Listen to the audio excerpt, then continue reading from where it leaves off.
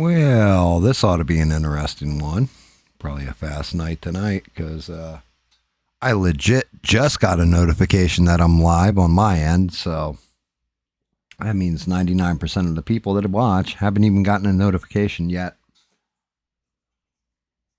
Howdy, howdy, Rogue. Howdy, ho, Rogue. How are you, man? What's going on out there, man?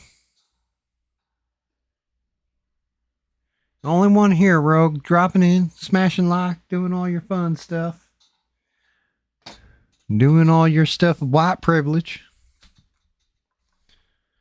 Yeah, legit. I watched. I couldn't even. I refreshed and everything because I'm like, all right, I already hit live and no notification. So I'm like, all right, it's gonna be one of them nights.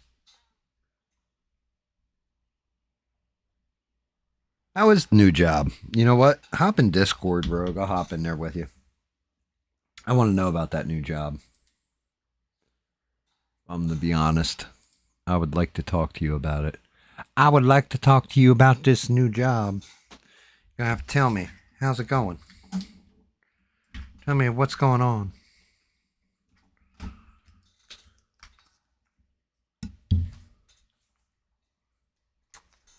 What's up, Stranded? Good to see you. Good to see you. Hello, sir. What's going on? Tell me about this new job. What's going on with this, Rogue? You know, just driving 30-foot flatbed and also box truck, varying depending on the days. They rotate us out so we don't have I'm doing too many stuff long. on big old trucks. I'm just hauling across the USA, scratching my ass crack and putting on my trucker's hat. I put in almost 14 hours on Tuesday. Oh, dear Lord. And then drove from our office in Baldwin County near the beaches and stuff down to Florida, and then from Florida to New Orleans today. Gotcha. So that was another 10, 11 hours. But that's pretty good. I get set loose to drive on my own tomorrow. They had somebody in back there making sure that I didn't screw up or go stop and pick up some lot lizards. So what happened with the other The job? old lady told me I did that. So what now? What happened with your other job? Oh, some bullcrap's what happened. I don't remember if I've told you about this or not, but No. I got cleared by my boss. Well, so there's a temporary situation where the guy over the maintenance department was also put over our department because the guy who had been over us was too far away and wasn't really doing his job. Right. This guy's got to stick up his rear end and everything, you know. Well, with how he kind of called and talked to the other guy who's in house that actually does the work, right, and talked to him like he was a dog, accusing him of crap for something they didn't do wrong, and that was after hours. So when I heard about that, I was like, I don't want to deal with this dude calling about this because I had to go get drug screened for the job that I'm at now, and I went on a Saturday. They let you drive the truck even while you're on crack? That's impressive. Well, I went to get tested on a Saturday. Turns out the place doesn't do it on Saturday. So I had to call to pretty much get cleared to be off the following Monday. And I was just going to take it unpaid because I already had my day that I turned my stuff in, set up and everything for, well, would have been last Thursday. Well, I called my manager instead of this temporary supervisor, which was just the next step up, because he's who hired me on, and he's actually easy to work with and works with you and is actually, you know, treats you like he's one of the few management people that actually, you know, when they say that, you know, it's family, you actually believe it. So kind of stuff. Because here's my question then. This manager that you called, he was like your direct up, so he's next in your chain of command? So there's the temporary supervisor, and then there's this manager I called. Okay, so who is the temporary supervisor higher up the rating than the other guy? No. So, anyways, Okay. I get cleared to take it unpaid. And pretty much I'm like, you sure? He said, yeah, it's no problem. What are they going to do? Fire you? It was a joke because, last week was going to be our last week.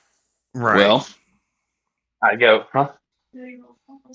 It's fine. Anyways, so he says, you're good. I'll take care of it. So I go on Monday, get drug treated, everything. Everything goes okay. Finally, after I go to a different office, whatever, than the one I started at, come back to the house, and my work phone has a missed call and an email from this temporary supervisor. And email said, and it was for the next day instead of Thursday, which was supposed to be my last day working, but I had 3 vacation days I was taking for my last 3 of my 2 weeks. Gotcha. Well, it turns out, word on the grapevine from one of the other guys that overheard a conference call with him that Monday morning, he was foaming at the mouth on a conference call with the area director and the manager I had asked permission from. And the manager's like, look, I cleared him to go. That's on me. If anything, that like there wasn't something like he wasn't taken out of the routes. Right. And then the area director pretty much said, well, he should have talked to his direct supervisor instead of you and go ahead and let him go. I mean, technically not wrong. You should have talked to your whoever. You always want to go up the food chain the right way, Now, granted, you already had the other job, so you didn't give a shit. But you and also that guy doesn't answer his phone or emails when he's not on the clock either. Doesn't matter. So I wouldn't have been able to get even if you put in the email for him and then went to the manager above him, you could have been like, "Yo, I put into my direct soup." So what can you know? But anyway, it is what it is. Not my fault. This asshole don't answer his phone. Yeah, and that really worked out in my favor, anyways, because not having to work Tuesday.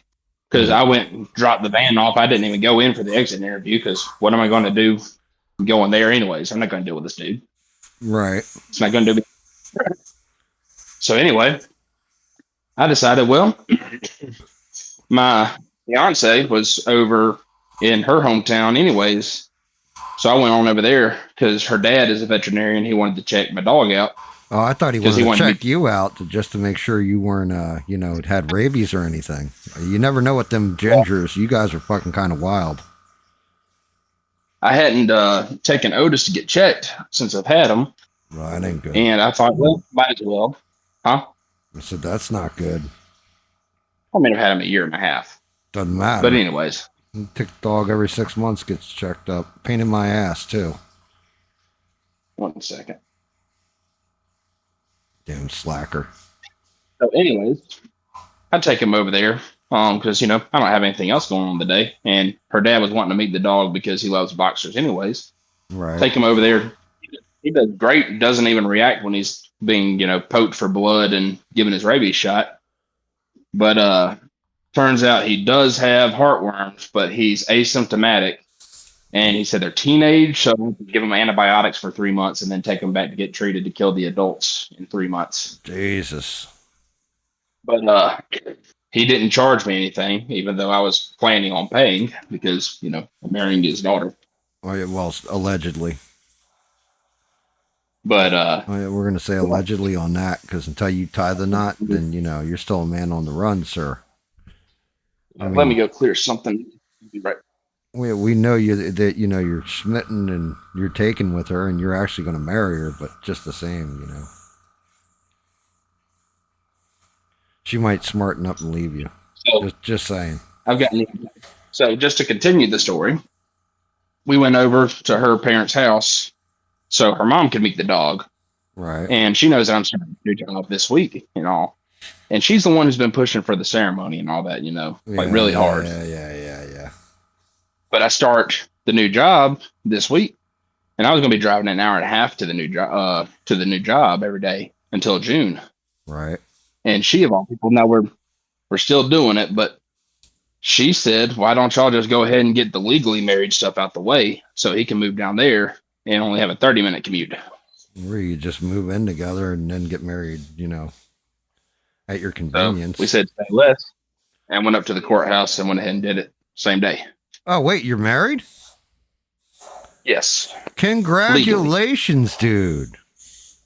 Thank you, sir. Well, you son of a But, bitch. Well, don't you ever fucking call her your fiance again. I'll smack you in your mouth. That's your wife, buddy. Well, I was waiting until I got it cleared with her before I said that on my. Well, what do you mean cleared with her? You guys are fucking married. You're fucking married. Yeah, but we're doing the ceremony still, and we're keeping it to just like family and the wedding party until June. Well, I mean, what the hell? Like, because people down here will assume, oh, well, it's because he knocked her up, which is not the case. I mean, I know how you're in that butt stuff and everything. But anyways, Rogue's so just like, no, I'm actually not. Like, I was supposed to be a laugh line there, Rogue. You weren't supposed to get all quiet on me. That's worrisome. That's awesome, though. Congratulations, brother. Congratulate her, I also too. couldn't. Gam says congratulations. Thanks. Tell her that, you're her problem now. We don't have to deal with you no more. She already knows that, but she's stuck with me at this point. Yeah. You done bit the farm. Anyways, all that kind of, fell into place. Well, fast forward, I get to start, Monday, whatever. Right. Instead of yesterday would have been my first day. And then Tuesday would have killed me if I hadn't gone ahead and gotten legally married and moved down here. Because, DOT regulation is you can only drive for 11 hours and be on the clock with driving for 14 hours. So where's the dog? And if you go over that, huh? What'd you do with the dog? Oh, he's down here with us. Oh, cool. But, so we end up maxing out our time. I started work at, I think it was 5:30. And we didn't get back till like 7:30 the other day. So I wouldn't have gotten home until, if I had been driving home, I wouldn't have gotten home until like 9 o'clock. And then I would have had to wake up and come back down. I would have had to wake up at 3 again yesterday morning to make it down here on time yesterday. Dude, that's awesome. They're like, man, does anybody else know you're married, or is that the first announcement of it? As far as like your online people? Well, I mean, first in terms of online people. Oh, wow, dude. Yeah, Twisted's going to lose his shit. What the fuck you mean you got married, bud? Oh, fuck, bud. Right. Well, and I couldn't be on the game Friday and with y'all because I lost my freaking mic for my headset in transit. Don't worry about it. You got bigger things on your plate. We were talking about you're going to be nesting anyway. So. But anyway. You know what nesting is, right, Rogue? You're not. What, just working and sleeping, or what? Yeah, you just got married or whatever, or even if you guys are still engaged and together, you do this, you're going to go through this period, right? And I'm going to warn you of this. Oh, yeah. We already know this because, Twisted's married, I'm married, and David, well, he may be gay, but eventually he will get married, even if it is to a dude. And Johnny, he'll probably never be married again, but he was married to his wife before she became a lesbian. Yeah. You go through this period. It's called nesting. That's usually, what I've always termed it as. But basically, you're going to come home and all your time is going to be spent with her. Oh, and I mean, that's been the case anyway. Yeah. You're not going to have time for, your online guys and gaming and all that other stuff. But the thing is, your friends understand this. You know what I mean? It's like, we already know how this plays out. It's like, well, shit, we won't be playing with Rogue for at least 6 months because you're going to be nesting in that time period, maybe even a year stretch. Matter of fact, that's why you guys never really met Guido and hung out with him at all, because he didn't so much nest with his wife. He had the kid. So when he had his daughter, that's when he started nesting. Like and thank God he did, because he passed away. But he spent all that time with his daughter. Like anytime he had off from work or whatever, he'd jump on the game and bullshit with me for like maybe 2 hours out of a week, but the rest of the time was all spent with his kid and his wife. He went into nesting mode. My kids are gone. Me and the wife, we do different things. We still hang out and do our thing together, but you know what I mean? I've always got my spare time. My spare time is gaming. She understands that. Her spare time's reading, so it works out. But not everybody nests like that. Plus, I've been married for 14 years coming up here in May. Well, congratulations. I'll try and remember that for when May gets. My poor wife, she got hit with a life sentence with me, you know? Right. Like, praise be to my wife, because man, that's a punishment from God himself. Like, this is her purgatory. Yeah. Now, the news doesn't stop there, because, and I know you're not like, you're more agnostic-esque, I guess, with your beliefs and such. Yeah, I don't mock religions. Well, I do if you're fucking a Scientologist, but you know, I don't, you know, like I treat all religion like, you know, even for the most part. But my point is, it's like with the timing of stuff falling into place, it's been a God thing from my perspective. Because, you know, there's the just happened to be laid off. So I went over, got the dog checked, found out he had heartworms that I didn't know about, got him treatment going on. Yeah, that's a big one. Going ahead and getting legally married after getting her mom, of all people, to suggest it. Right. Right in time to go ahead and do the job down here where I'm not driving so far. And then I got a text the other day from a number I did not know. Was it Vane? And he said, "Hey, am I going to be your best man, Rogue?" It was not Vane. They're the people that own the majority of property around my house and my neighbors. Right. Their grandson texted me saying who he was and said that he had heard that I was looking to sell the house, which I have not done anything but tell the guy who helped me get the house that I was probably going to see about selling the house eventually. And then like family. So I haven't told anybody this, but he said he had heard around town that I was looking to sell the house and that he's interested, and he asked if he could call me yesterday. Right. So I was like, sure, because he had some questions. He's wanting to avoid realtors and just buy you out. Just like he's really interested in the house because his great aunt used to have the house. Ooh. And we're going to do a walkthrough this Saturday. He offered to get it appraised because I hadn't got it appraised yet because I've been getting some stuff fixed up. So I might have the house sold before long. Yeah, I mean, when I wasn't even listing it yet. Yeah, I mean, even if you come out break even on it a little bit ahead, you know. Yeah, I don't know how much equity you've sunk into it, but because you only been there for like a couple of years. A year and a half. But yeah, I mean, that's. I mean, just timing wise, and that being out of the blue. Plus, you know, me getting the job at all. I applied on a Thursday, heard back Friday, interviewed on Monday, and was hired on that same Monday. What are you, fucking Solomon Grundy now? I don't know about Solomon Grundy. What? You don't even know who Solomon Grundy is, do you? Well, I mean, it's a comic book character. I know a little bit about the character, but I don't know that much. Well, yeah, but it's based on a nursery rhyme. Solomon Grundy, born on a Monday. Yeah, like born on a. It basically goes through his entire life cycle, like by the end of the week. My gosh, like dog.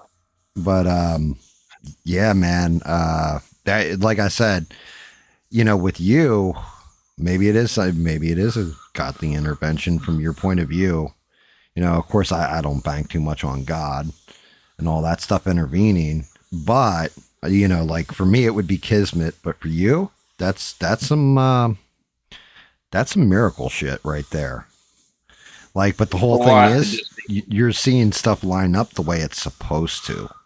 And that's the important part. You know, like you can call it God intervening, you can call it a guardian angel intervening, you know, what have you. We've always said you're a good dude. Maybe we really are in the end times, and like you're getting hooked up before you get raptured. Like, you know, I don't even know. I know you probably did. I don't even know. Dog was just. Yeah, I don't even know if your religion goes into the rapture or not, or if that's just like Catholicism or something. I have no idea how that works in your version of Christianity. I know each version's like a little different in one way or another. I mean, how the fuck does it work? Do you guys believe in the rapture there, Rogue? Shit, did I lose Rogue? I think we lost him, guys. He's fucking around with the dog.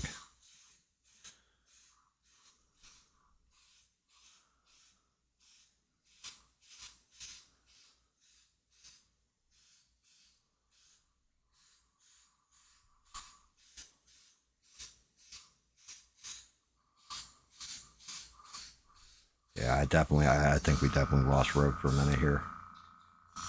Gotta wait for him to pop back on.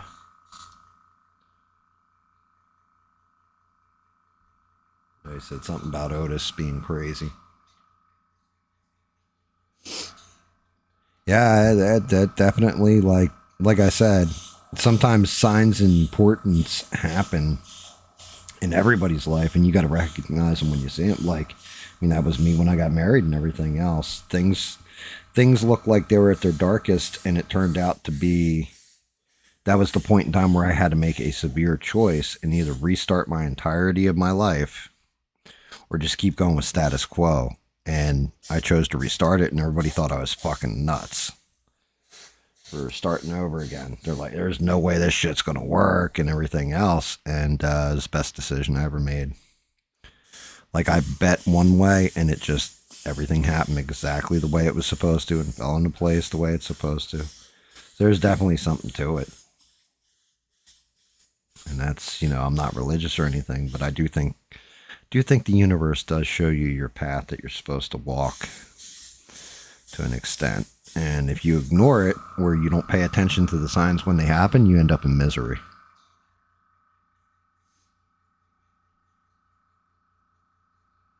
Solomon. Sorry about that. I was receiving instructions on There what to we do go. in here. Stranded popped up the entire tale. Solomon Grundy, born on a Monday, christened on a Tuesday, wed on a Wednesday. Took ill on Thursday, worse on Friday, died on Saturday, buried on Sunday. This is the end of Solomon Grundy.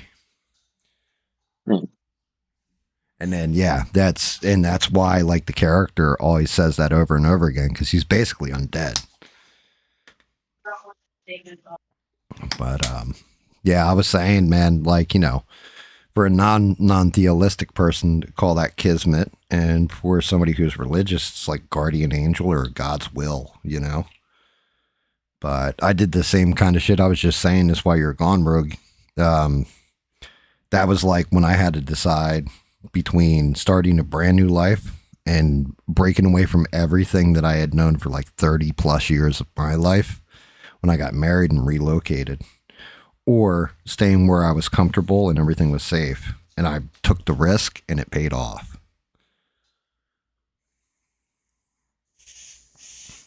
But you got to look for your own signs of importance. Rogue went away too before he even heard that, so I'm going to have to say it to him again for a fucking third time, ladies and gentlemen. For a third time. That paint went way thin. Also, my other airbrush broke.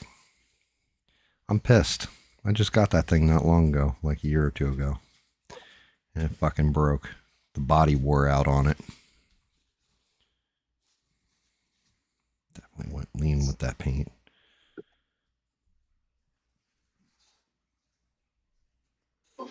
Smash that like, guys.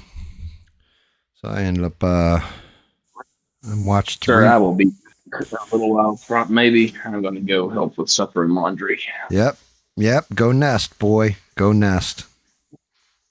I'll catch you later, gang. All right, brother. Okay. Well, I guess I don't have to repeat it. Shit. So anyway, yeah, I ended up watching them all caught up on Invincible. And to be honest with you, watching Invincible, I think they're close to the end of the comic. So either there's going to be one more season or they might just wrap everything up in the next episode, like the finale. Daredevil's gotten kind of fucking shitty. I watched that too. But then, as you guys could see in the title, I watched 3 movies. Oh boy. And then we actually got a trailer to review too. Because they dropped the second Street Fighter trailer And I'm actually excited for the movie after seeing the trailer. I didn't know how I was going to be feeling about it or anything else. And there's one line in there that I couldn't understand what was said. So I actually had to put on captioning. When I saw what the line was, I was like, oh, that is awesome. And they clearly had put this line in, I think, before the controversy even hit. So it makes the line even pop even more. It was even better because of that. But yeah, we'll go through the Street Fighter trailer. And I've actually got high hopes for that movie. I think it's going to be really, really good. I think they're gonna knock that out of the park. But yeah, guys, make sure you smash the like for me. Help this white boy out. Shout out again, congratulations, Rogue. That's fucking huge. Happy for that man. Happy for him. You know, maybe it is kismet. Maybe. I mean, we've always said, Rogue's our clerk, and the big running joke of we all need Jesus except for Rogue. Looks like his belief in a God paid off for him, in spades, no less. So his life's going pretty good. Pretty impressive.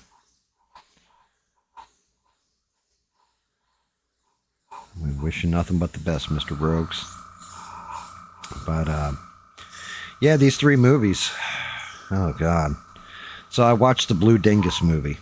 Balls Out. Or Balls Up, rather. It's called. And it was, I showed the trailer on here. It's the Mark Wahlberg one where they got the condom. They're going to the World Cup in Brazil and all this stuff. Basically, the movie is just the trailer. Like, that's pretty much the entirety of the movie. That's what you're dealing with that movie. Like, there was nothing more to it than exactly what you see in the trailer. They, basically, they're representing a condom company. They developed this condom or whatever. And, what ends up happening, dude comes up with a condom where it covers the balls, but he can't pitch it right. So then Mark Wahlberg's like their best salesman. So the CEO of the company, played by Molly Shannon, partners the two of them together. They go and pitch it to this guy who's in charge and overseeing everything in Brazil. And old buddy in Brazil, he turns around and he's like been sober for 11 years because he had a drinking problem. And they win over everybody else to be the official condom of the World Cup in Brazil. So they end up partying with the guy afterwards, and like he's like, Mark Wahlberg's like, just take a sniff off the champagne, you don't drink any, but just take a sniff off it at this party. The dude ends up like basically like smelling the champagne and then power chugs it. Mark Wahlberg's like, whoa, what are you doing? He ends up like doing 11 shots and then smoking crack like at this big ass party, and then stripping down naked and swinging from like a vine over everybody, and it goes super viral. Dude ends up fired, so they end up losing the contract to a competitor. Before they so they end up, both of them get fired, but the guy, when he was still in charge or whatever, because he got fired too, he had put in that you guys are going to the World Cup, we're going to fly you out for it and everything else. So when the World Cup comes up, they still get like front row seats to the World Cup, because they forgot to take them off the list. So Mark Wahlberg and the other dude end up at the World Cup, and there's a mascot, and he's supposed to be like, I don't know, like an Oscar Mayer wiener, whatever the Brazilian version of a hot dog is. I can't remember what the fuck it's called. And the fat dude, they're both drinking. Fat guy finally gets pissed off at him. Is like, that's supposed to be our mascot. Goes and chases him like he's going to kick the shit out of him. and Mark Wahlberg runs in front of the goal just as they're kicking the soccer ball in, and it would have gone in, but it hits off of Mark Wahlberg's head. So everybody in Brazil is fucking going to kill him because they basically cost Brazil the World Cup. And they get arrested. And they take him to jail or whatever. And then the guy who oversees like the Department of Defense for Brazil is like, no, you know what? I'm going to be a nice guy about this. I'm going to let you guys go and all this kind of shit. Well, they go out on the street and everybody's hunting them down. They end up jumping in the car and getting kidnapped by like this drug dealer. And it turns out the drug dealer had bet against Brazil. And the drug dealer's played by Sacha Baron Cohen, rather. And they end up in his place. Then like all kinds of shenanigans happen. They end up escaping into the jungle. They end up stealing a raft from like these hippies or whatever. And they're going down the river. They go over a waterfall. Mark Wahlberg almost dies. And then like the Argentina was the one that was playing against Brazil in the World Cup. They end up pulling up in vehicles and saving them, and they move to Argentina and they build a statue to him for, winning the World Cup for Argentina. It's pretty much the movie. And then the balls up condom becomes the official condom of Argentina. What's up, Perry? What's up, Bubs? Thank you all coming in, smashing likes. I appreciate you. So, yeah, like I said, the movie was basically, if you watched the trailer, you saw the movie. It was okay. Nothing like super like, oh my goodness to it.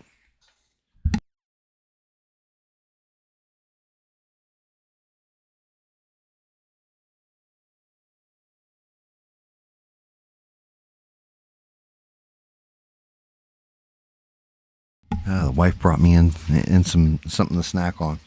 Eat this meal. So, yeah.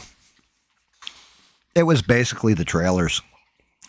Like, all the funny parts in the movie were basically in the trailer. Just extended scenes of them. But it was a waste. Waste of my damn time. I was like, oh. Thought it could have been really funny. But, like I said, if you watch the trailers, you basically saw the whole movie.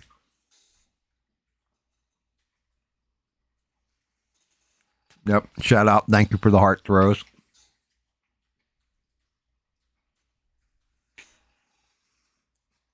Yeah,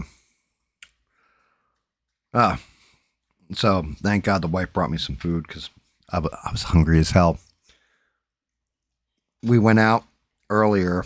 I had to go run trash because here you actually got to take your trash to a dump or what have you.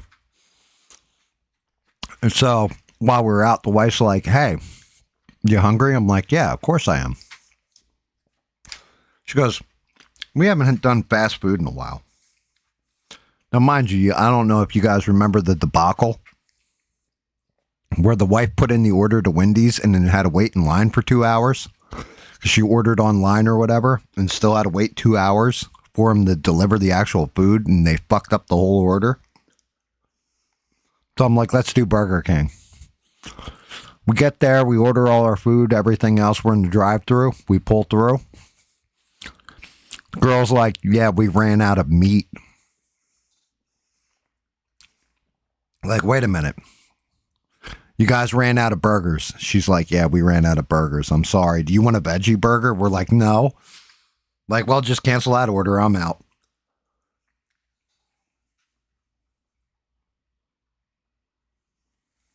How the hell do you run out of meat at a Burger King?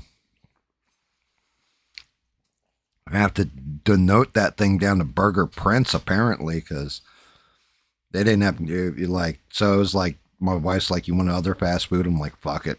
I'll just get something at home when we get back. I ate a couple brats, and then I was still hungry. And wife made hillbilly breakfast for dinner.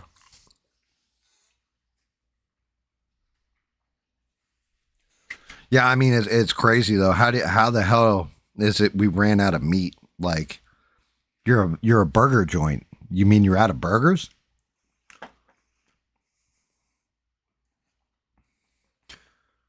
I mean, I was like, should I blame this on Iran or Israel, or what am I supposed to blame this one on? I couldn't figure out who to blame it on. And then, of course, I thought about my Milli Vanilli, and I've decided to blame it on the rain, but it didn't rain today, so I'm fucked. All you saw was the edge of the plate? There you go. Some biscuits, sausage, peppers, and potatoes, a couple eggs.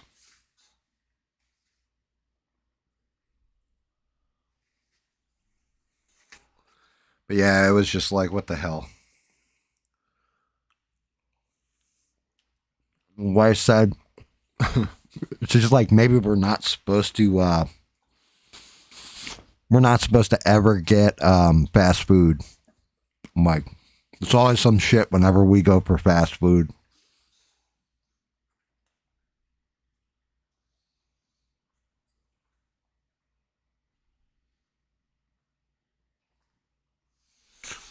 Dude, are you serious? Popeyes ran out of chicken?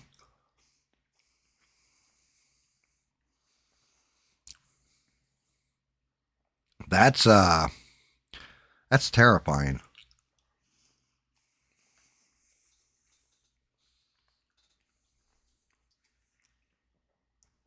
How the hell you run out of chicken? How the hell does Burger King run out of burgers? It's nonsensical.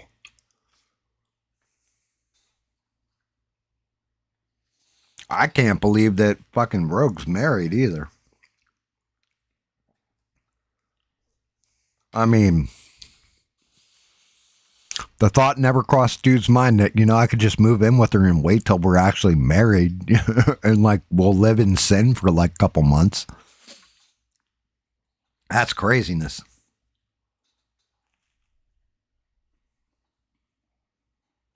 No, you know what, Bubby? You're not wrong. A lot of the managers down here do not know what they're doing with the restaurant stuff.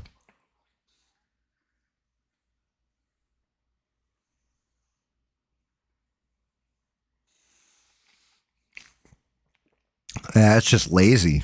I mean, how?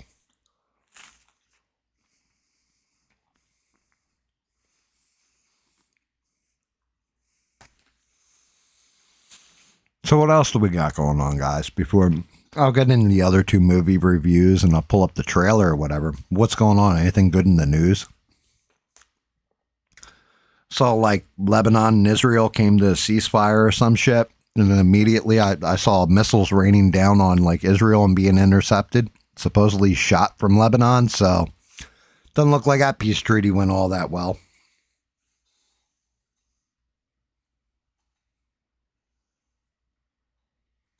Apparently the memo didn't get out that they came to a ceasefire to Hezbollah. So I don't know what the deal is with that shit.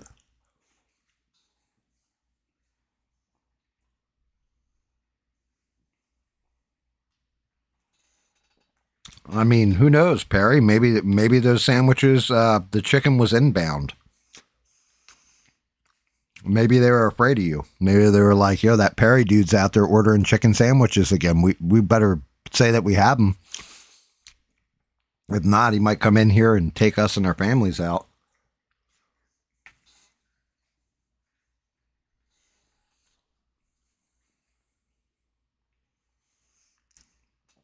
I mean, crazy, crazy. But yeah, I mean, as far as news went, I've been watching it here and there throughout the week.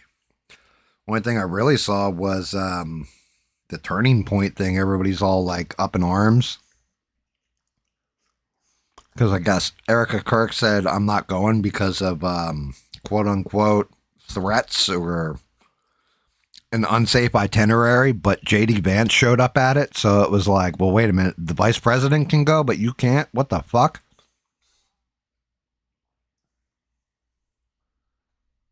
Yeah. People have been shot over chicken sandwiches, shoes. You're not wrong.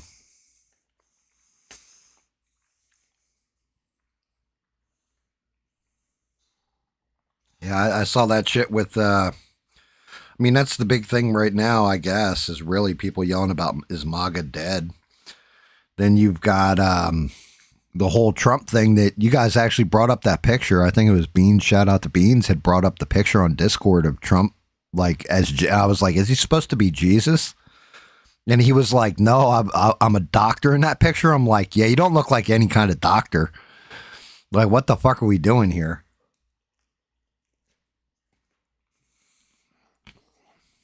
I think, who was it? I think it was Tucker Carlson, wasn't it? Goes on a rant and said, like, that's some Antichrist behavior. I'm like, oh, shit.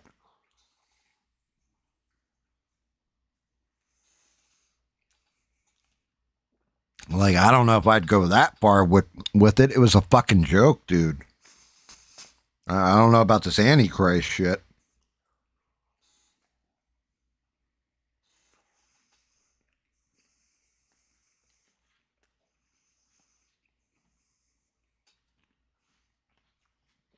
Then again, I guess if you can call Tucker's opposition to the war anti-Semitic, then yeah, I guess you could technically call Trump the Antichrist, right? I guess turnabout's fair play.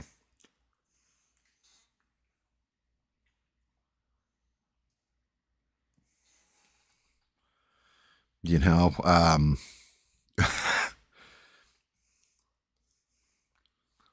like I get it, mocking faith and all that kind of stuff. That's really weird. Why my compressor? I'm like mocking faith and that kind of stuff. My compressor turned on by itself. I've even like fired over my airbrush. Sitting there eating my supper.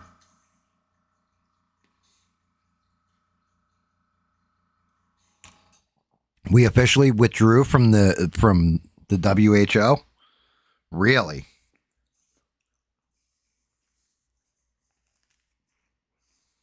That's kind of interesting. I'm pretty sure we're going to pull out of NATO soon here, too.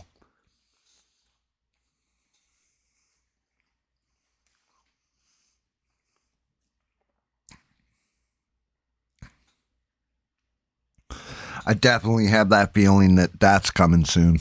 That it's just going to be like, yeah, you know, what do we need NATO for? It's kind of a dead organization, blah, blah, blah, and all that kind of stuff. It's going to be interesting. Which means that we'll probably start kissing up to Russia and China.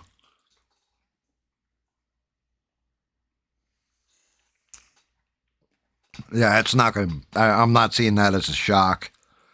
I don't think I'm being like, oh, I looked into my crystal ball and saw this shit. Just the way they've been infighting back and forth. You know, everything else. I think it's time that we do just kind of break away from NATO and call it a day with them. Because it doesn't really benefit us. It doesn't really benefit them either. The only problem I have is this. What's going to happen to all our bases over there? You know, unless we make deals with Russia where we can put them on Russian soil or some shit. But I could definitely see somebody like Italy being like, yeah, get the fuck out of here. I would like to see us pull out of the World Economic Forum and OPEC as well.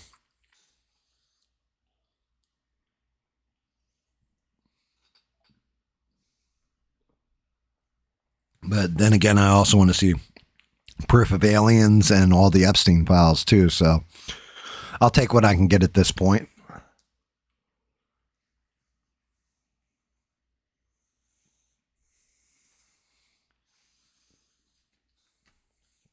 And, you know, I may want peace on earth and goodwill to all men, but, you know, I'll settle for, hey, we just have a couple weekends where no bullshit blew up.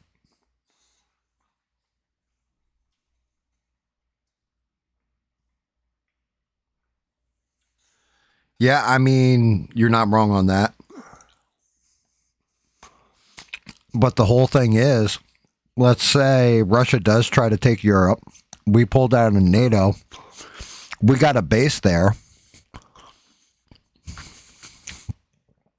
And we actually cut some kind of side deal with Russia, it'd be like, yo, our base is there. Just leave our shit alone. You guys do whatever the fuck you want. Go ham. We may not even have to defend anything. We might just have to sit there and watch the fireworks.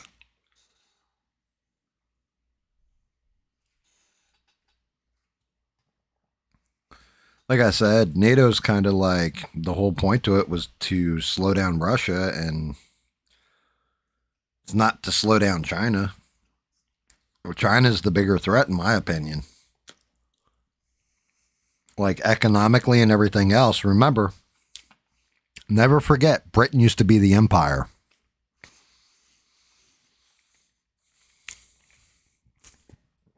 Then it was basically a race between Russia and America to be who was going to be the empire, and the Soviet Union fell, and America took over as the empire, the world empire.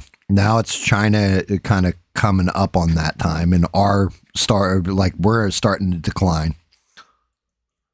So it's going to be interesting to see.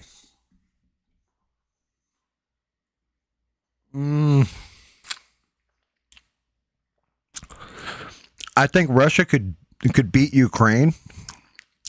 I don't think they can beat all the different countries that are pumping money into Ukraine. If we stop sending weapons and money over to Ukraine, watch how quick they fucking fold. They'll fold up like a paper airplane. Like it'll be quick. That's the whole thing. Really, it's how much money we've all thrown at them.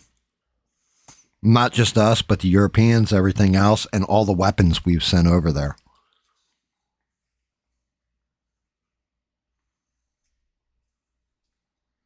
Yeah, NATO will definitely miss that money because then Europe will have to pay for everything.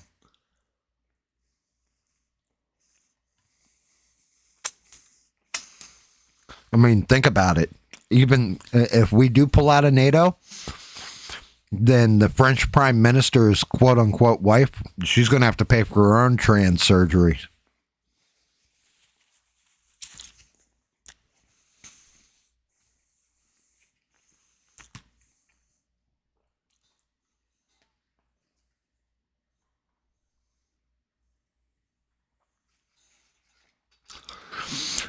Vladimir does want to beat him, but he's doing it. So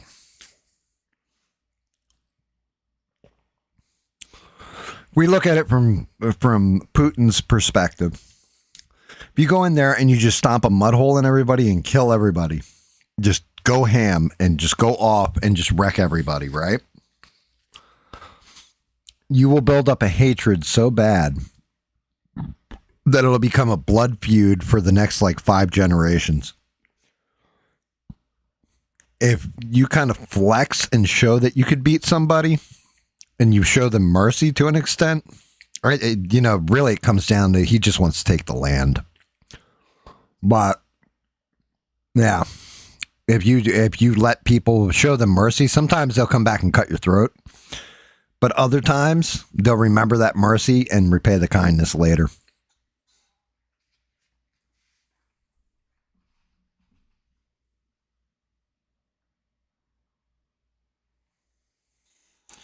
I mean, I don't know what Spain produces or what we get from Spain.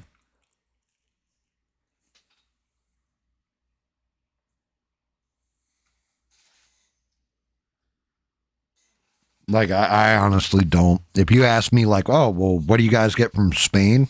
I couldn't tell you. Could probably be some important shit, too. I don't know.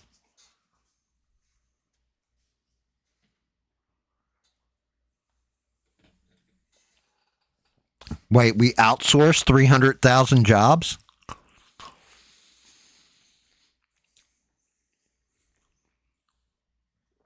You mean we outsourced 300,000 jobs over to Spain?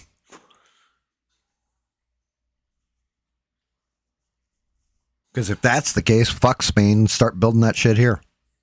Move 300K jobs to Americans. I'm the same way about China, though. We need to decouple from China and start manufacturing stuff ourselves anyway. We need to build up our industry here.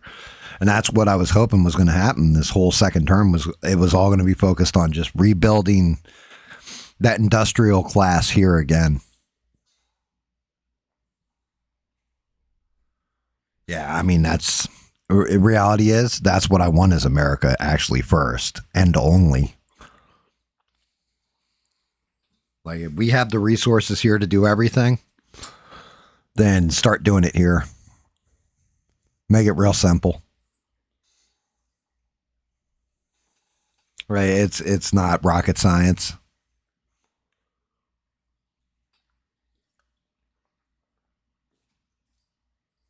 Half the cost of goods right now is because they have to be shipped over, and fuel costs and all that other bullshit. If you're just doing it right here at home, you're going to save a bundle.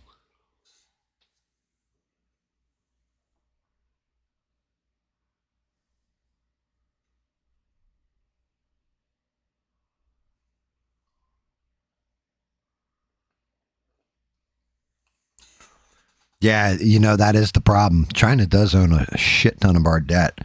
But you know how you really fuck them up? You just default on your debt.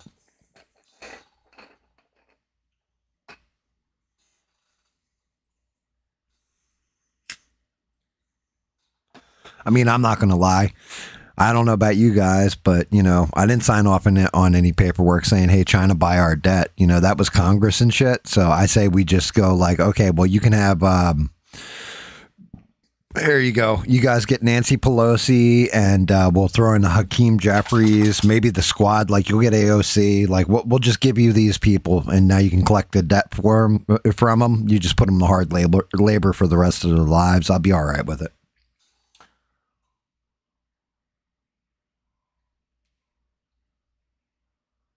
I mean, you should have started learning Mandarin anyway.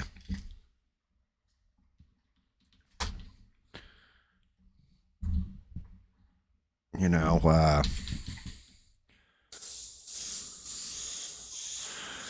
you're going to learn a second language, I always recommend Mandarin. Important language to know because that's where most of the shit's going to happen. I mean, you don't have to really learn Spanish. You can just hit somebody real hard with like a rake or a big heavy stick, and they learn how to speak English real quick, it seems. Definitely seen that on landscape, like doing landscaping and stuff. You just hit them, they're like a cue ball. The harder you hit them, the more English you get out of them. Just saying.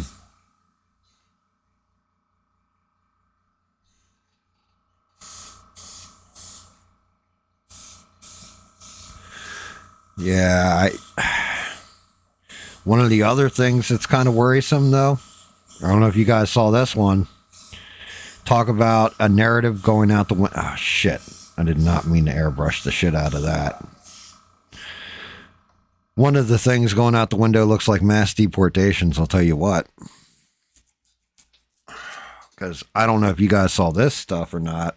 I know I definitely did. That they're trying to pass some kind of act that as long as you didn't come in under Biden's administration, anybody that's been here before Biden's administration is going to be able to apply for amnesty.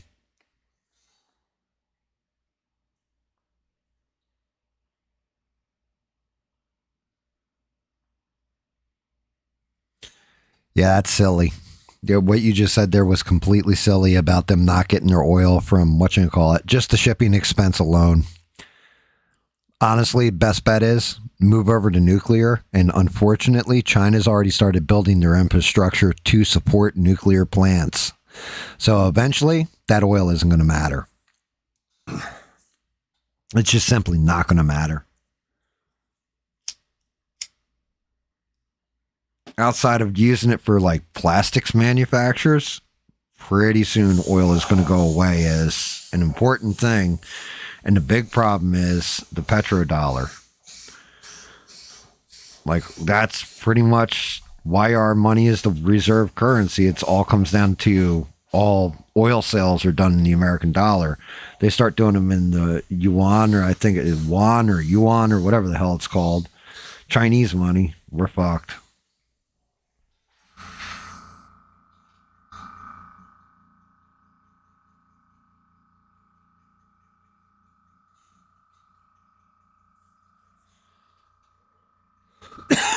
as far as paying down the U.S. debt, we're double fucked on that one because they keep adding like $1 trillion here, $1 trillion there. To be honest with you, the biggest blowups in the budget have come from pretty much the Iraq war on.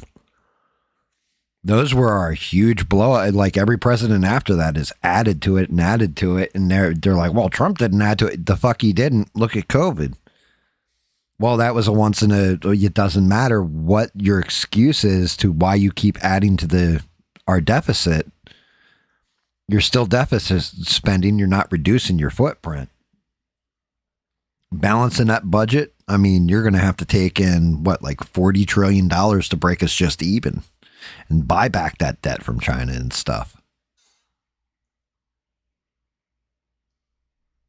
Oh, I'm sorry about that one. And the wife can cook too. You can ask Bubba about that shit. Bubba will tell you. The wife can cook. So it's like she hands me a plate of food, you shut the fuck up and eat.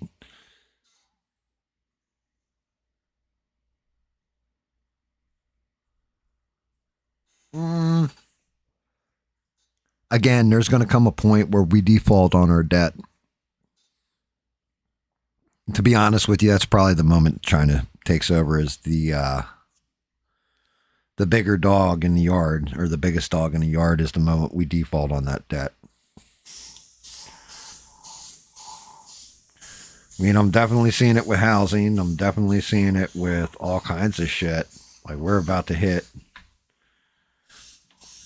We're headed for a lot of. We're not headed for easy times, guys. But it's okay. We'll be all right. We'll make it through. We always do. The one thing you can say about Americans is we are definitely resilient. Granted, the younger generation, I worry about them.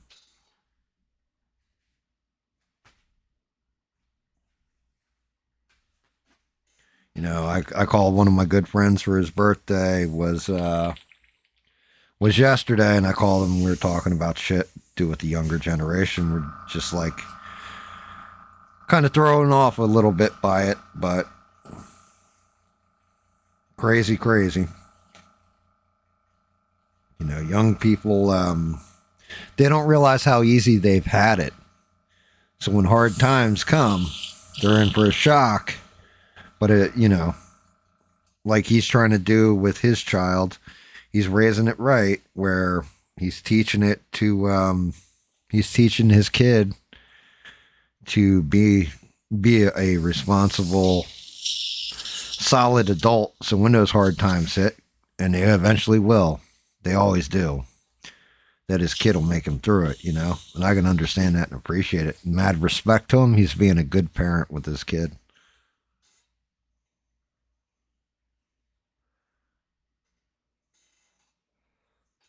Perry, some youth.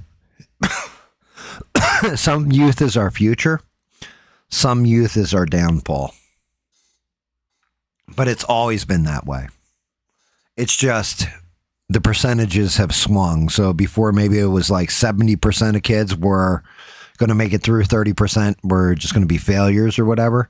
Now it's more like, I'd say like 40, 60. 40% will make it through, 60% are going to fail. Because they got their head full of bullshit of, like, oh, well, if I go and get a college degree in lesbian underwater basket weaving, or, I'm going to study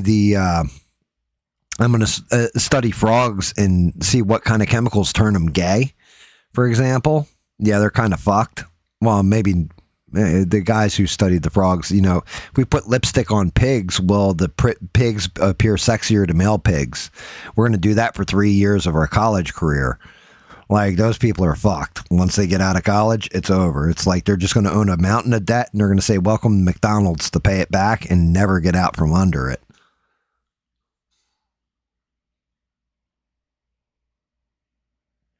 It's just like that saying about hard times, baby. Yeah, it is that saying, hard times make hard men make good times make soft men make hard times.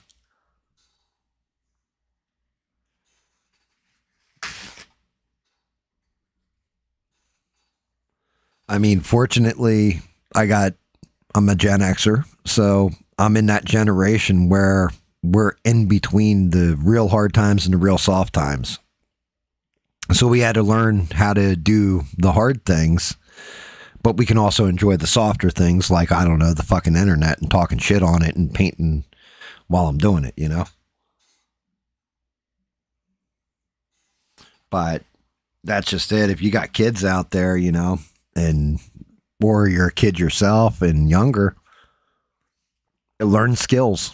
That's what I can say. Like, I mean, take it from some of the older people, you know, you've got people in my chat, shout out to them, learning how to weld right now.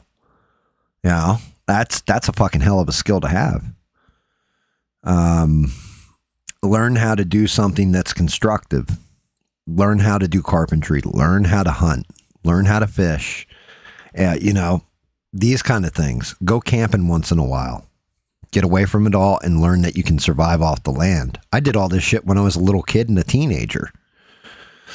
But, you know, these are skills that I can still whip out if I need to. I don't want to whip them out. I like living in a lap of luxury of having air conditioning and sitting on my fat ass eating bonbons and watching G.I. Joe reruns, you know. But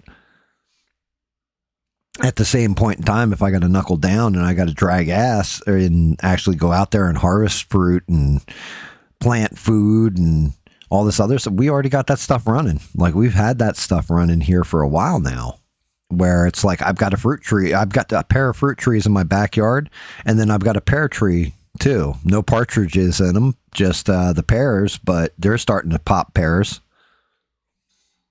I got deer that comes through the yard. If we need to take one of those deer out, it's not a problem, and just gut it and salt the meat to keep it and everything else. We don't have refrigeration. I can live without electricity here. I know how to filter water. Things like this. It's like these little essentials that you should learn.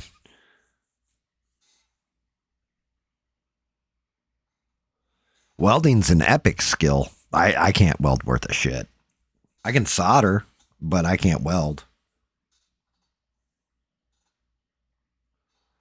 It's an amazing skill to have. Hell, I couldn't do mechanic work on cars and stuff. I still am not very good at it. Like, I can't sit there and do, but I can at least do simple shit with it and keep it maintained and running and all that if need be. Or fix minor engine problems.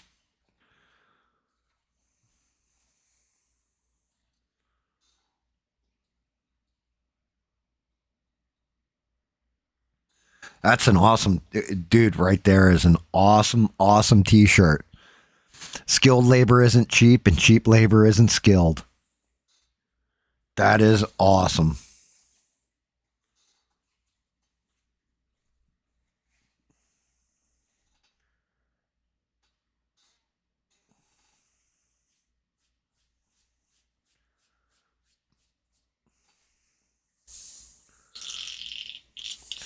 Oh yeah, I almost forgot.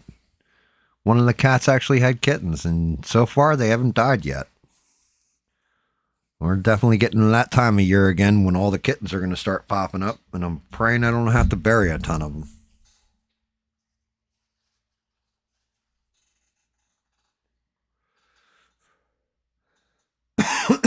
The thing is, though, I can say this too.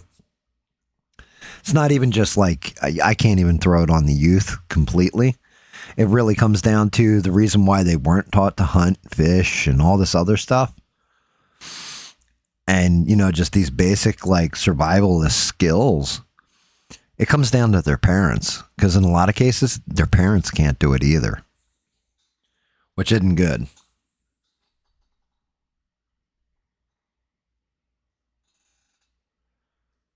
Like, if your parents can't do it and they don't pass that knowledge on to you, and you're not like interested in the topic yourself, or you're just like, yeah, you know, I need my tablet and my video games and all this other stuff. Like, trust me, I'd be a miserable bastard if I didn't have my video games and like my nerd shit to play with. It would take about a week and I'd be losing my shit. But I also endure anyway. It just make me a lot angrier.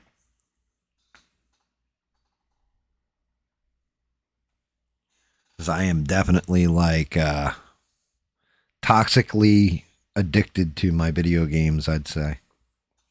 Just in my guesstimation, I'd say I'm toxically addicted to them to an extent. But I can also, if need be, go without. It'd be all right.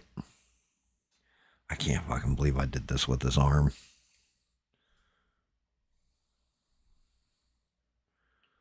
I'm gonna sit here and start working in deep on this bitch. On these bitch. Which I almost feel like I should hammer the face out with the airbrush. But I think I'm actually going to hand paint his face in.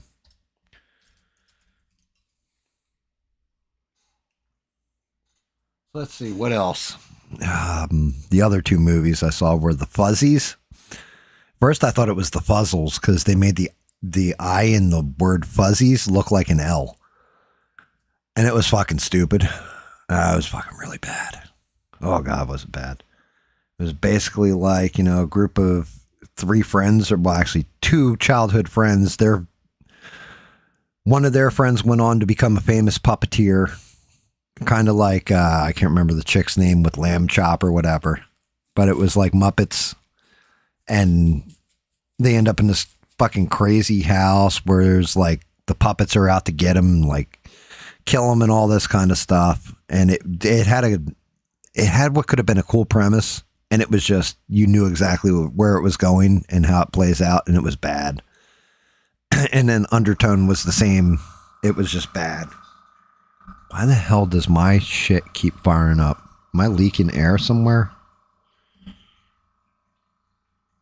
You know what? You're getting stopped until, that's weird. The compressor should not be firing up like that.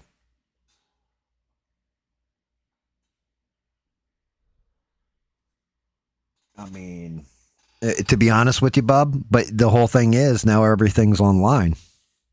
Like you still, like there's basically a run check where even if you're offline, most games don't play offline.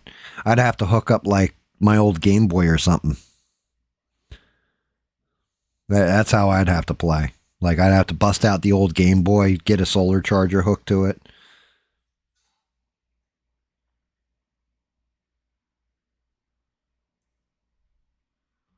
Yeah, I mean, that's just it. You defund those programs. You're not wrong.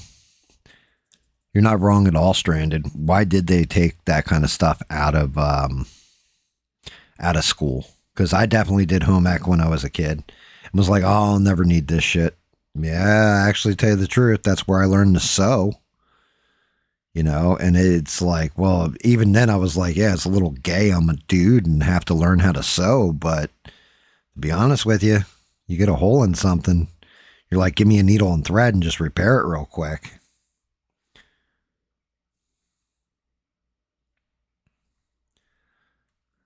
Like, it's those little things where you don't think they're important, but they turn out to be super important.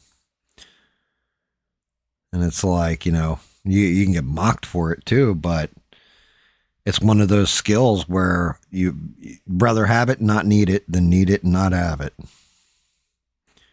Like just general life skills.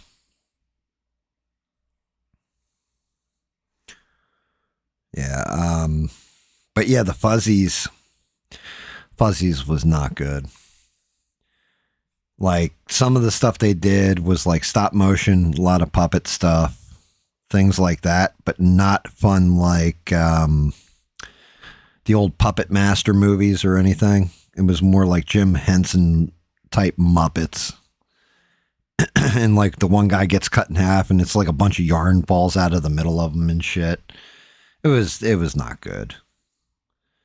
And then the last movie that I watched was Undertone, and it was these two people doing a podcast, and there's like this demon spirit, and it was all about like unborn children and nursery rhymes. If you play them backwards, they have hidden meanings to them and all this kind of crap. And it was just fucking dumb. Like, the end of it was just so anticlimactic, and you knew what was going to happen, and wasn't even like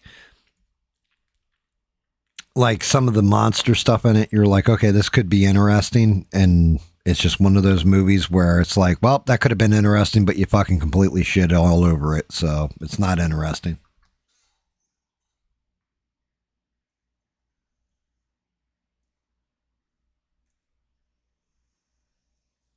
See, my home ec didn't teach you how to balance finances or any of that stuff. To be honest with you, there was a math teacher once that was talking to the class. It was actually a substitute that had come in and was, trying to teach us math, and we were all kind of like blowing it off. And somebody jokingly said, I'll have to write you a check for it. And the teacher said, do you know how to write a check? And the kid like froze in my class, and he said, it was a guy too. And he was just like, yeah, how many of you in here know how to write a check? And like 4 of us raised our hands, and there was like 12 or 13 in this classroom. And it was just like, he's like, so all the rest of you guys don't know how to write checks? And it was like, admittedly, no. So he's like, okay, well, our lesson plan has changed for the next week that I'm covering. And then he taught everybody how to do a balanced budget, how to balance out a budget, how to fucking write checks. Like it was actually like really cool, because there were kids that you could tell they had no interest in math, but that little life skill, like they enjoyed it. They were actually like, holy shit, I got it to balance. Oh my God. Like actually know how to write a check now and balance my checkbook. But that should just be standard shit that should be taught to everybody. And I couldn't believe that, because I already had a checking account at that point. I knew how to keep balanced books, and you always keep 2 sets of books, the real ones and the fake ones. I learned all that early on.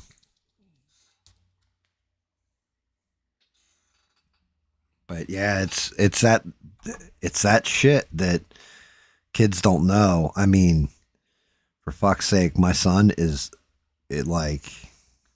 it comes to finances, he still goes in every week. He has a meeting he has an account manager that he meets with once a week at the bank. And he's like, it's a free service at the bank. I don't know why, people don't use this, but you can go in there and meet with them, and they tell you how to diversify. They'll tell you which way to put money and everything else. He still does it once a week.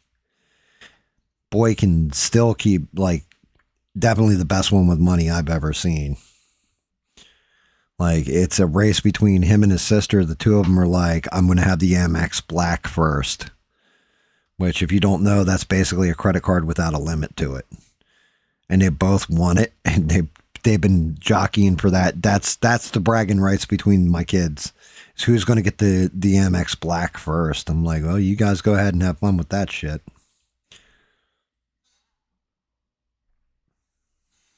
Yeah, taxes and tax code changes all the time. I mean, that's why you pay an accountant, why rich people pay accountants, If you're a good accountant, you'll never starve. You'll always have a job. Because there's always going to be somebody who needs that, can't do the fiscal responsibility, or they need somebody who can update them on what the laws are and stuff like that. Being an accountant's a pain in the ass. I always found that shit boring as hell. Because it's just too much. Like, I can't do the bean counting thing. It makes me go cross-eyed and bored. Like, I can understand it all I want. It still bores the hell out of me.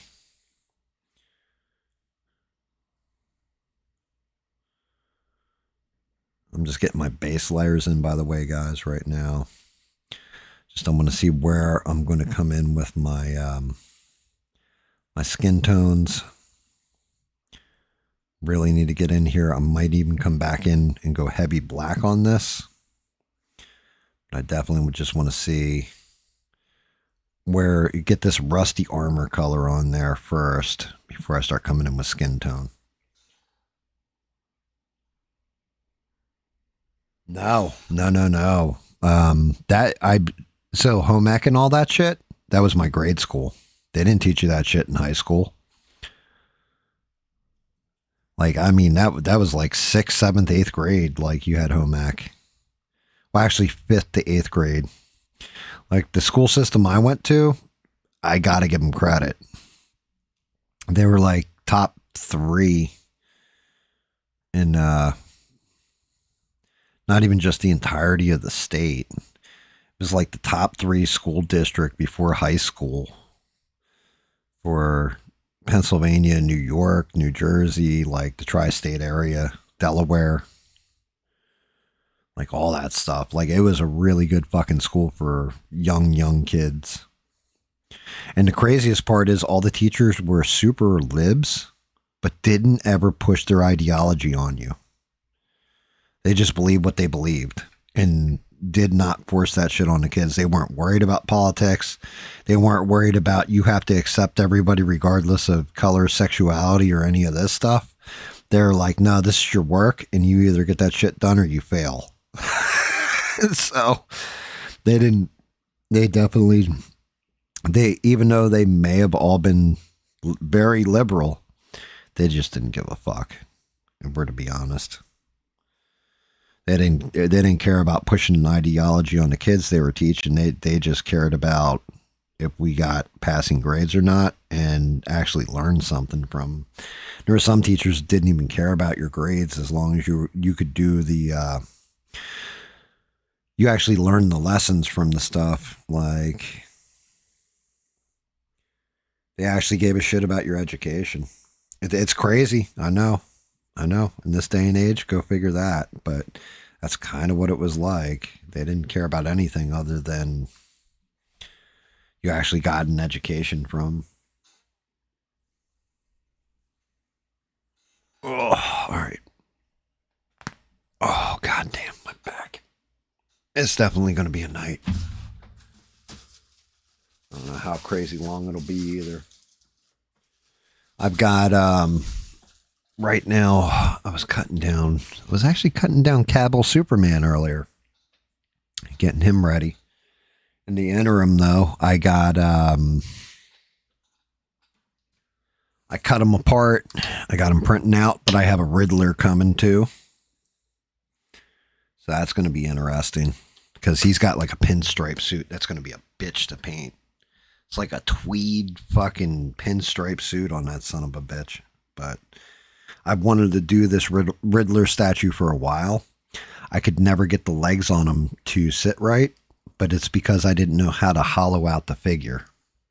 And also the base, even the simple version of the base was huge. I would have had to do it in like 4 pieces. And with the new printer, with the FDM printer, I can actually just do it in one shot. Yeah, I mean, that's just it. Well,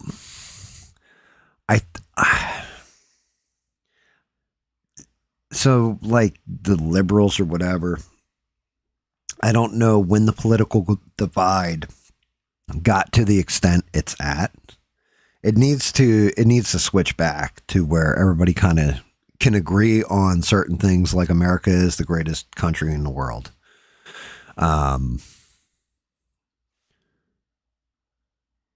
Like, I think back to the 90s.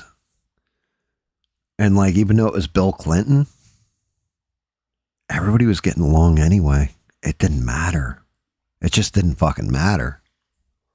Like, nobody hated each other for their political takes on things. Everybody was kind of just like, yeah, you know what? Like, that's cool. We disagree, but you know, that's fine. I'll try and see your point of view. You try and see mine, or you go do your shit and leave me alone. I'll do my shit and leave you alone. And, I don't know.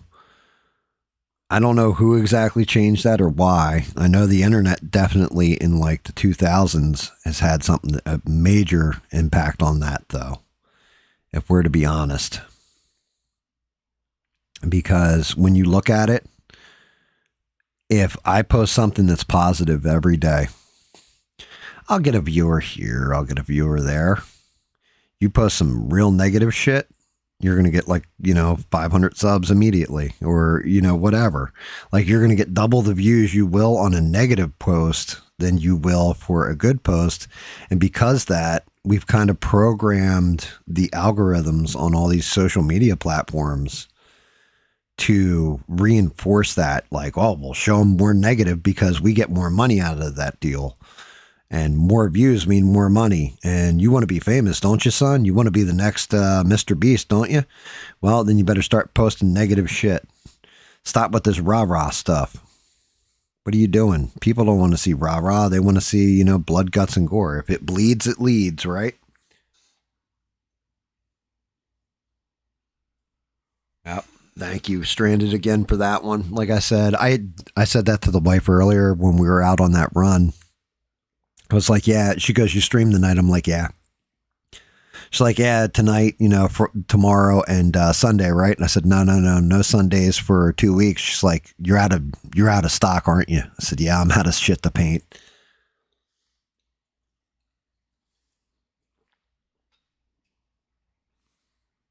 Crack them out too fast. It's even why I'm kind of like painting slow on this Juggernaut, if I'm going to be honest with you, because I already would have started just really going ham on it. But I'm going to take a lot of time with them just to give myself enough lead off room so I can go to the next one, the next one, the next one. But I at least have 2 out that I have cut down. One that's currently printing. Matter of fact, right around 10 o'clock, I'll go snap the base off of the big printer. Bring it in.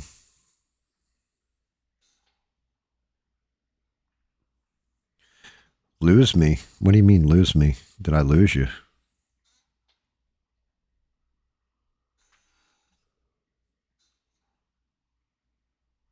Quit your lollygagging. Yeah, you didn't lose me. I'm right here. I'm not lost. You're lost.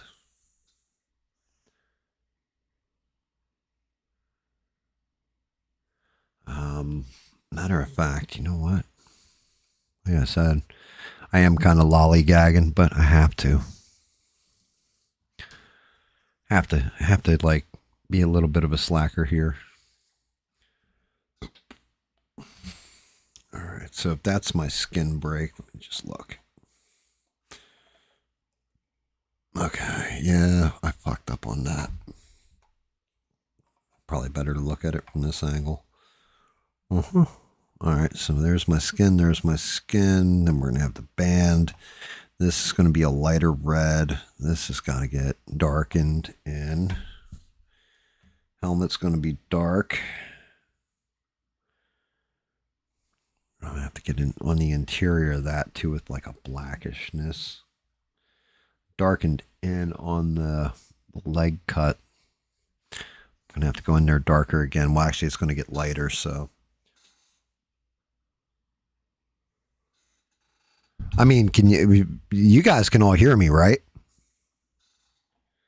Stranded, give me the thumbs up if you hear me.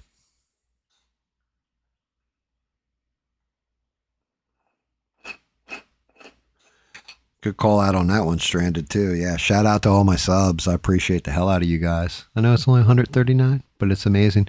Stranded saying, everybody's saying they can hear me.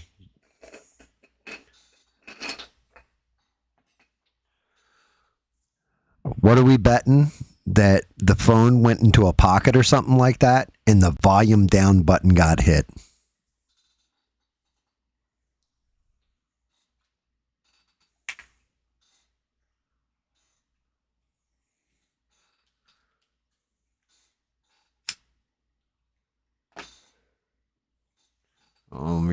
Let me type that in. This way she'll know that we're not nuts.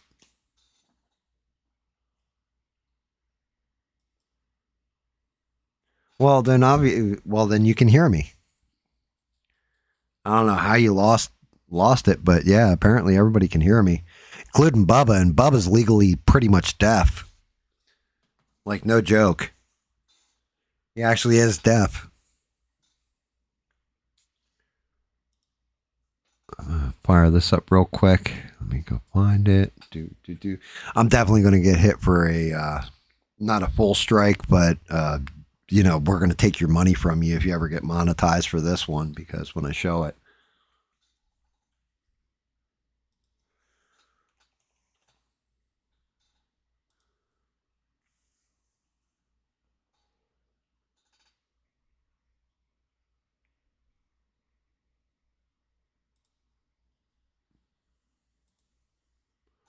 Mute that real quick. Let that load. Okay. All right.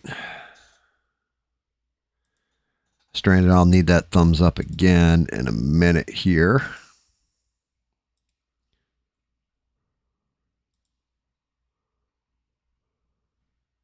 I just got to adjust this window capture.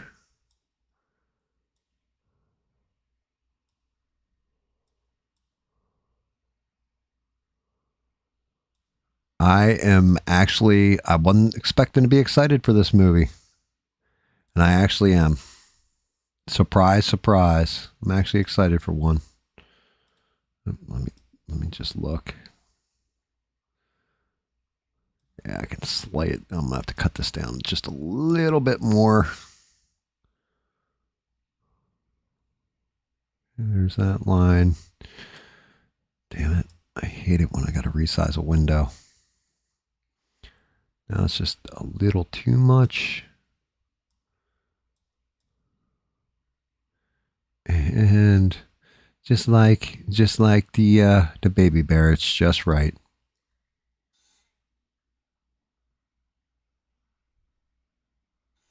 All right, so the movie I'm excited for. This second trailer is amazing. But the Street Fighter movie.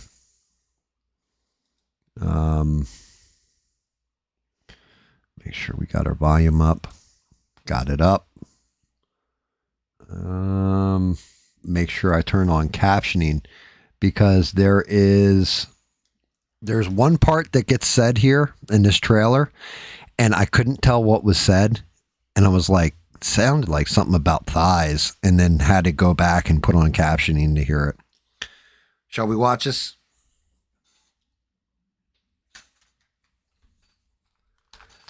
I mean, we're talking about shit ripped directly from the game in this. But here we go. Here's the new Street Fighter trailer that dropped today. 5, 4, 3, 2, 1. I got good news, y'all. Gathered. You know what I just realized? You guys can probably hear it, but you can't see it, can you? Oh, no, you can see it. Okay, good. 5, 3, 2, 1. I got good news, y'all. Gathered here are the world's best fighters. I won't deny it, I'm a street fighter. But only one of which will be crowned the world champion of Street Fighter! You win! Perfect. You're not a warrior anymore, you're a sideshow. What's up, MTV? I'm Ken Masters. This is your shot at redemption. Who are you gonna show? So that was 50 Cent as Balrog, by the way, the boxer. Also, the girl that plays Cammy, I was like, I don't know, she didn't really look like Cammy to me. I figured out exactly why, and you will see the shot from behind, and you see her butt cheeks, and yeah, she's definitely a good choice for Cammy. The path I'm on now is not one of combat. Maybe it's Ken's turn to be champion.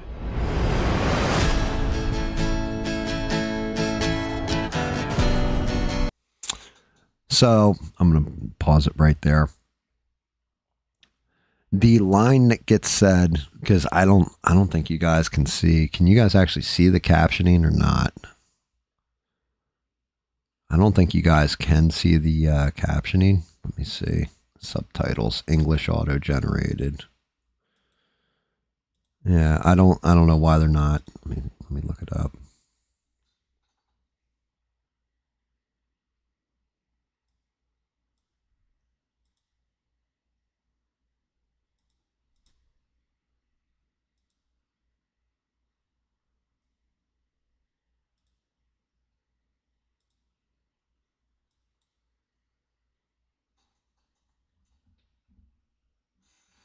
All right.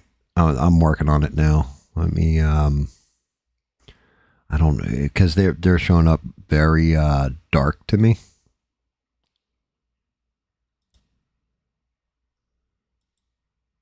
Like, even then, it's the fucking subtitles are dark as shit on this for some reason. Window opacity, window color, font family, font size 200. Yeah, I don't know why that color is coming up. Very, very dark on the color.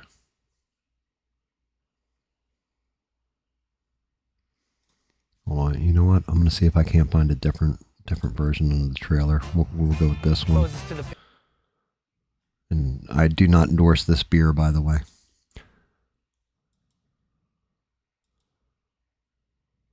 Fighters. All right, let's see how theirs looks.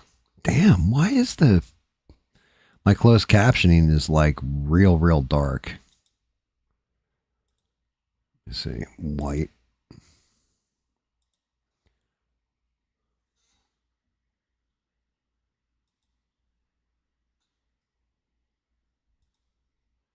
Yeah, it doesn't matter what color I hit it with. It's like, I don't know why that's so dark.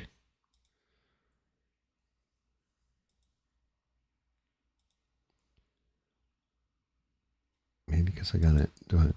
Nope, not ambient mode. Annotation, playback speed, quality is good.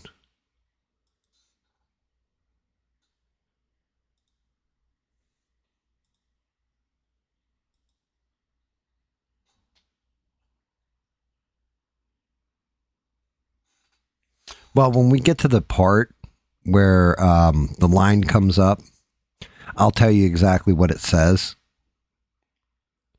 Font color, font size, font family. Yeah, no matter what. That shit comes up. Let me see something. Window opacity. Nope. It's not window opacity. Let me try this. Yeah, that's not doing it either. Keep that as black.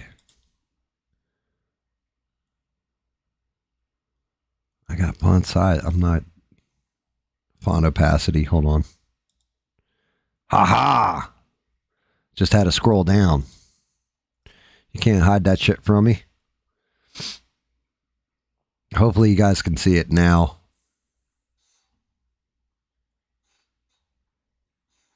Should be able to see it bright as hell now. All right, here we go. Rock and roll through it again. I won't deny it, I'm a street fighter. But only one of which will be crowned the world champion of street fighting! You win! Perfect. You're not a warrior anymore, you're a sideshow. What's up, MTV? I'm Ken Masters. This is your shot at redemption. Who are you gonna show? The path I'm on now is not one of combat. Maybe it's Ken's turn to be champion.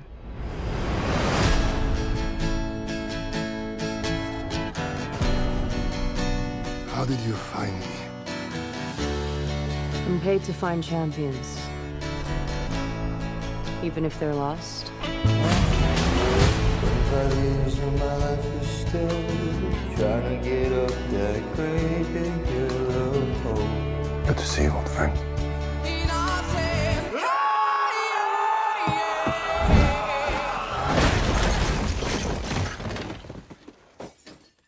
still reckless. I said, hey, what's going on? Sit down. This tournament is not what it seems. We have to be ready.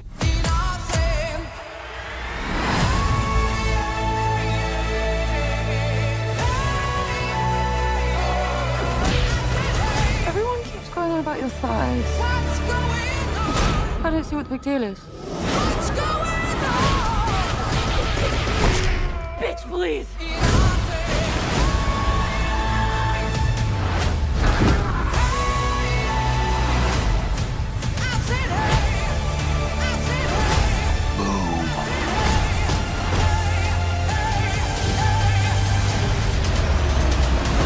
That was some abracadabra shit.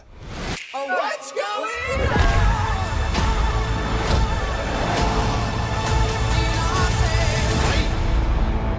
I'm positive that a fireball came out of Ryu. Do it, Ryu! Perfect. I can't wait. I cannot wait. Oh my God. Like the trailer made my heart happy. I was like, somebody actually is doing a video game movie and doing it correctly. A fighting game movie that is done right. And like Mortal Kombat, you can say they did it right. But to capture the goofiness and all that of Street Fighter, it looks epic. Right. And then looking through it and having watched the trailer multiple times, I'm actually going to mute it and just go piece through this real quick. So of course we got Ken, Chun-Li, Dal Sim is right here. Cody Rhodes as Guile is like, he's actually perfect casting. I can't believe how perfect the casting is on him. This chick is Cammy. Like I said, I looked at it and I was like, Cammy's supposed to be like a 19-year-old. Like she's like 18 or 19 years old. This does not look like an 18 or 19-year-old to me, right? And when I saw her, I was like, I don't know why you cast her as Cammy. Because it kind of didn't fit, but then it does later on.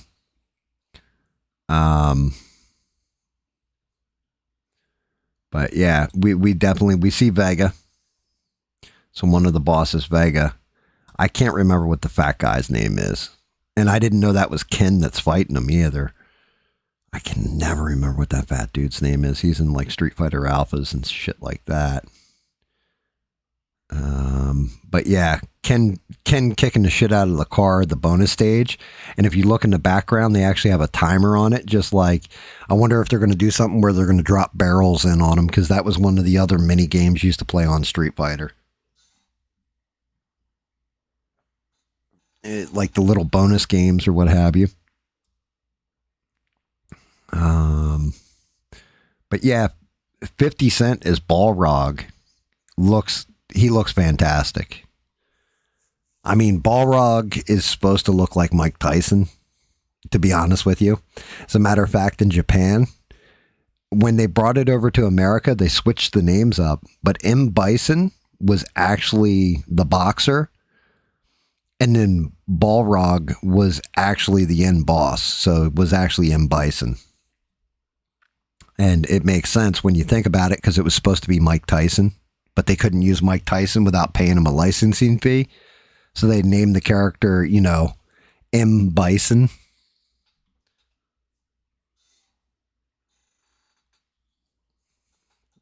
But yeah, 50 Cent looks fantastic. Ryu looks really good. This whole scene where Ken does the throw, that's right from the video game. Chun-Li actually does not look bad like the girl they got to play Chun-Li. Zangief, the guy they got to play him, fantastic. That was great casting. He looks identical to Zangief. Let's see who else. Yeah, this whole scene between Ryu and Ken. And then this dude as M. Bison was kind of interesting. Chun-Li getting disrobed. But yeah, Dalsim, this guy looks great as Dalsim too. I was shocked, and they actually had him with like the elastic arms and all that in the one fight scene.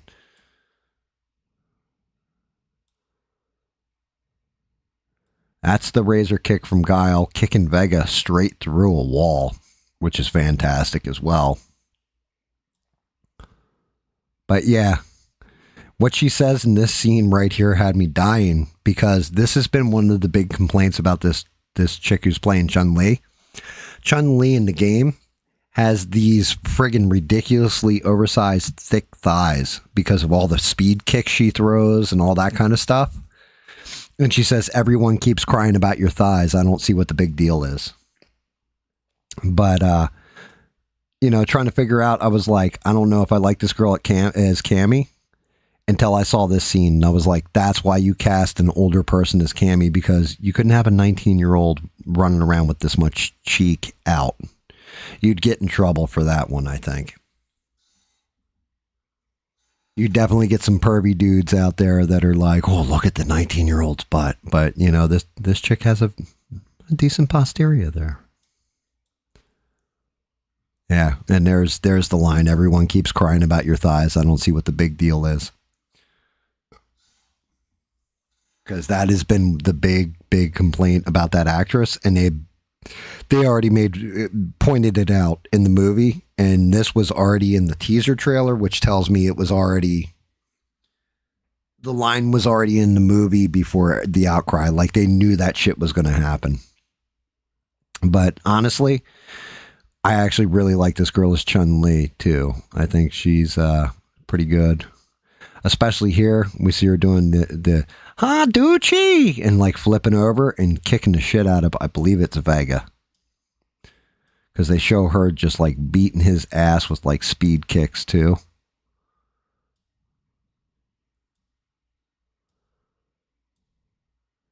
This scene right here was great. Zangief just going whole hog and doing the triple slam. Hopefully he wiggles free. But yeah, Cody Rhodes as Guile. He looks the part. This guy is Ryu. Like, it works. I don't know that I could have found a better actor to play Ryu, but he definitely, from everything we're seeing in the trailer, he's passable. It works.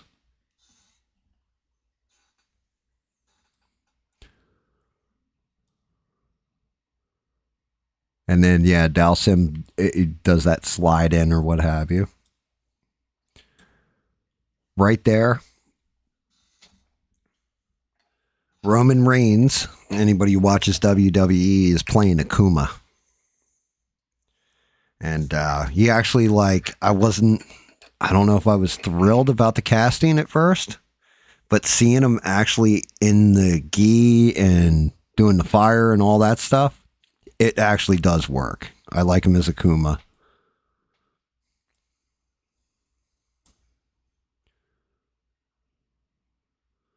This dude is Vega. Anybody can play Vega, really. It might even be 6 under this mask for all we know. Then, of course, we have the dragon punch on Dalsim here. That looks like it hurts. Sure, you can.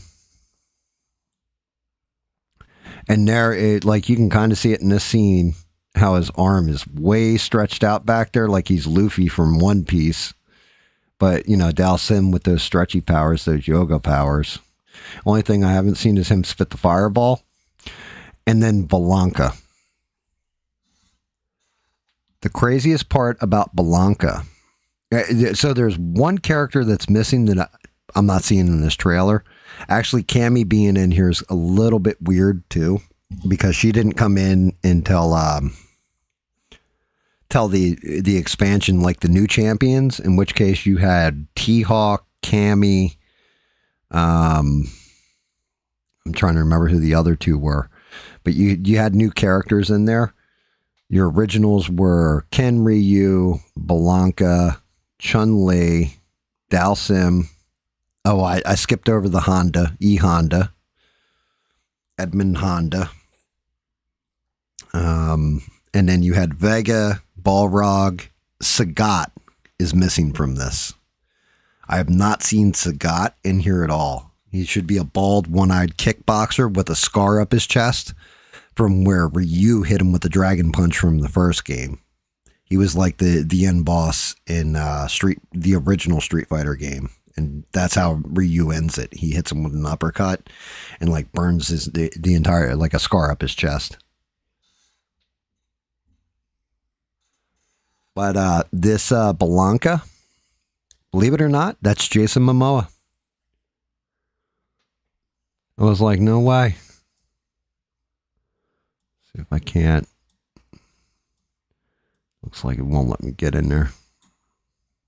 But yeah, it's Jason Momoa who's going to be Blanca in the movie.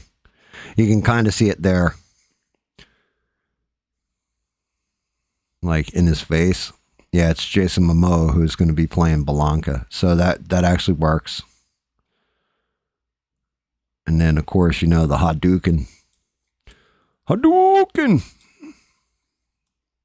Where was Honda anyway? I didn't see him when I did that replay through real fast. Kind of scrubbed through. They showed him for like a split second. Her kicking the hell out of whatchamacallit was badass though. Well, that's a face. Zane keep throwing him. There it is. It's got to be around here. Oh, I had it.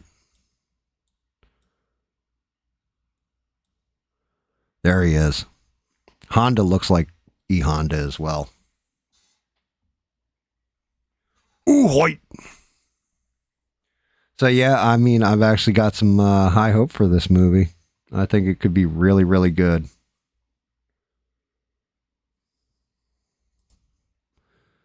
I do. I think it could be good. But yeah, only in theaters October 16th. So I'll catch it like I normally catch it. But yeah, I just wanted to share that one with you. I think that's going to be some good stuff. I really, really does.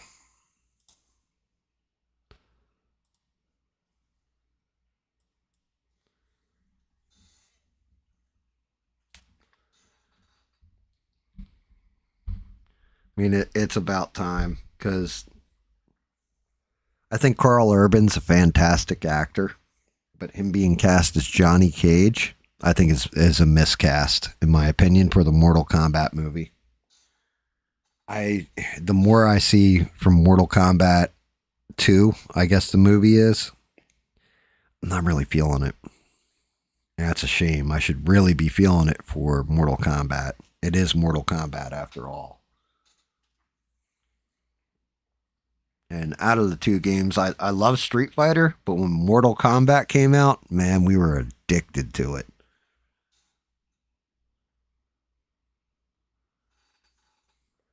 The first fatality anybody hit was Kano's heart rip. Completely by accident. Dude just spun the stick, and next thing you know, he's like, what the fuck? And like, he just tore out dude's heart, and we were like, that was it. All our quarters went from Street Fighter right to Mortal Kombat.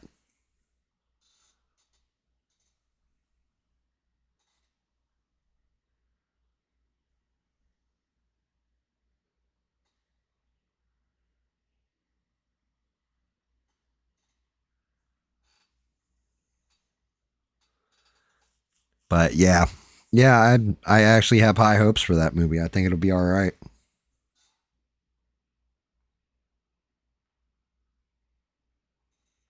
Good night, Stranded. Get some rest. Thank you for everything you do. I'll see you tomorrow night.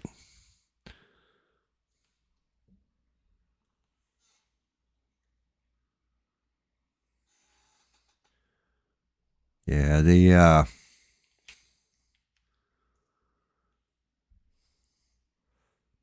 I know that I think it's tomorrow, actually, that Mummy movie comes out. You know, whatever Cronin's The Mummy. I can't wait to see that bad boy either, if I'm to be honest. I think that one, out of all the horror movies that I saw pitched, has me intrigued. That's either going to be amazing or a steaming pile of dog shit. But it looks creepy as hell. I have high hopes for it. I'm hoping it doesn't disappoint, because so far a lot of the movies, like the last movie I got kind of hyped for was The Bride, and it sucked.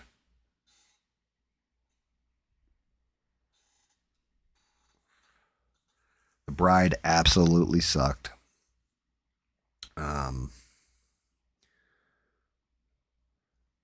Another thing that really sucked was, well, Eric Swalwell. Eric Swalwell resigning from not just the governor's race in California where he was leading, and I don't know what the polls are like now, but it may just go to a Republican. If Steve Hilton wins, that'll be amazing. But he not only resigned from the governor's race, he also resigned from Congress. And word on the streets is, the rumors and speculation are that he actually did assault a young woman. Now, there's definitely some videos there where I don't know how his wife's staying with him, if I'm to be honest with you.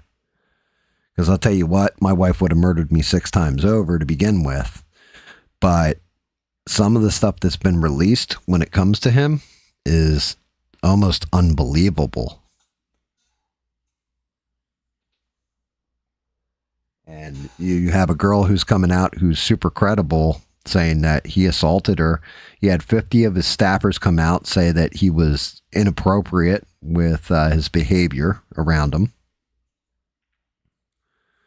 Like, it's, I've never seen a political career end so quickly, to be honest with you. Like, I mean, not even like I'll stick around and fight these allegations. Like, yo, I'm going to get going while the getting's good. And I think it was Ian, shout out to Ian, who shouted this out.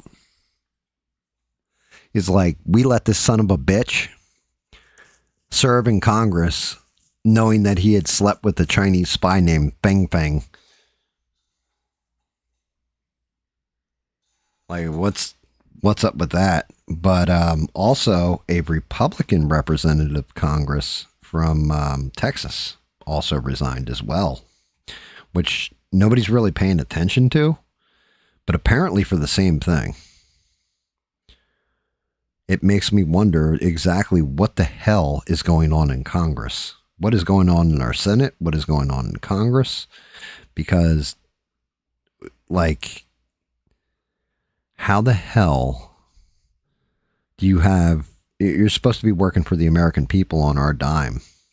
How do you have time to go and do these things? You know, if you're actually doing your job for the American people and trying to make things better, how are you doing these? Like, how are you getting away with these things? Like, one of the things with Swalwell that makes it so, that one I think is so in focus, and why we're all enjoying it, is because anytime anybody got accused of anything fucked up, he was the first one to start screaming about victims' rights and, you know, believe all women and all that kind of shit. And it turned out like, you know, he was, always seems to be the loudest voices when it comes to politics that are saying like, oh, well, you know, all these people are perverted and all this, turn out to be the actual most degenerate out of all of them, like the most messed up and doing the most corrupt and screwed up things behind the scenes. It's weird how that plays out, but it seems to be the way it always plays out.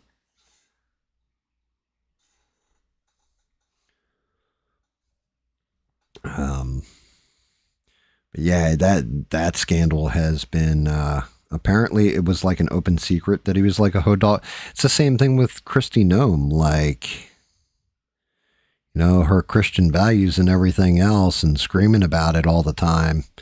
And here her husband's putting on those fake boobs and all that stuff. I mean, Kristi Noem, if you can hear my voice, there's a man named Bob who's probably about 3 beers in right now. Well, actually, what time is it? It's almost 10 o'clock. So he's about two and a quarter beers in right now there, Kristi Noem.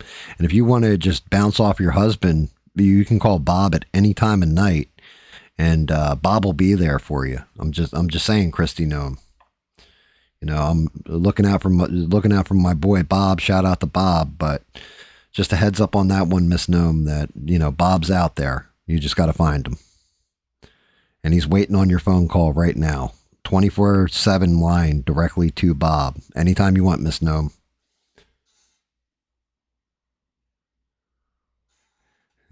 He's just a juggalo, and everywhere he goes, people know the party's playing. Is that what we're saying here, mister?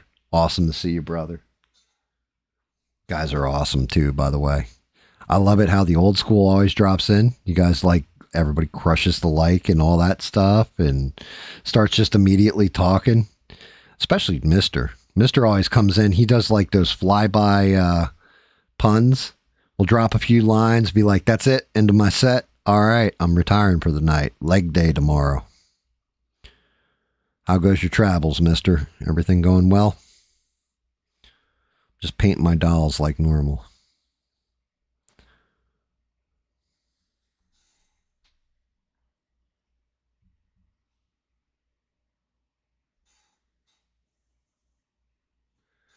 Yeah, who is, by the way, somebody else was talking about that too. I keep hearing that name, but I have no idea who that is. Galago? I mean, wasn't that like a video game? Oh no, never mind. That was Galaxian. Calico is the type of cat. What the hell's a Galago? And what did he do?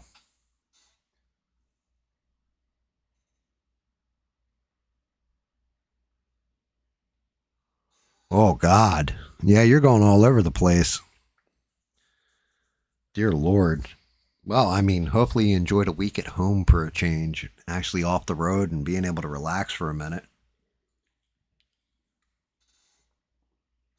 Able to use that gym membership.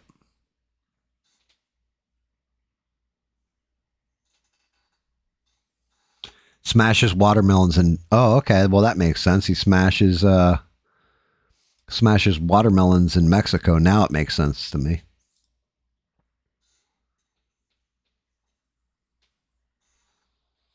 I knew he sounded familiar. The Smash-O-Matic 3000, right?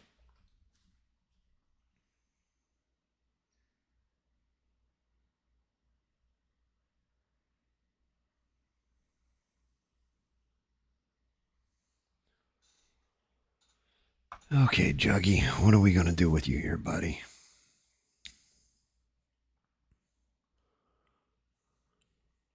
Need to go in with my little bit lighter red. Hammer this out real quick.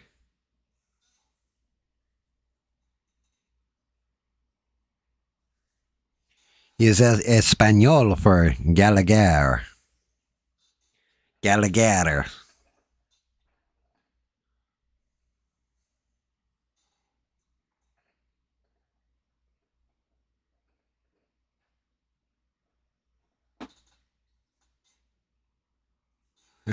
Stranded's what you call it. Stranded went to bed a little bit ago. Beans is listening from work, so she can't really chime in all that much. But I'm sure she'll enjoy that shout out.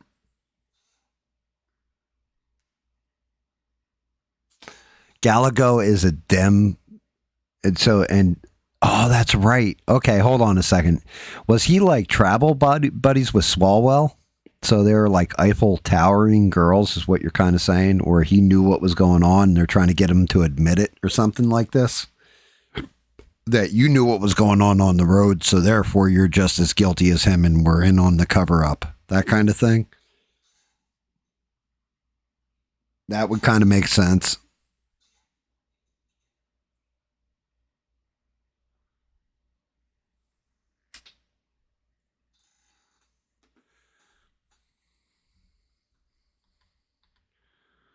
You and your Reuben sandwiches.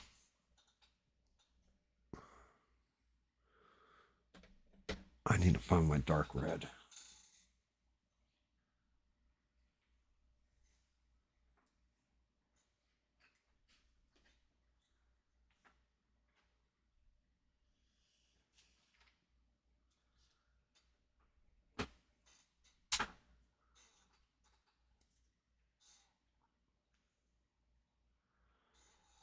Well, I mean, I did hear, and again, rumor and speculation, because I'm not going to accuse anybody of anything till we got solid proof. But there is a video of Eric Swalwell with a chick that is apparently a lady of the night in a hotel room making out with her. And it's being filmed. And apparently it's a girl that's filming that video, and the girl is underage. Now, how true or not that is, I don't know, but that is what I heard.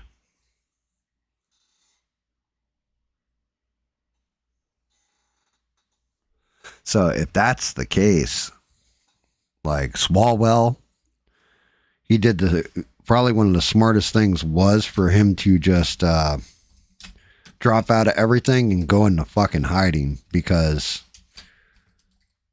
he is toast. One of the other things that I heard, and I have not seen any coverage on this, but apparently Tulsi Gabbard is going after the whistleblower for Trump's first impeachment. There was a whistleblower that came forth and all that kind of stuff.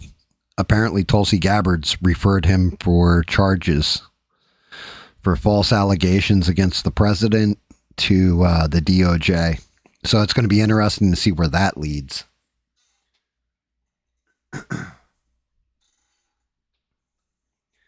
Now, I don't know how that's going to shake out. I'm just saying that if they're going after a whistleblower, in a way, I'm kind of like, okay, no worries, but it's also a little worrisome, because that could be considered politically motivated prosecution.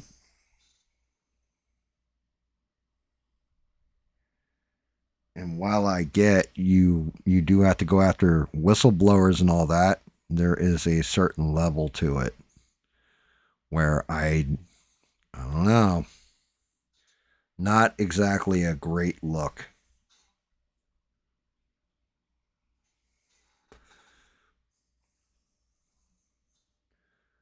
Not a great. I did not see her do a press conference or anything on it. I honestly, I think it was MS Now that was covering it, of all places. I think I saw like some chick who wants to be Joy Reid but was less talented, basically, was talking about it. Definitely had Trump derangement syndrome, but she was going in about it. And yeah, you got to be careful with shit like that when it comes to whistleblowers in particular, because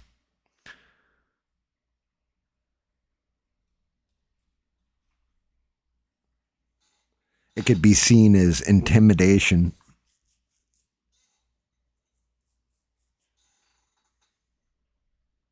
I mean, now, if the guy completely was whistleblowing full of shit and knew he was full of shit and you can prove it, like, oh, I'm going to do this just to get rid of Trump for you guys, it's kind of a different matter. But yeah, I would be real careful with that prosecution, because we do have whistleblower laws and all that kind of shit, specifically designed to protect them, so that this way, when people find corruption like that, they can come forward Dude abused the system, then yeah, he deserves to be prosecuted. But if they can't prove it and you go after him, you're going to look like the bad guy.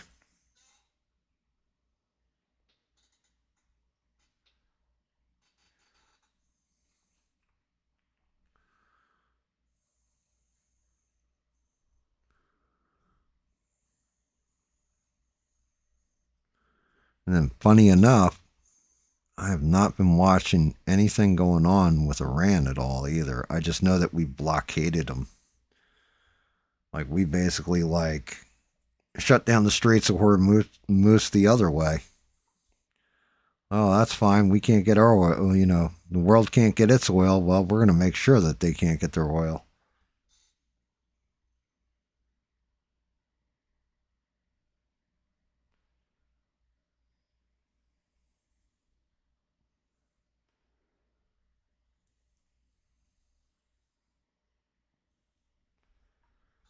But supposedly they're, you know, according to Trump, we're close to a peace deal. But it's starting to feel like 2 weeks to slow the spread.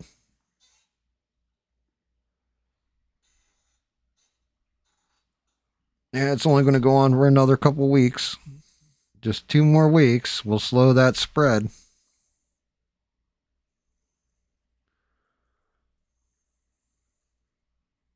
But let's hope they do come to a peace deal and nobody else has to really buy the farm here, because shit is kind of ugly and has been ugly for a minute now.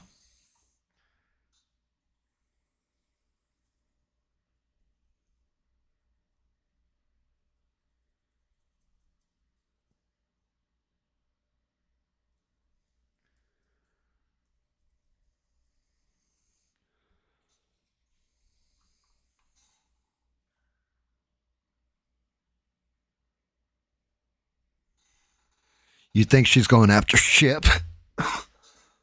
I mean, he deserves it. That dude read false fucking shit into congressional record and tried to make it sound legitimate. So, like, that dude is a piece of shit. Like a full-on piece of shit. Like, you lying son of a bitch.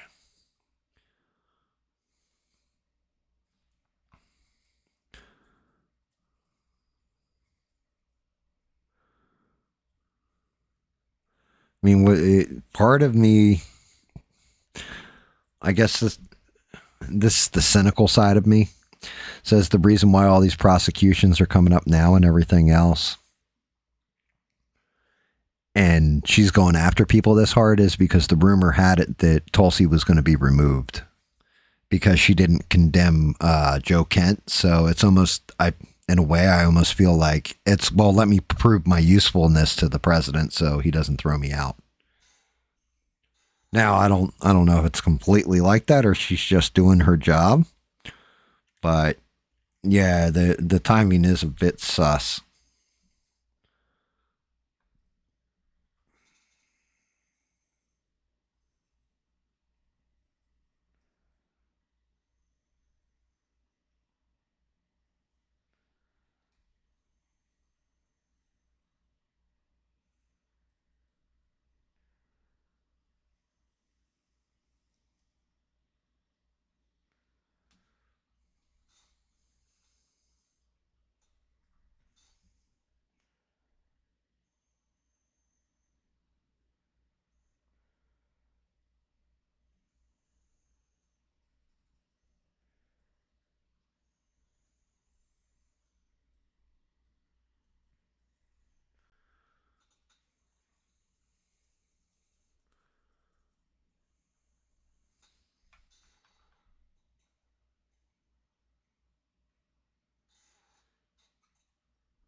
Like, I mean, Adam Schiff, it seems like he got rewarded as a senator, or moved up to a senator from a congressman, and that always stuck in my craw, because it was kind of like, yo, this scumbag didn't he get censured where he couldn't run for Congress again? So that's why he ran for Senate and got it.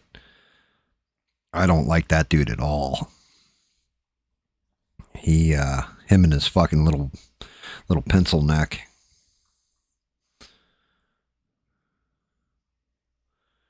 Like, that dude is a total jerk off. Like, you can just tell too.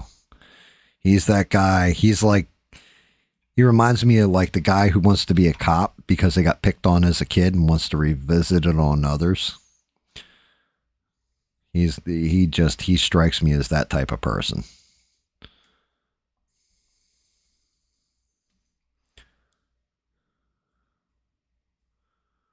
You know, Swalwell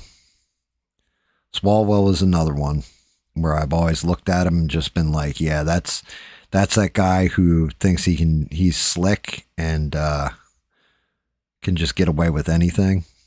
And yeah, that didn't work out so well for him. So I was happy about that one, if I'm to be honest. I didn't even know about the other guy though at all. Like, all I knew was he was a rep for Texas, and that was about all I knew about him. Like Tony something, I can't remember what his last name is. But that one caught me off guard. It was like, I've got 2 resignations. Like, I'm watching, I'm like, 2 resignations? What the? And I had to look up what the other guy did, and it was like the same damn thing. I know one of the bigger breaking stories that I saw today too was, I don't know if he's the current lieutenant governor or former lieutenant governor, but apparently murder-suicide in Virginia. That shit was kind of crazy. Definitely kind of freaky.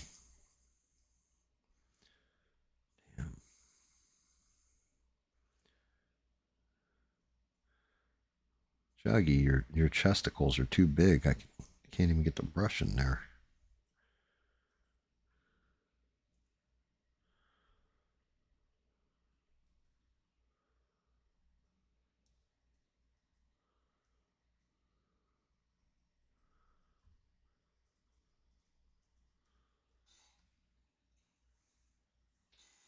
Yeah, I don't know. Definitely some shakeups going on.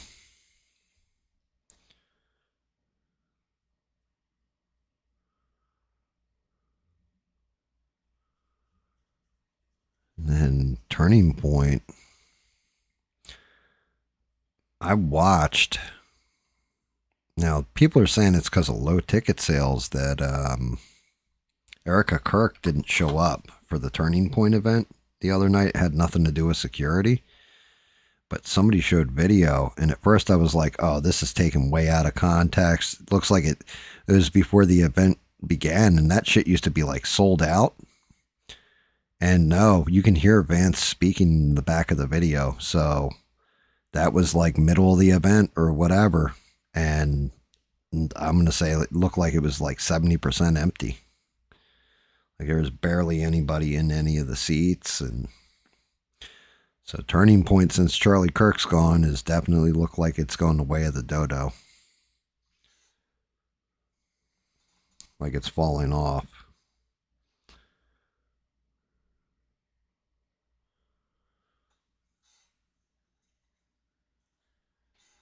Good night, Bubba. Love you, brother. Get some rest.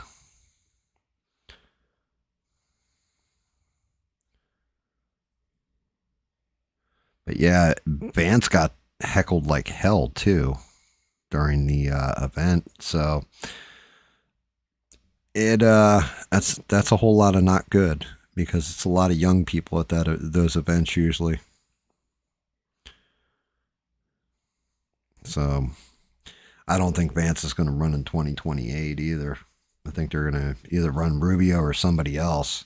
I think Vance is going to set it out because he's afraid he's going to lose. Which might be, discretion sometimes is the smarter, path.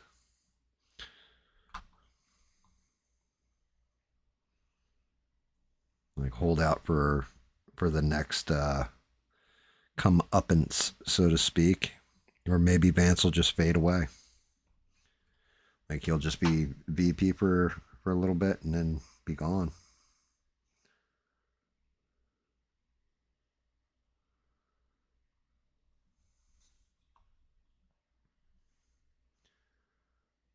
Definitely some interesting shit.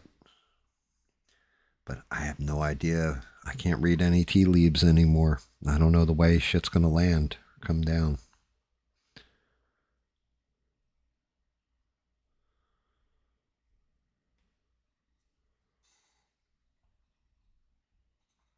Yeah, Cuba is next. If everything does get squared away with Iran before the midterms, we will go hit Cuba. I don't think that's... I think they fucked up, and Bob was probably right. They should have gone from Venezuela to Cuba and then done the Iran thing. But if they were going to do it at all, I think that would have been the way to do it.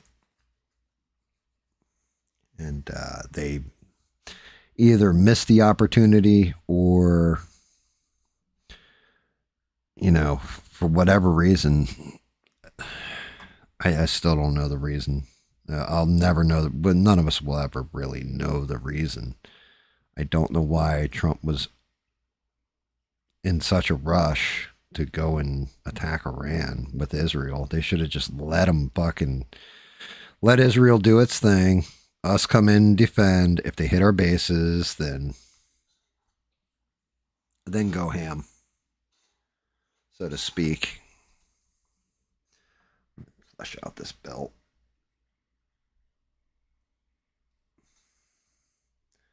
Just using the paint diluted heavily as a wash, basically. A very light wash to get in some of these crevices. So when I paint over it with the lighter paint, we'll have that darker pigment under there highlighting.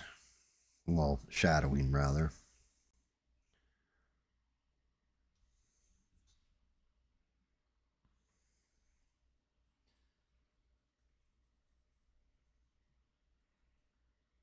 I think I'm going to try and do some kind of copper in here with this outfit.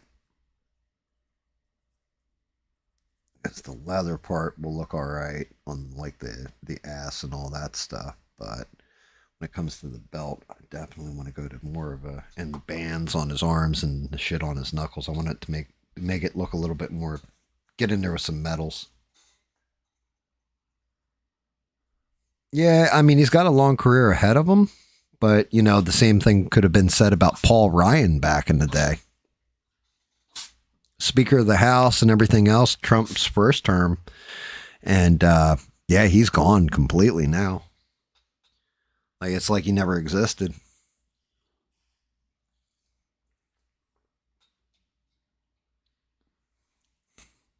Some people are built for it, some people aren't, I guess. Depends on how much bullshit and ass kissing you want to do.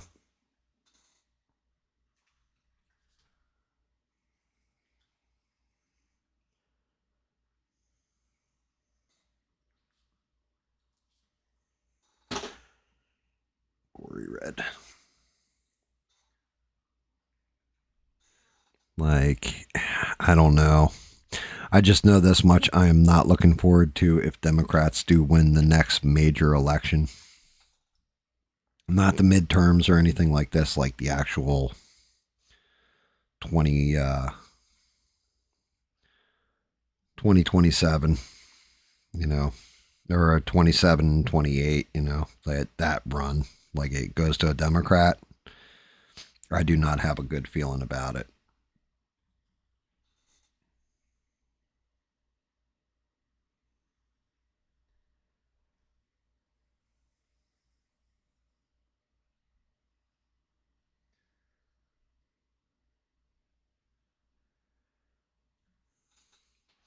Like we're just a little screwed at that point.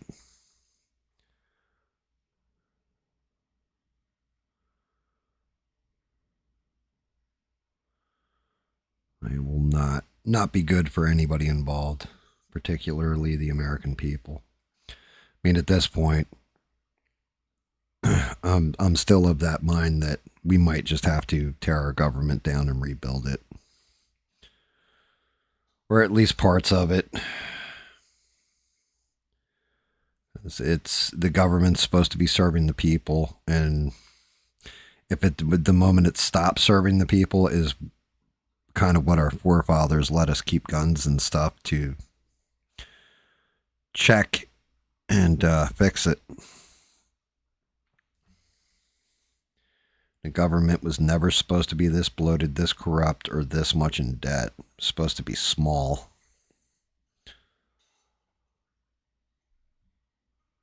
I mean, remember, it doesn't take somebody strong enough. I'm not going to say Joe Biden was a good candidate.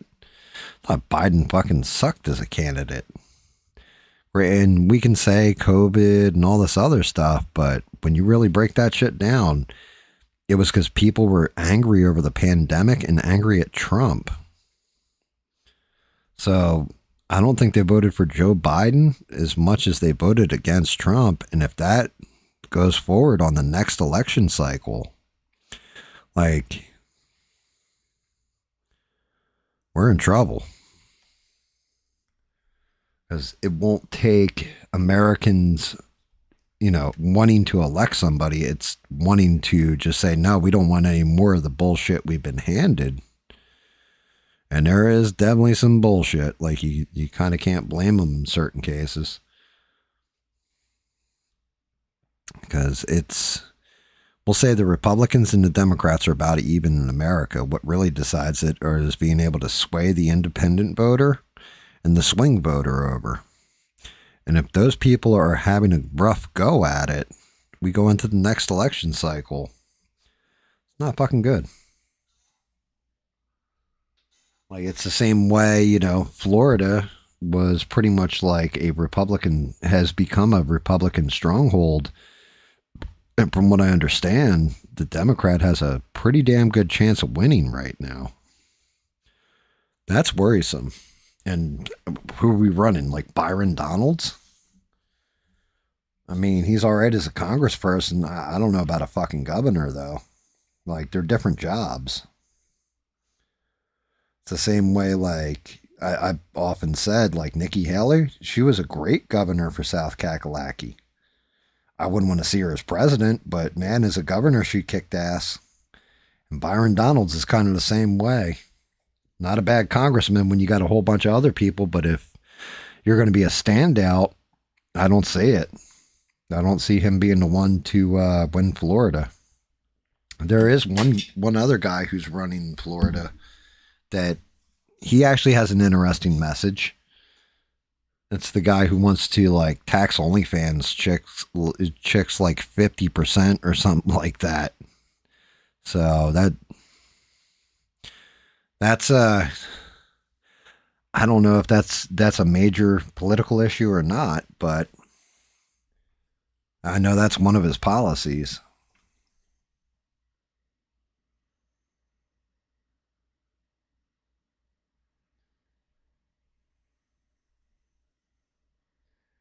Be interesting to see.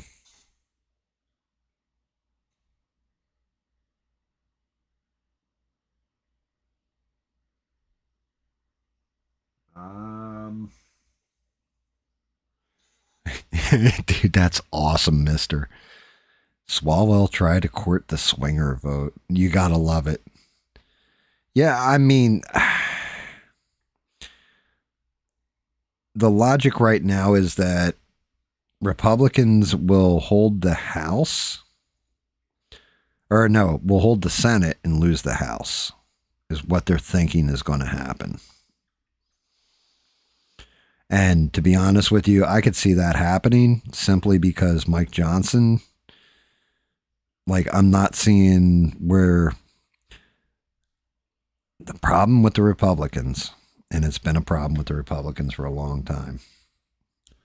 The Democrats, regardless of, you know, how shitty their policies or anything are, they move together. So they don't infight when they got power. They just get shit passed that they want to see passed. And even if they're not for it, they're going to vote for it because it just goes against the Republicans. Republicans seem to be more, I don't want to say laissez-faire, but more like, yo, we need to fight about this. Instead of having some kind of plan going in. Like, okay, we win the House. What are we going to do? What's the first thing we do? We do immigration reform. Okay, cool. Boom, boom, boom. Immigration reform's done. Okay, healthcare. Let's crack out healthcare. Boom, boom, boom. Done. Instead, they start fighting with each other over just legalese and bills and all that other stuff instead of just hammering it out and getting it done. So people look at it, and I'm not saying I look at it this way. I mean, the cohesiveness of the Democrats I get. But your average Joe Schmuckatelli probably looks at it like, well, at least when Democrats are in there, shit gets done.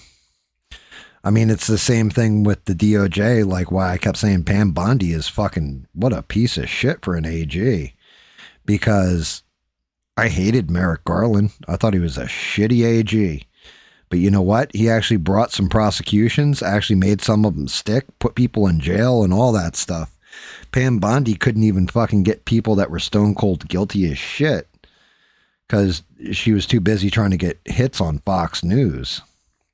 And it's like you wasted basically a year of time just trying to be famous off of, you know, your position and getting yourself on TV all the time.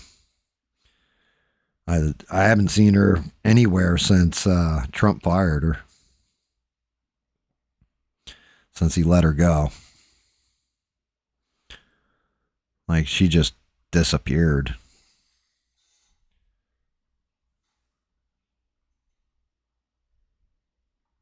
I don't know about all, but a good chunk of them are, mister.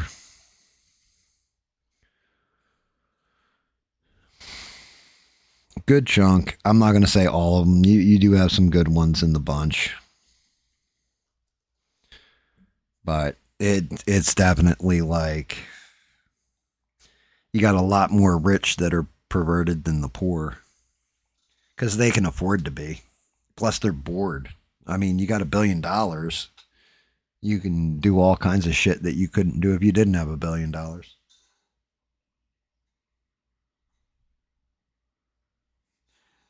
Keanu and Mel Gibson. Keanu is definitely not a pervert. Keanu Reeves is he's actually a good soul in a terrible fucking spot. Because he's in Hollywood or whatever. But yeah, Keanu Reeves, definitely a good person. Good human being.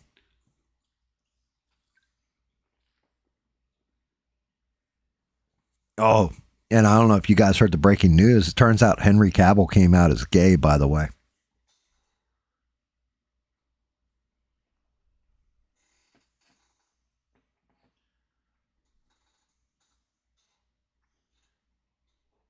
Like, I don't know if you guys heard about this. Henry Cavill apparently is gay.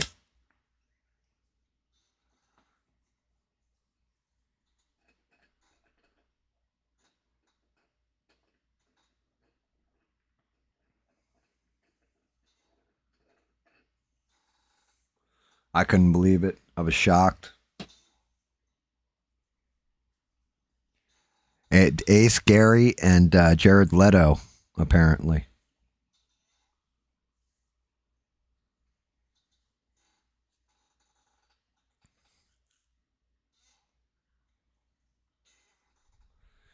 I can hear Beans searching her phone right now like, yo, where's this TMZ story at? I need to see this. What? You're lying. Completely kidding. Although, I'm going to be real pissed if fucking Highlander isn't a good movie because he seems to be sinking his ass into it, and it's directed by the guy from John Wick.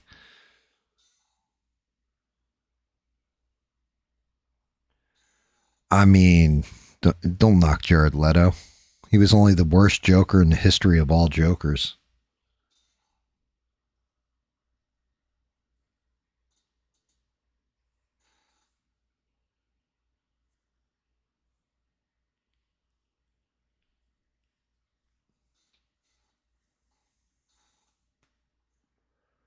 Good God.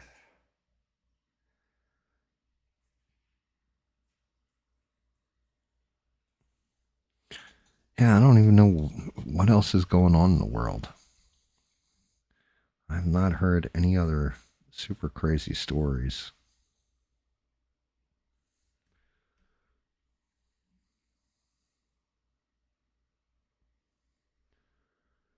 Nothing like super insane or over the top.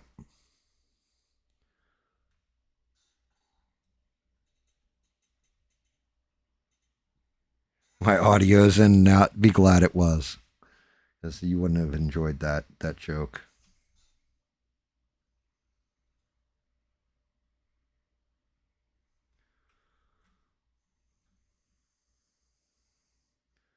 I made an unfunny funny.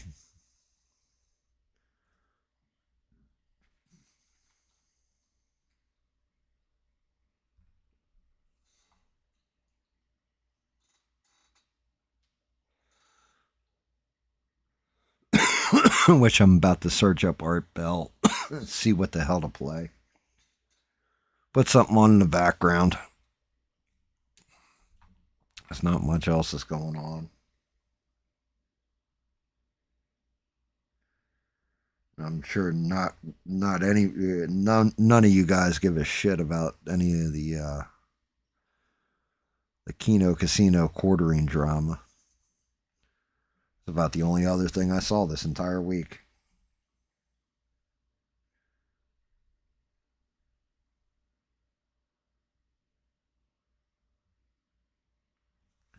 Also, I'm pretty sure you guys don't give a goddamn about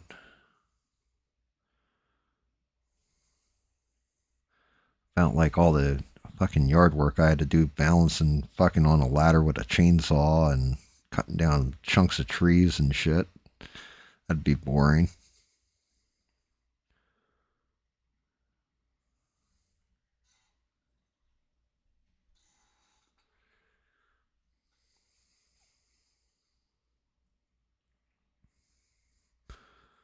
I haven't,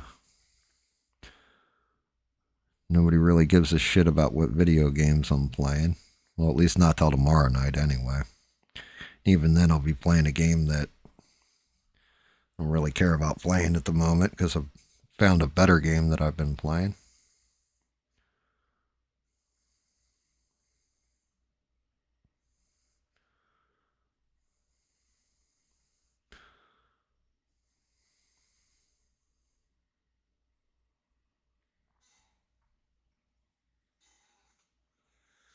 Let me see if I can't find some Art Bell.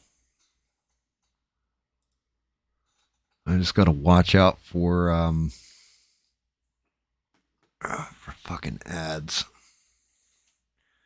They kill me.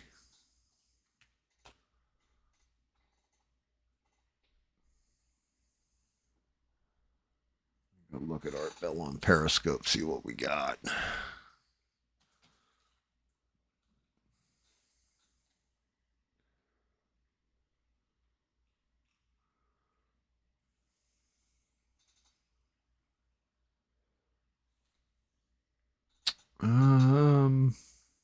Why not?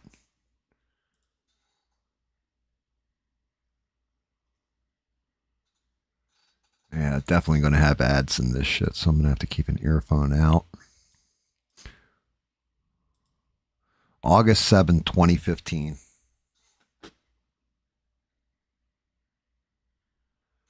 You just, yeah, I went over that, mister. It looks fucking, well, it should be stupid, but I think it's going to be stupid and awesome at the same time, but only if you're a video game fan. You know? Like, it's one of those things where if you grew up on the game, it's going to be, like, everything in there was pretty damn cool. I was like, they got some good casting. I can see where they're going with it. It looks like it'll be really good. But if you didn't grow up with that video game or the franchise,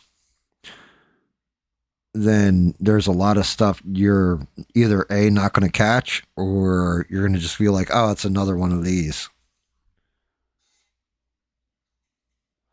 Well, yeah. Did you notice there's so the tournament poster that's hanging up in the background, like on the one shot, it says World Fighter Tournament 1993. So they're doing the 90s.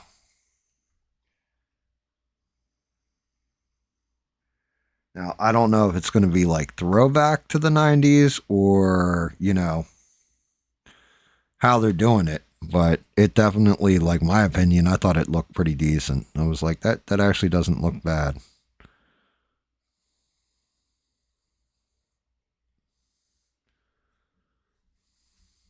Like, it looks better than Mortal Kombat.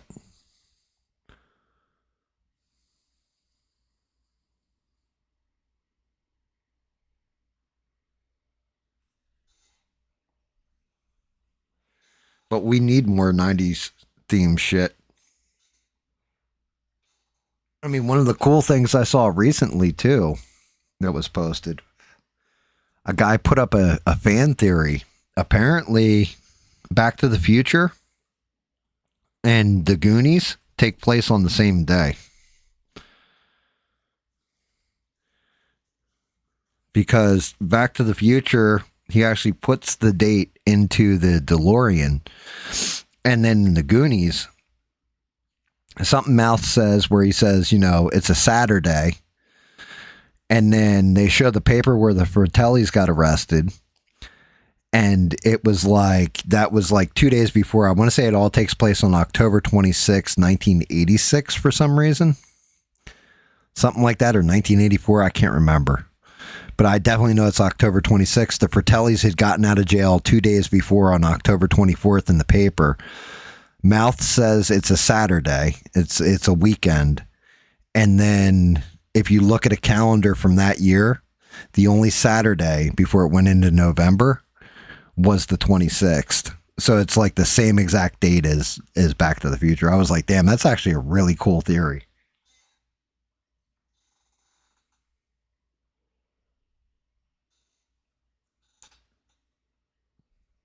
October 26th, apparently back then, was a very busy day in the life of everybody.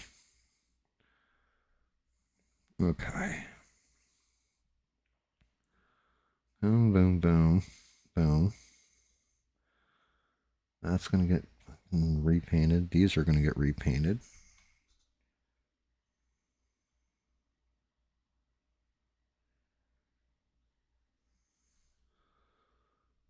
Get his belt loops painted back.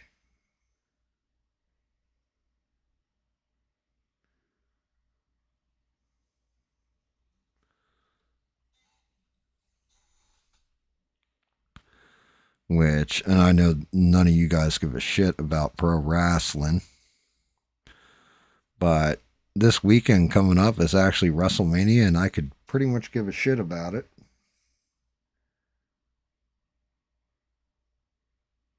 But apparently, they have announced that the next WrestleMania will take place in Saudi Arabia. Which is crazy. Like, they're going to do WrestleMania in Saudi Arabia.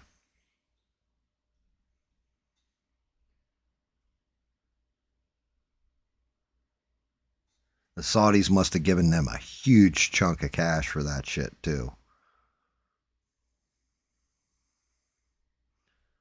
But that's insane to me that it's Saudi Arabia is going to be the next WrestleMania.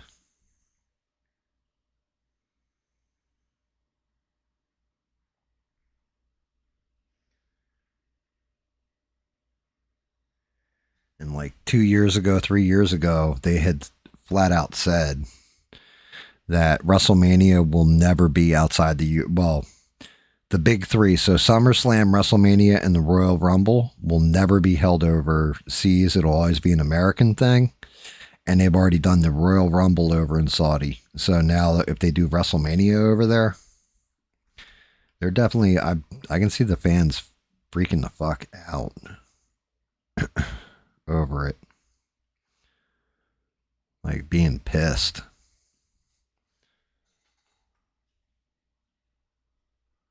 Yeah, they do major MMA shit there. Matter of fact, when is the Gina Carano versus Ronda Rousey gonna go off? Does anybody know? I know that's coming up. I think that's gonna be on Netflix though for some reason. I still don't know how I feel about them doing UFC at the White House. I think that's kind of it's kind of weird. Just a little odd.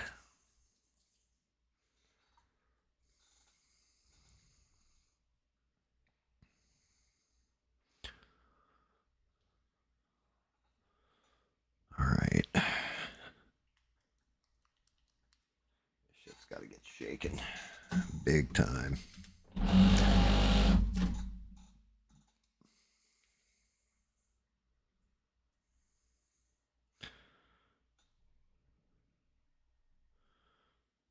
Just gonna have to go on heavy because I gotta overcoat this. Yeah, I mean, PGA is another one that they've been doing there a lot too. Like, I think they got their own, like, matter of fact, for some reason, I thought Trump brokered something between them.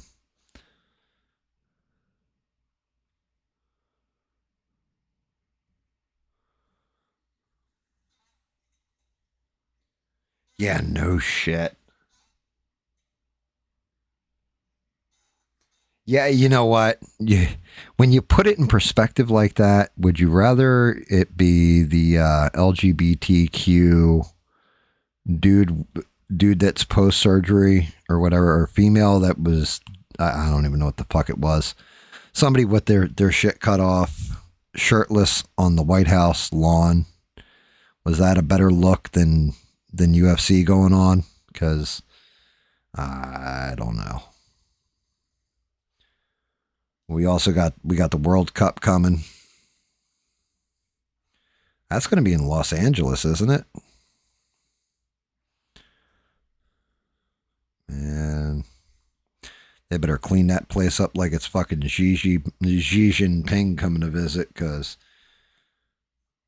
tell you what, you got some fucked up shit go down in LA.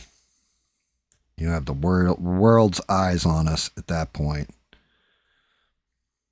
Better not even fuck around with that.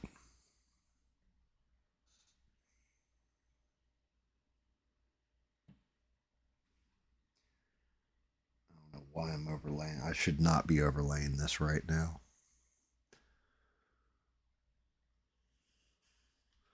I want to see how it looks. So I'm going to have to tape all that off. And go in and hit the skin tone on it.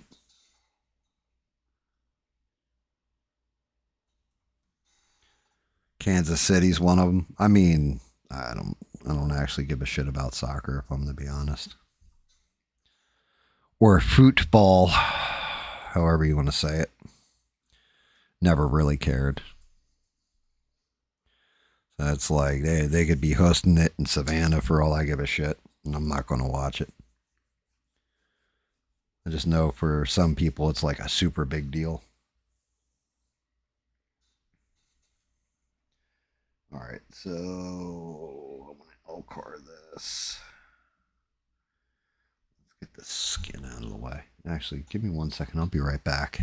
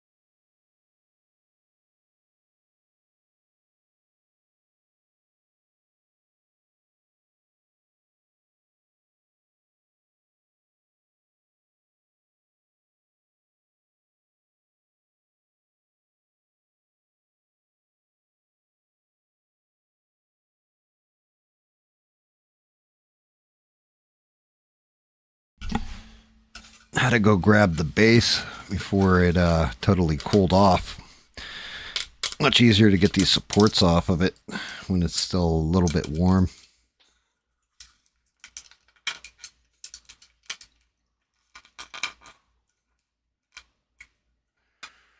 Yeah, I don't watch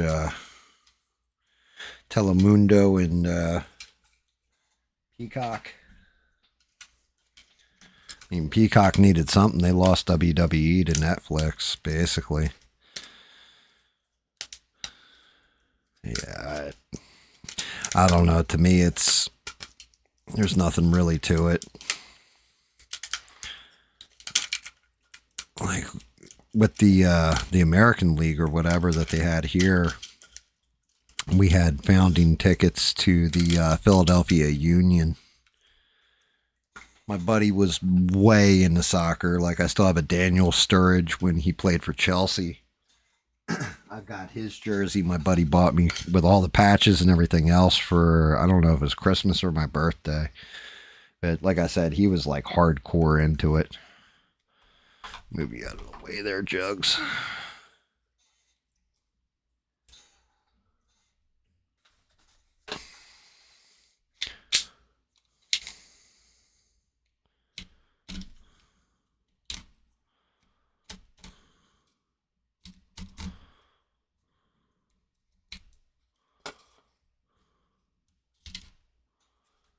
Fact, flicking this plastic into my fucking paint.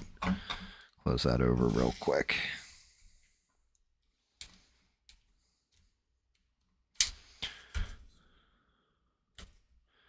Damn, this statue's going to be bigger than I thought it was going to be. Just looking at the base. I gotta go for the one with all the TVs and shit on it. Would have been huge.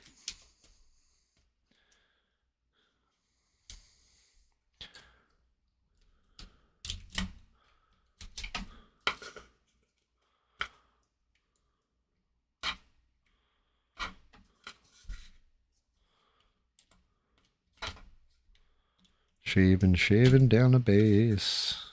It's all about that base. At least this base will be easy to do. Alrighty.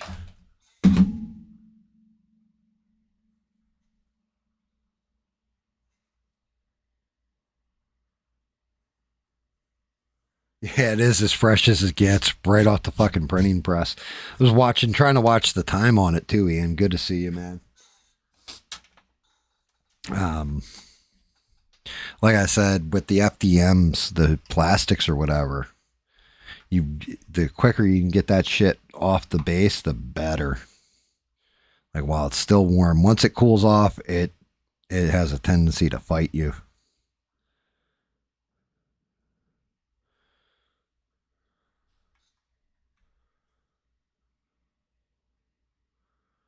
It'll fight you like a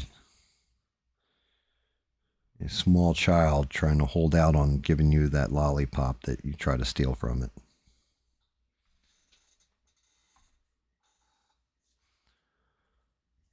All right. Base color is done.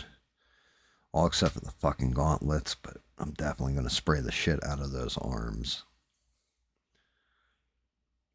I think I'm going to do the same thing with those arms.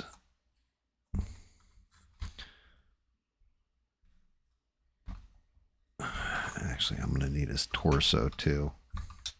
In a way, I kind of wish he was cut in one more set of pieces where the arm's completely detached.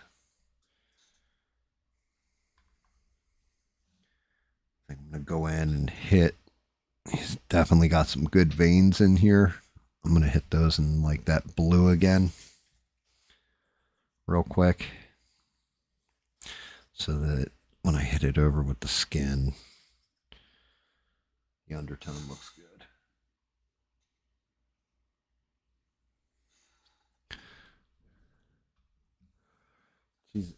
Jeez, did you say currywurst? What the fuck is currywurst? What is this demon food you discuss?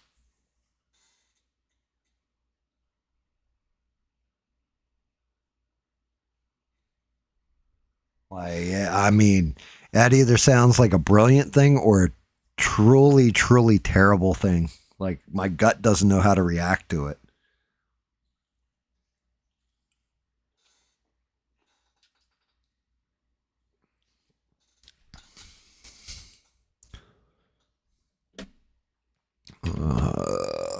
me see.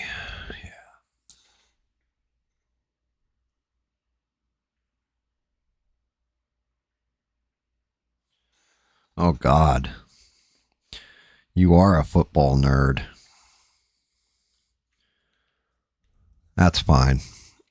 Everybody's got to be a fan of something, I guess.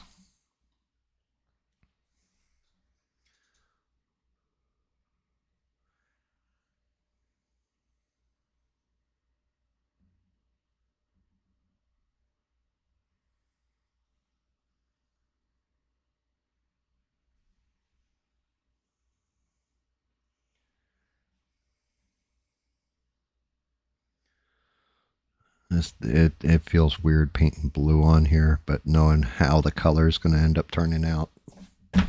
If my hands actually work, jeez.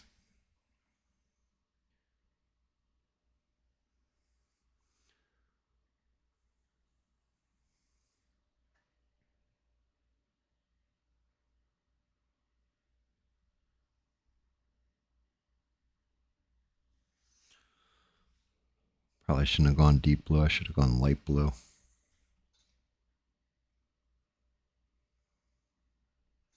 Matter of fact, you know what? I am switching up. I'm going light blue instead. These veins are going to be way, way too heavy.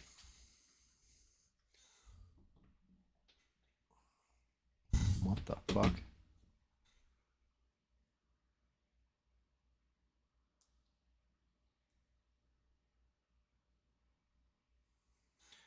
Yep, you're just going to go into Shakers is the name of the establishment. That's what it's called, mister. Just look for the tassels. They have them right there on the sign out front.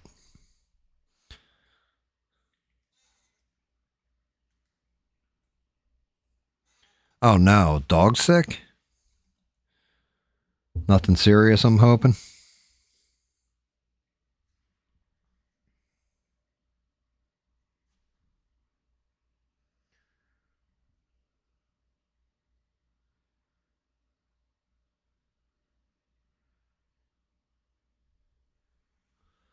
There we go. It's a little bit better. That'll clean up easier.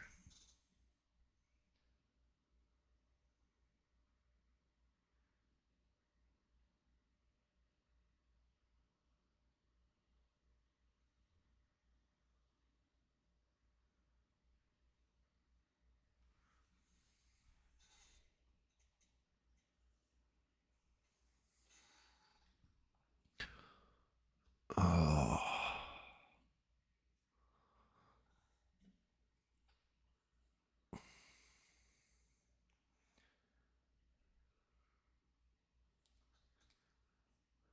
See something.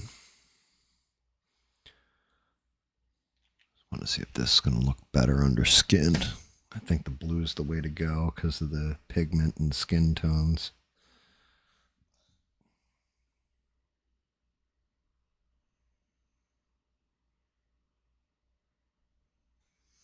Yeah, the light blue will definitely show up better. That's going to get washed right away.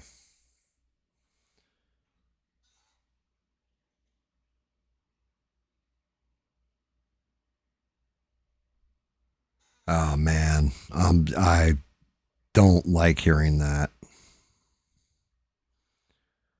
That is that's terrible. Poor pupper.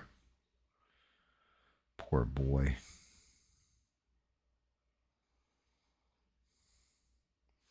Yeah. Yeah, I had I was sitting here and you know, we're getting the kitten season again. Last year I buried 20 out of 21 kittens. They got to anywhere up to 2 months old before they started just like giving out, like different ones. Some died right away. Some it took a while where they were walking around fine and all of a sudden just thump, done, right? And definitely went through it last year. One kitten made it through. He is a fucking beast, though. The other cats are afraid of him. And I'm sitting here and I'm playing games, and my dog's next to me or whatever. And all of a sudden, the dog just like starts going crazy. Like, what the fuck? I saw now I calm him down because I want to hear what he hears. And all I hear is this. Meow. So I go out, and sure enough, one of the mamas had just given birth to 3 kittens. And she moved. I thought it was only 2 at first because I only saw 2. And then I found a 3rd one. And I was like, oh no, she abandoned it, which means this one isn't going to make it. There's something wrong. And then went out later, and she had moved the kitten with her. And I guess she just moves them 2 at a time and then moves the 3rd one over because she's alternating between them, and all of them are surviving at this point. But I don't know. It's that time of the year again where I got to get ready to start digging holes because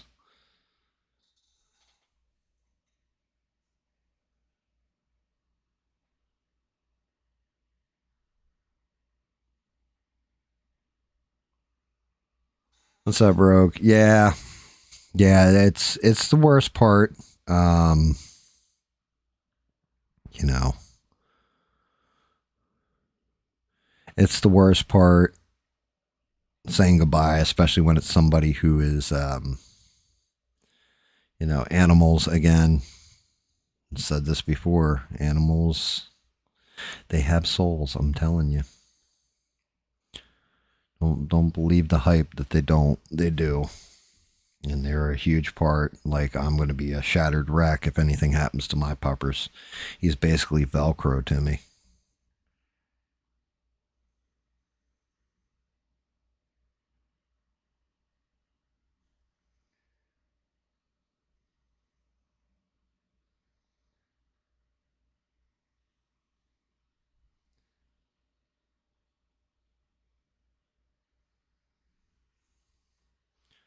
So I definitely feel you on that front, and I'm sorry to hear it. Like, I'm really sorry to hear it. So I know he was getting older.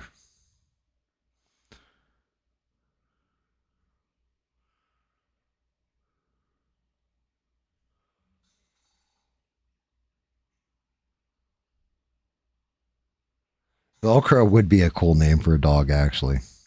Yeah, he wasn't supposed to be my dog. He was supposed to be my wife's. And for whatever reason, he gravitated towards me. But he's my buddy, and I love him. Like, I don't ever want to imagine life without him. So I know eventually that day will come. But it's the unpleasant part, as you say, but the good news is I swear you'll see him again somehow. And you gave him a good life. Like, you gave him the best life you could. That's the most important thing, was you loved him every day.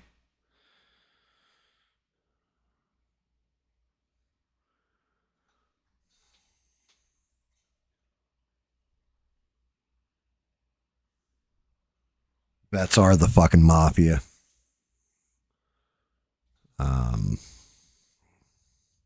I know with our last dog, he was getting on in years.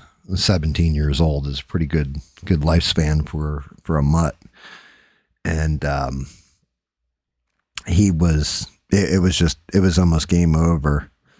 And about a week before that, the wife had scheduled him not to go to the vet, but there's actually, I think it was like $400, and to the vet's credit, is an amazing vet. Came out to the house, and we had him put down at the house. And like, I don't know how my wife timed it out. I don't know, but he would not. He was in a lot of pain. The game was over. It was time. And she had decided it was time, or what have you. And the vet showed up pretty much when it was time. Like, exactly right when it went from, God, I don't want him to go, to, please, God, get the vet here because I don't want to hear him in pain anymore.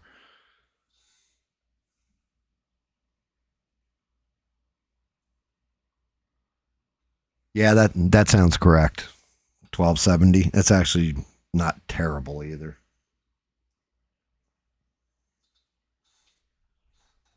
my pup, we had to have his stomach x-rayed and all that stuff, and he had to spend a night. That cost us right around that much.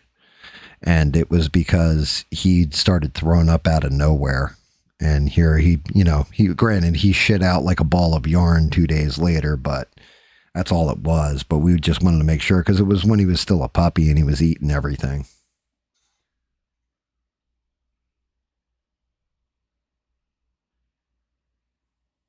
Yeah. Yeah. And that's just it. I've said this before about when it comes to pets, they're part of our lives, an important part, but we're their entire life. That animal, you are its entire existence, outside of when you first get it. And it's just like anything else. Like my mom, I've told you guys, my mom has lung cancer or whatever. And in a way, I wish she'd just pass away. And to be honest with you, it's because my mom it is at that point where she wants to pass away. And the cancer's in remission too. Like it went into a remission and she's just like, I just want to die. I'm like, oh, Jesus. No, that'll give me nightmares.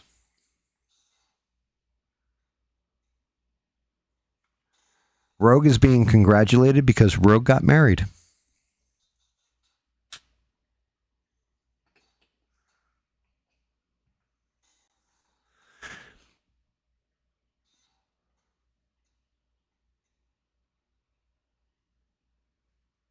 I believe it. I'd be balling too.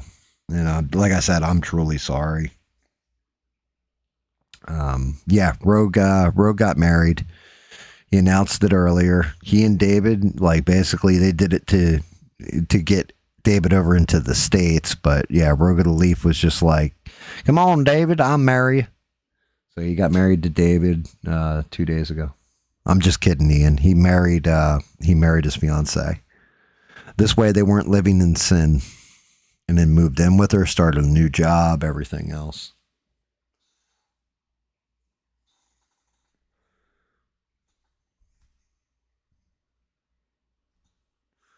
He actually has veins in his shoulders too.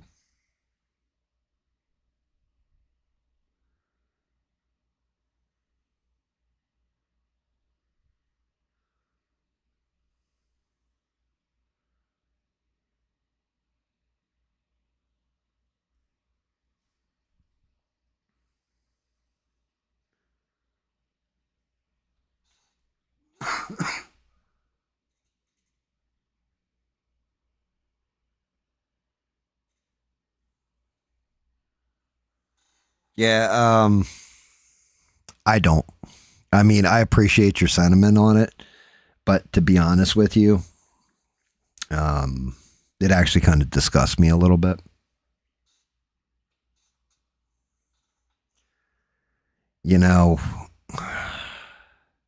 And I mean, I say this now, maybe the pain's tremendous and all this other stuff, but you already made it through the difficult part of facing your own mortality, knowing you're going to die. I already faced this shit like years and years ago, right? But you have cancer, you have lung cancer, you never smoked a cigarette a day in your life, all this other stuff. Death's assured. And then by all odds, the chemo and everything else they do to you works.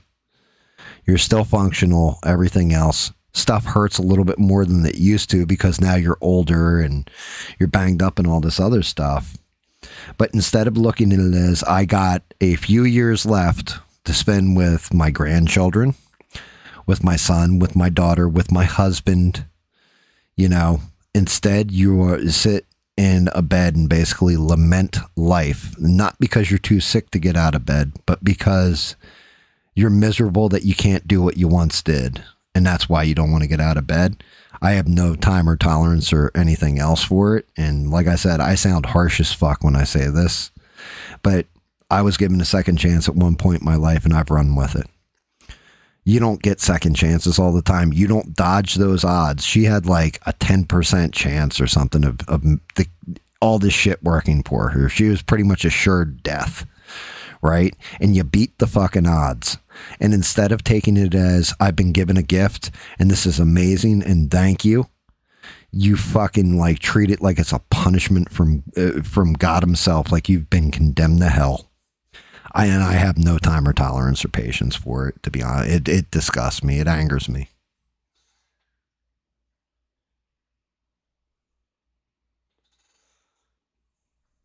Like I can't. I can't with that shit. Like it drives me up a fucking wall. Because passing of a loved one, passing of a parent and all that, yes, is it difficult? It definitely is. I've already come to terms with this is what's happening, and she's probably going to pass away from this and all that other stuff. And then when it was like, well, I'm in remission, all this, I was like, oh, that's awesome. You know, maybe I don't have to say goodbye right now and all that kind of stuff.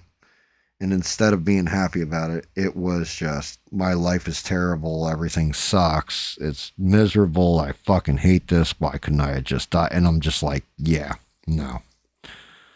No. There's somebody out there right now who has the same condition as you that isn't going to be lucky and going to break those odds and beat them. And they're just praying for one more day so that they can tell the people they love that they love them. And you're fucking lamenting it. Like, you fucking selfish bitch.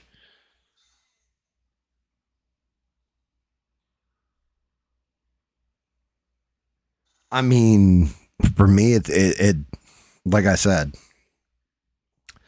there definitely was a point in my life where I did not give a shit about life.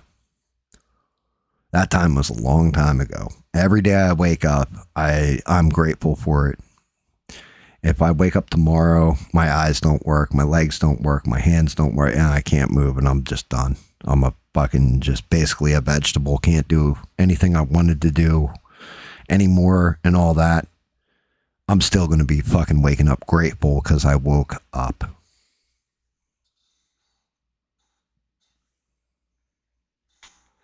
So, again, you know, go to the cancer wing in any hospital and go tell those children that are never going to have a shot at life, that have been are suffering and the treatment ain't working. Go tell them that you're miserable and you want to die. As a matter of fact, go switch places with one of them. Give them your odds at that point, because it's fucking bullshit to me.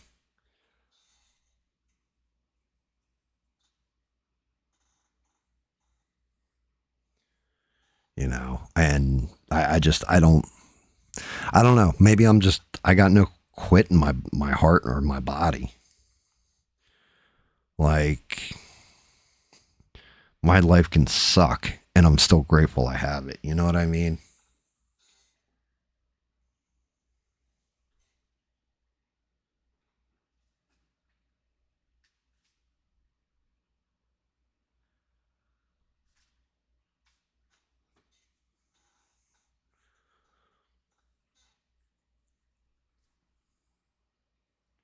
Like, it's bad enough that you get used to the idea that, yeah, I gotta say goodbye and all that other stuff. But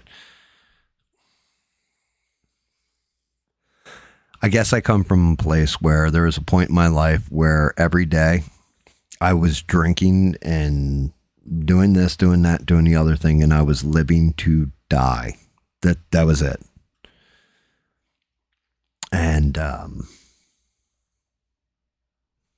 I didn't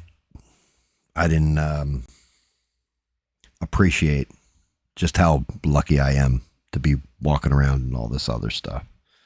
And then getting to see some of the things I've seen and realizing just how long it is, but how short it really fucking is too. And how everything can always be worse, that kind of thing. And learning to appreciate it. Appreciate the time you have. Appreciate everything to do with it. Don't treat it like it's a punishment.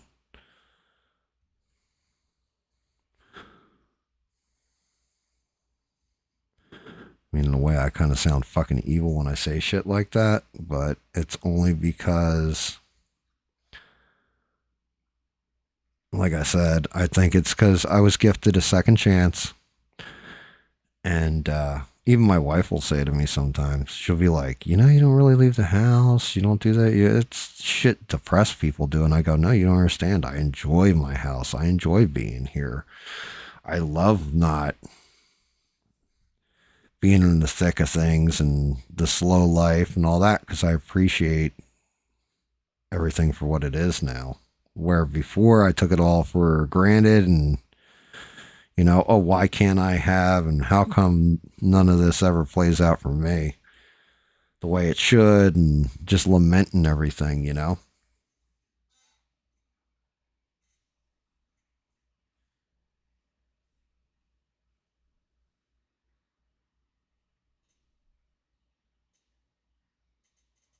And you know what? Shout out to your sister, and I'm sorry for her loss. That's awesome. But you know what I mean? I guarantee you her husband, he even, like, it's one thing if you're definitely going out, you know, I can understand that. I can appreciate that, okay, but don't make it through all that bullshit and then be bitching about why couldn't I have just gone? Like, come on now. You know, like if your sister's husband had pulled through it, brother, you see what I mean? And mister, only when it's cold out, or you jump into a pool, or you see Lizzo. Those are your three conditions, sir.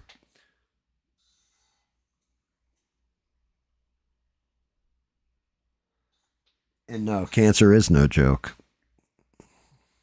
No, I've lost an aunt, an uncle, grandfather. Like I've lost quite a few people. And yet I say that as I smoke a cigarette. All right.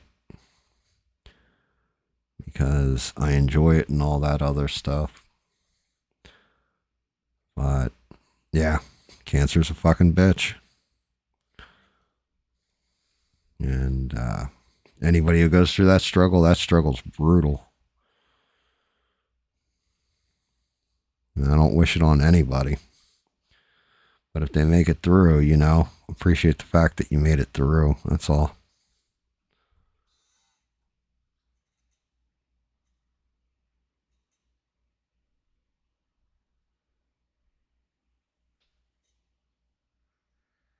Yeah, I mean,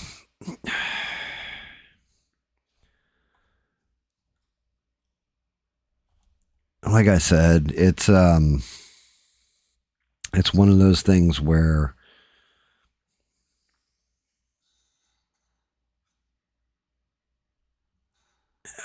an appreciation for life, I guess you could call it. I don't know. Be grateful for the time you have, because eventually that time runs out for all of us. None of us are, well, that we know of yet, are immortal. And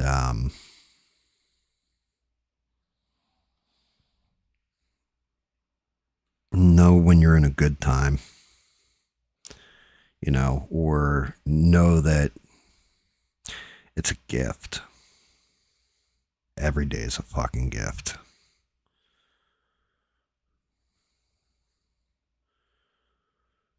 And I learned that when like I said, burying my best friend taught me that lesson. The heart was the harshest one that I had to learn, because it came out of nowhere. It was, I don't feel good. I'm going into a doc in the box because I don't feel good. Oh shit, I had a stroke while I was here. They take me to the hospital. And then a day later, I had a massive stroke, and I'm a vegetable, basically.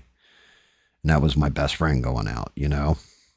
And I think about it because the proudest thing was his wife was pregnant with their second child. He had his son on the way. He never got to meet him. You know what I mean?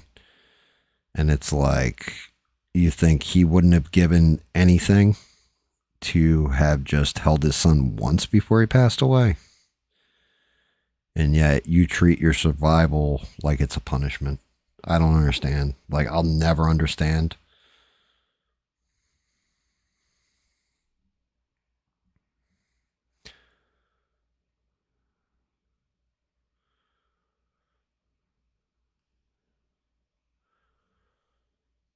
Just life's little fucked up lessons, I guess, I've learned along the way.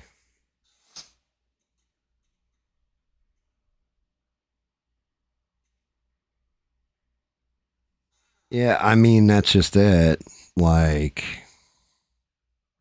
I get it if you're afraid of it coming back and I'm going to have to go through this all again and all that kind of shit. That's one thing.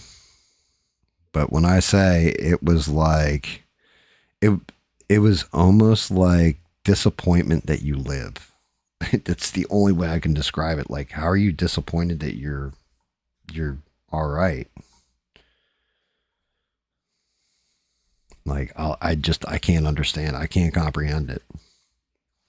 As it just doesn't compute to me. Maybe I'm retarded. I don't know.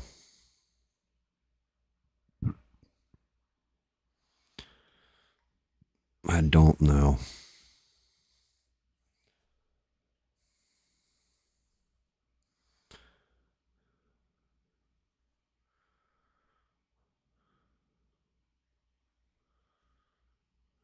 Maybe I got to go through it. I have no idea.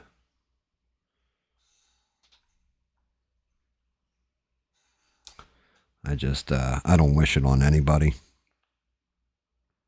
And,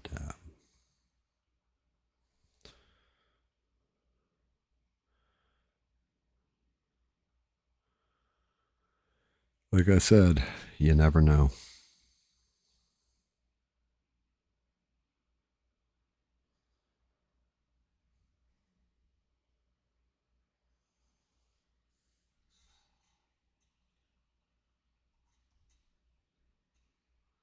Beans is laughing. I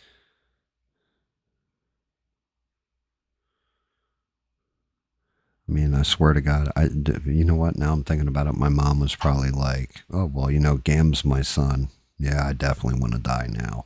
Fuck.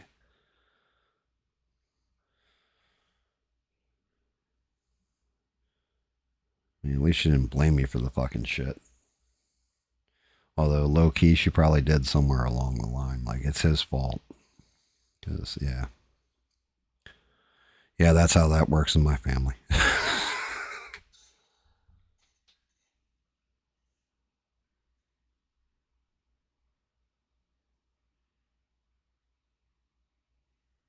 Don't ever masturbate with. Well, that line came up after the fact, Beans. Now I know why you're laughing. That is fucking great. That's a great one. I'm surprised Mister didn't come up with that. Actually, I'm a little disappointed in Mister because he didn't come up with that one. Seems like one that Mister would have landed on us. Slacking, Mister. This is what happens. You get a week off of travel. You're at home, and you lose that. You lose your pun edge.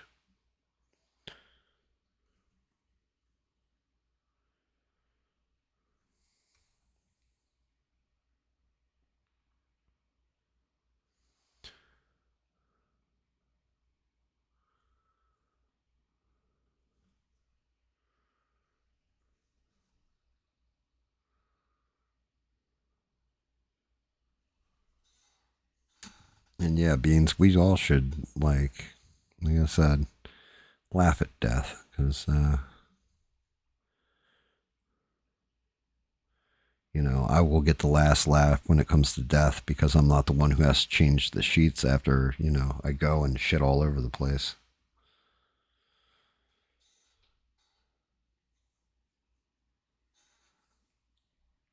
Oh my God.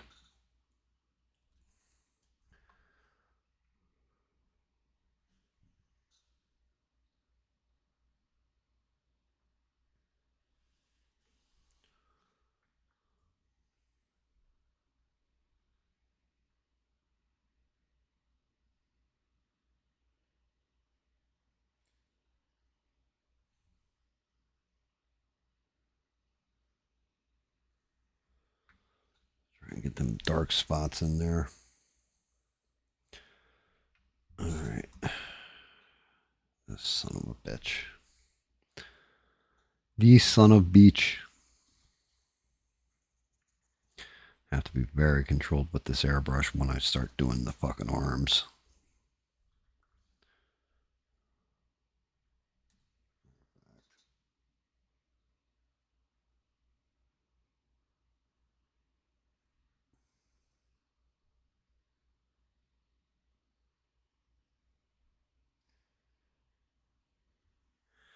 overlay that face a little bit.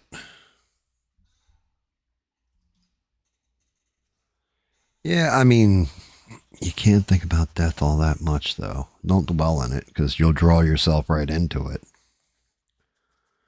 You know, reflect on your life and what's good in it, and reflect on the good on it.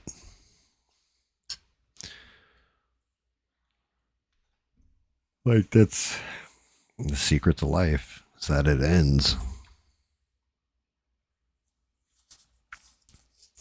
Not supposed to be forever. As if it was, well, shit would get boring.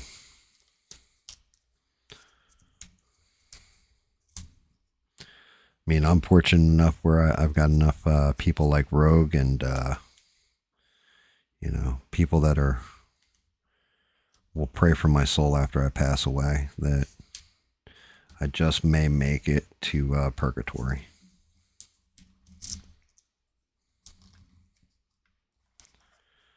If not, then I'll be in hell, but me and Smurf will be playing video games, so it'll all be cool anyway.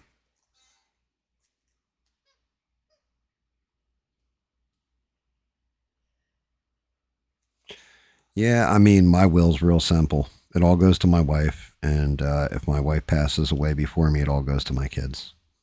That's it. Game over. Pretty much it.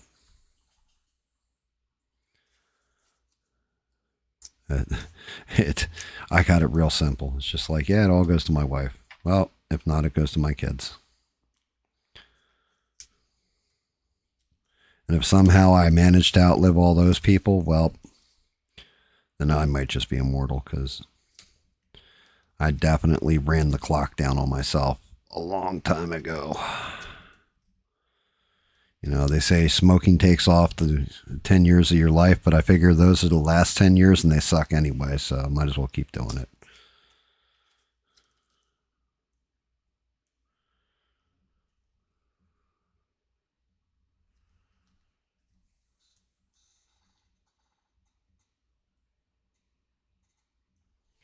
Yeah, I agree. I think there is a continuation. I think there's a sequel.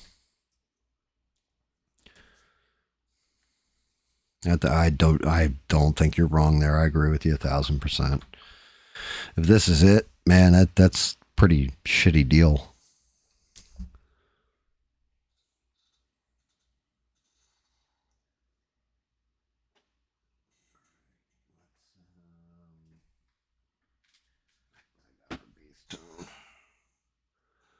Let's see, what do I got up here for bass tone? Yeah.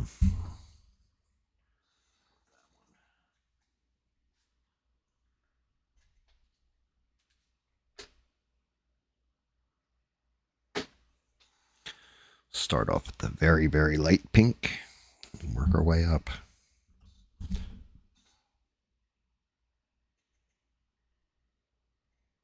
Immortals?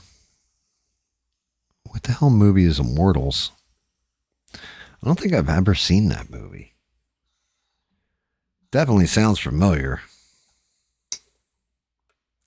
Who's in it?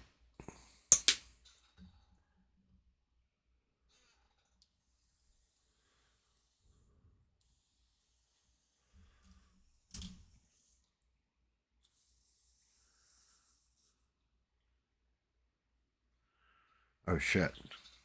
Like, what is going on with this? Like, why don't I have air?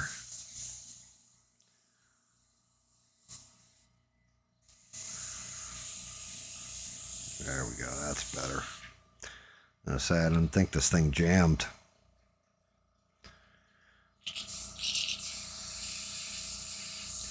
Only problem with this airbrush is it's got a slow leak. I don't know. I must have a damage in a ring somewhere.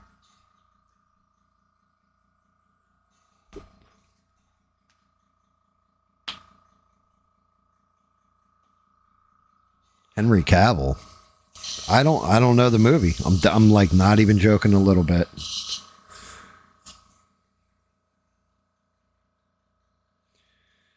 You know, the only movie I know that actually had like immortal beings in it that was like worth a fuck was Highlander, the original. But yeah,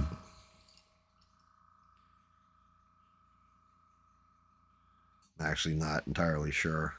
Damn, why is that pressure so high?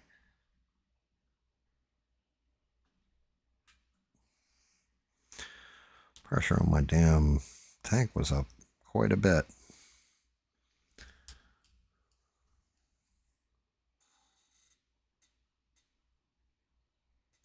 Henry Cavill, and you bought it when it came out? How come I've never heard of that?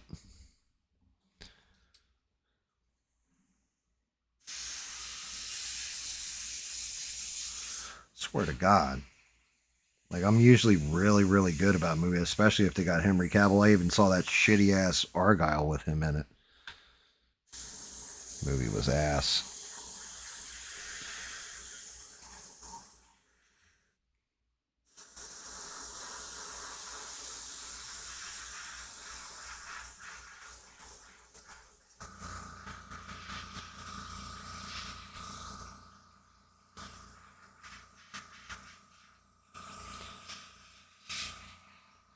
The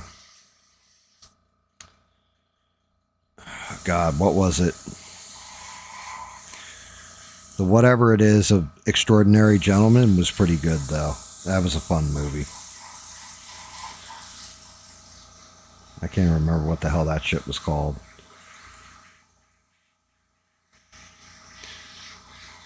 The Division of Ungentlemanly Warfare or something.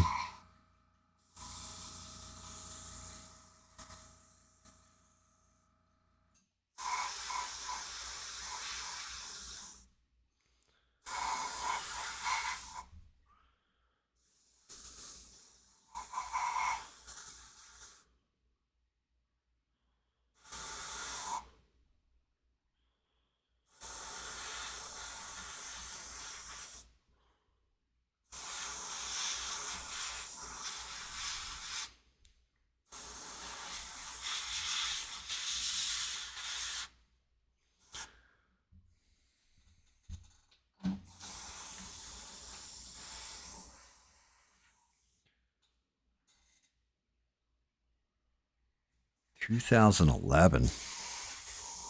Henry Cavill had a career before 2000, before Superman? No shit.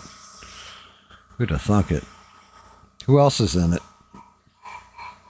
Like, what's it actually about? I mean, I'm sure it's about immortal people, but...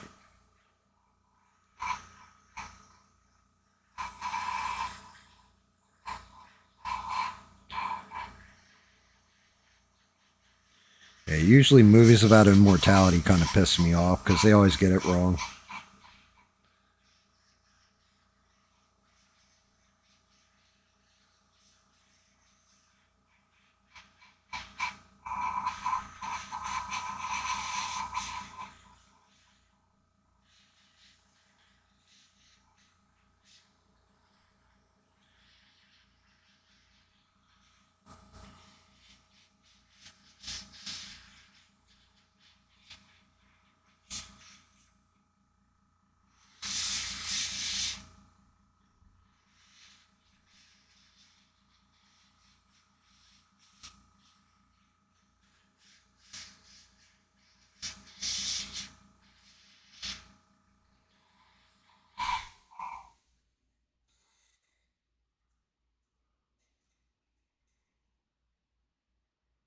Ministry of Ungentlemanly Warfare. That's the movie that I saw with him in it. And then the chick who played the Oracle. Is it like supposed to be like Greek myth or?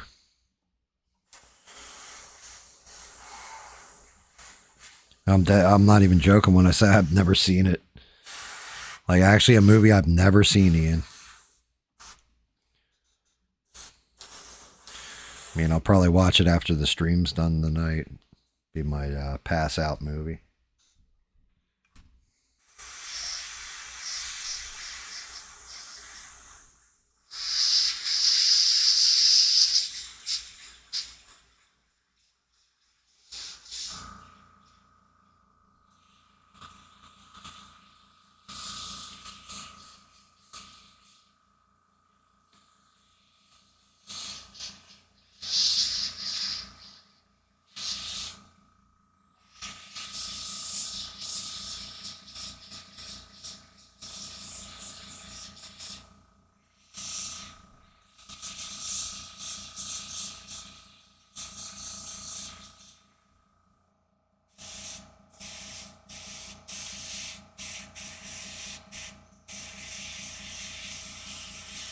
I'm starting to get runners.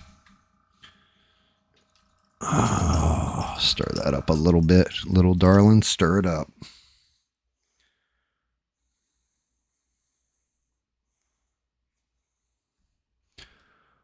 Also get the fucking cap back on that paint before it dries out. So it's about Greek gods and titans. So they have like Gaia and Atlas, and the Greek gods are like Zeus and Poseidon and Apollo or some shit.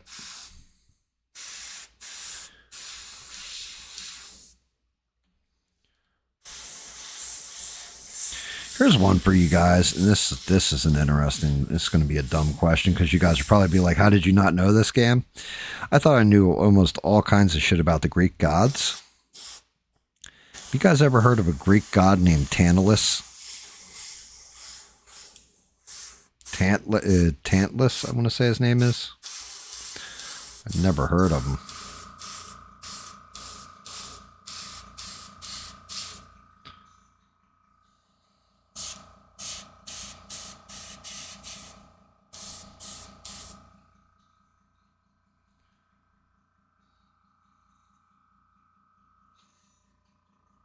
When I was looking for a name for my new PC, I was talking to my wife about it because I was like, yeah, I've always named my PCs off of mythical things, you know, or biblical or whatever, but it's always a wing thing if it's a laptop. If it's a desktop, then it gets a more solid name.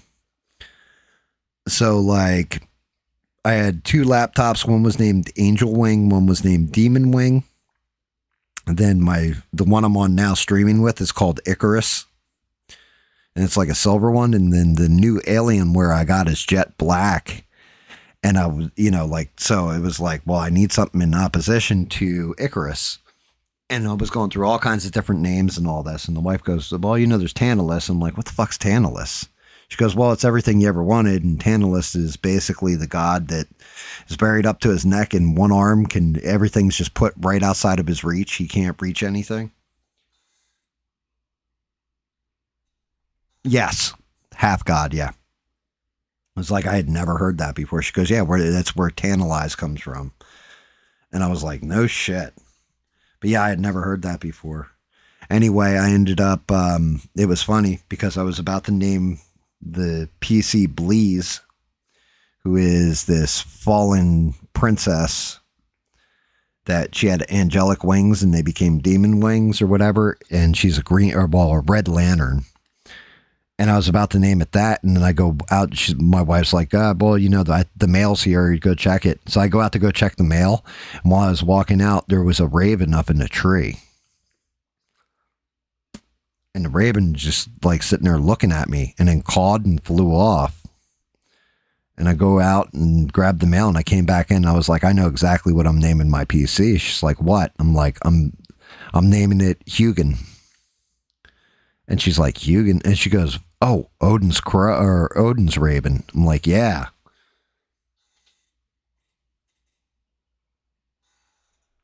So that's I ended up naming, because there's Hugin, Mugen. They're both of Odin's ravens. And I was like, I'm naming it Hugin. Because one's thought and one's memory.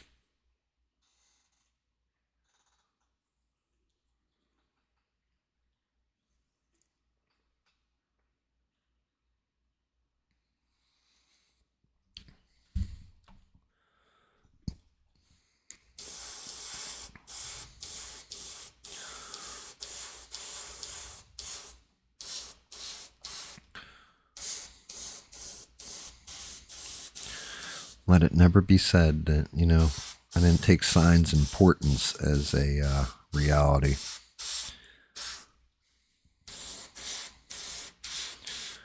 How I didn't overblow that shit, I will never know.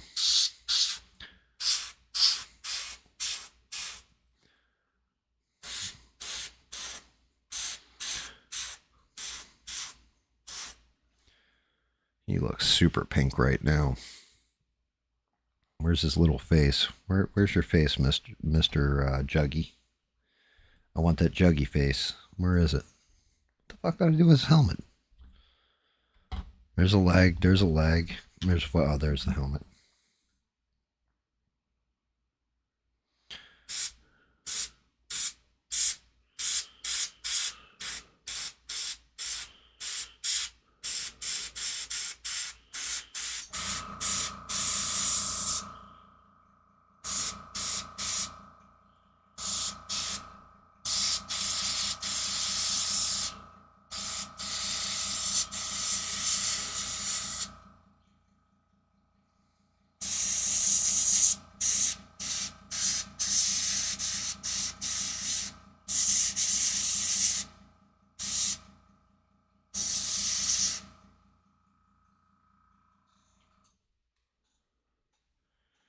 All right. Let's see.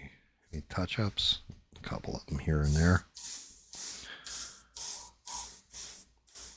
Still got to come in with an undertone after I get the main tone on here. Gotta see exactly how the arms lay, though.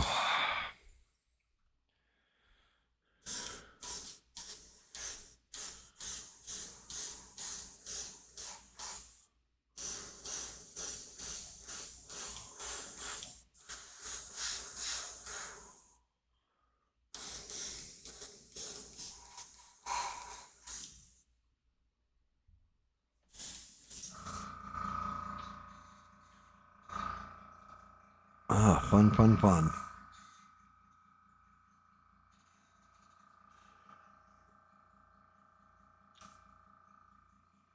Jeezoo.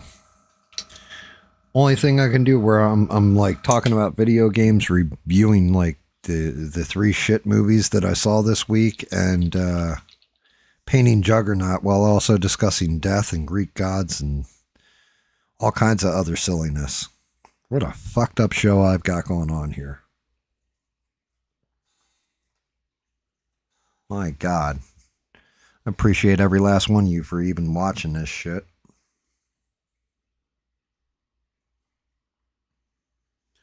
I'm definitely going to go in with a little silver on this belt buckle. I got to go in with the other reds. I'm going to have to clean out that heavy for a light. All kinds of different stuff with this guy. I still got to tone out the boots. Get a little heavier in colors. Juggy's going to be a pain. Well, he ain't going to be that much of a pain, considering we're already at 1141, and I've got a pretty good base layer going where I can build from it. Like I said, this would have taken me like 3 sessions to get to this point, and I'm getting it there in 1. So it's a good thing I'm taking Sundays off, because I'm definitely going to run out of shit to paint.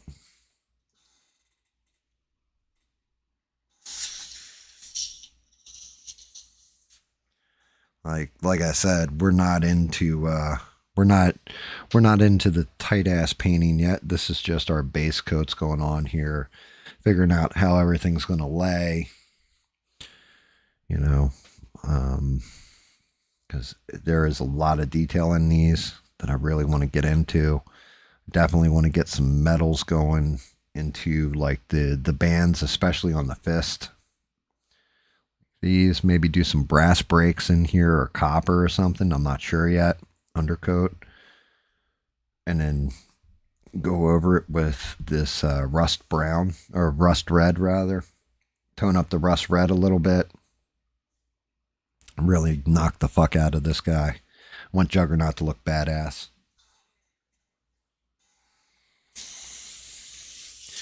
I want it to look like he's yelling, "I'm the Juggernaut, bitch. Bitch, I'll hit you with your own pimp." You guys do know what I'm talking about whenever I say that, "I'm the Juggernaut, bitch." Please tell me you guys know what I'm talking about.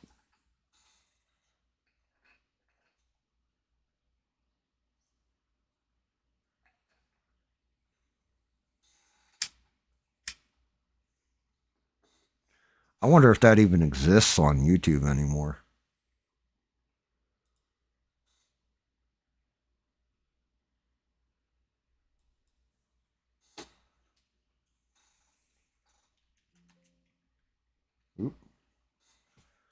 Forgot, wrong keyboard.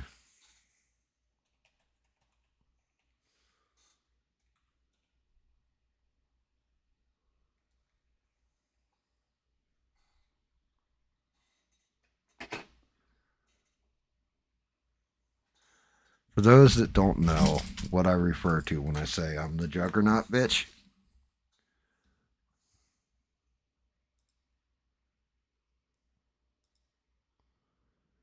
this is what I'm referring to.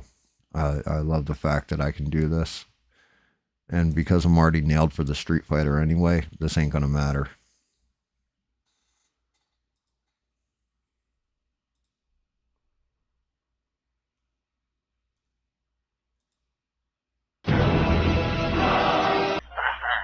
Juggernaut, I gotta finish something wrong with you.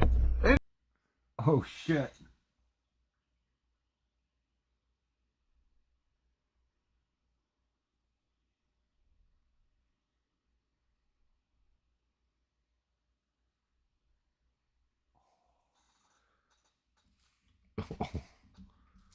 Oh no.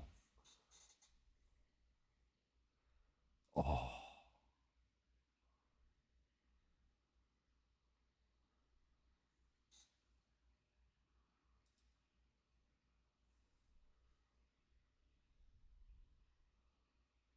Oh, what the fuck?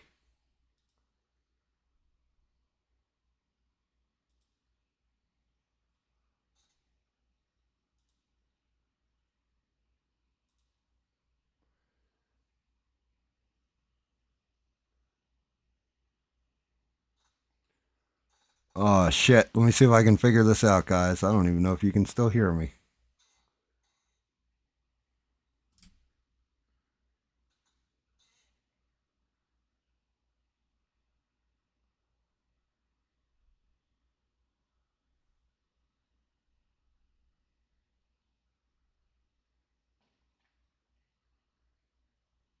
Oh, what the?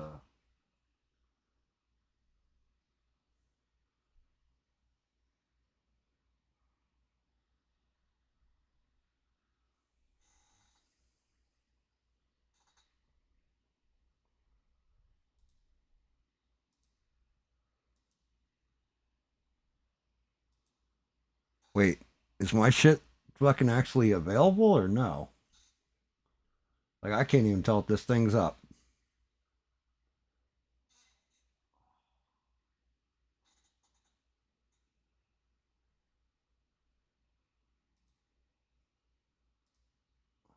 What the fuck?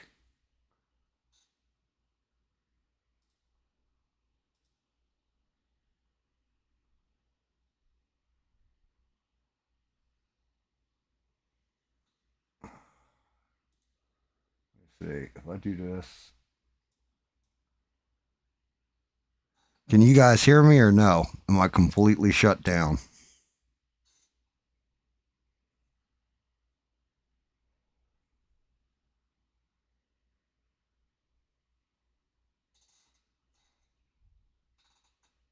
Let me know. Can you guys hear me?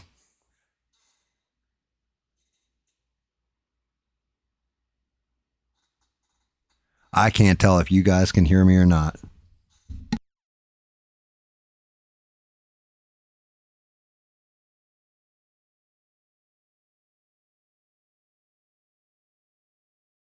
Damn. YouTube was like, it came up with a restriction. It was like, we've detected somebody else's stuff in your video. It's like, what? What the fuck?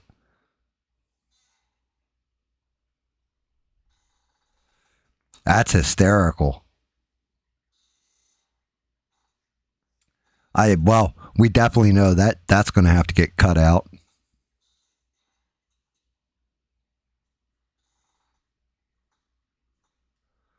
Jeez. I'm the Juggernaut, bitch. I hit you with your own pimp. Yeah, it seems as soon as I killed off that that window capture and clicked it over to my camera, I almost clicked in stream.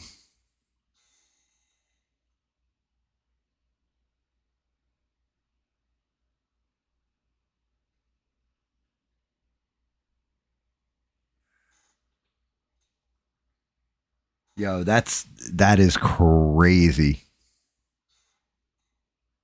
I can't believe they, play Art Bell all the time, play different video clips, do reviews of like trailers and all that stuff. Never had that happen to me. You put on some X-Men cartoon with no speech to it, or with altered speech to it, and that's what you get hit for? Really? Yeah, and the funniest part is, I know the dudes, well, I don't know him, my wife knows the actual guys who made that.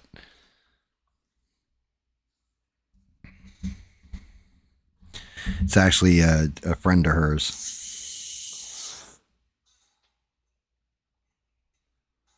Yeah, it's funny, but crazy. Like, I can't believe, I'm like looking at it, and then I look over it to see what you guys are like saying, and all of a sudden it just came up like policy violation or whatever. Like, what?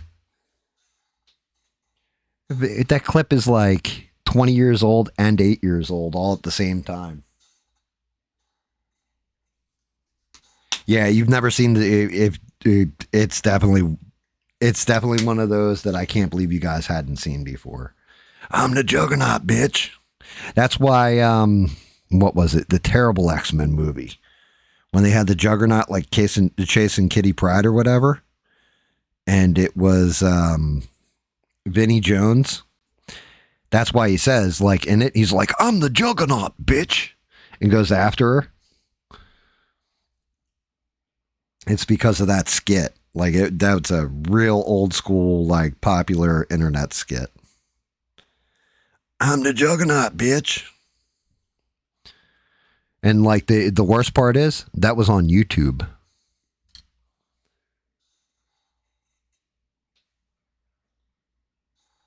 So, you know what I mean? Like, you can't really nail me out because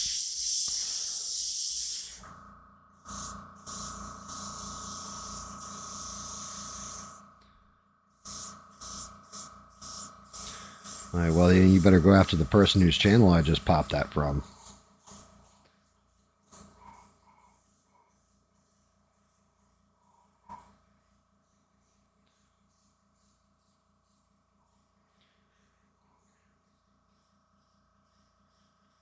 Get out of here with your nonsense, sir. Oh, damn.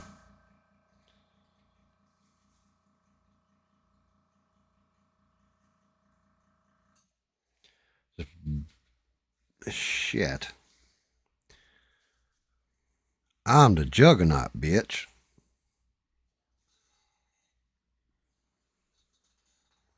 Ian's like, and we're back. How long did it go down for? Like a minute? 2 minutes? 3 minutes? And that's just it. I don't even know if you guys could hear me talking before that. But yeah, I mean, the fact that it popped right back up, I didn't have to shut down the stream, started back up. That's a good sign.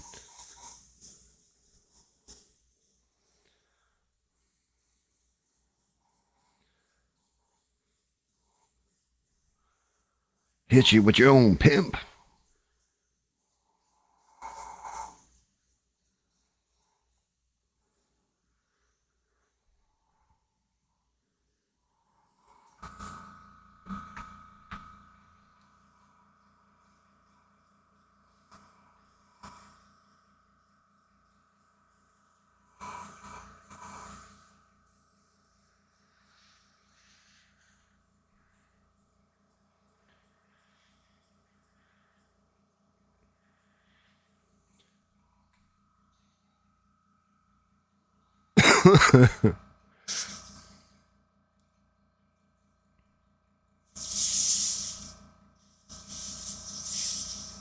Oh, come on. Don't you jam on me now.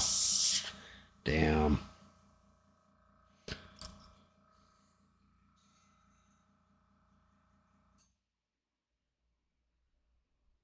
It was about 2 minutes.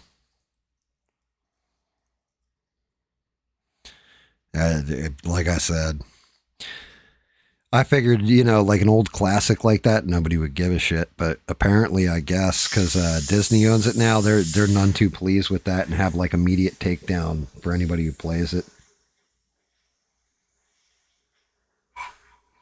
Which is crazy because, I mean, wasn't like I didn't just like search on YouTube like I'm the Juggernaut B and it came right up.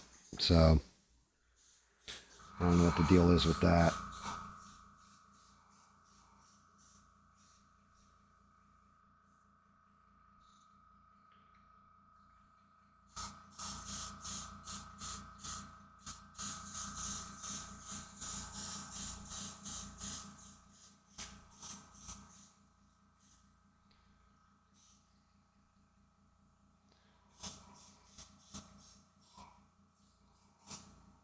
But I didn't even shut down the stream. It's still the same stream. So I don't know.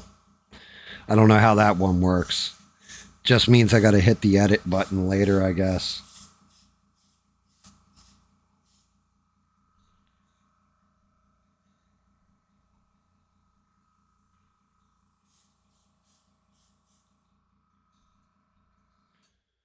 I'm going to have to redo that arm too. I went in a little too heavy.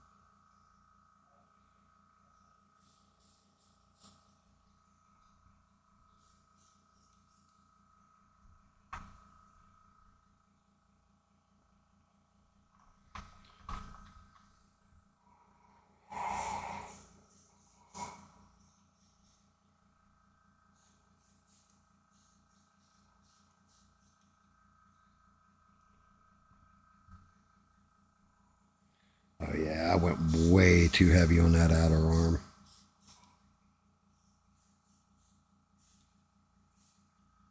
I have to come back in with the light pink.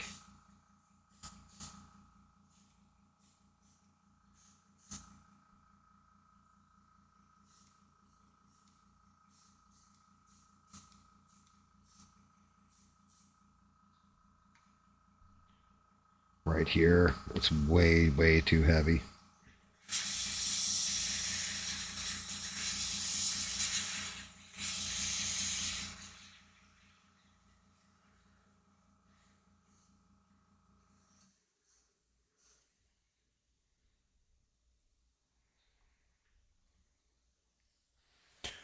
Definitely might want to touch in there a little bit more too.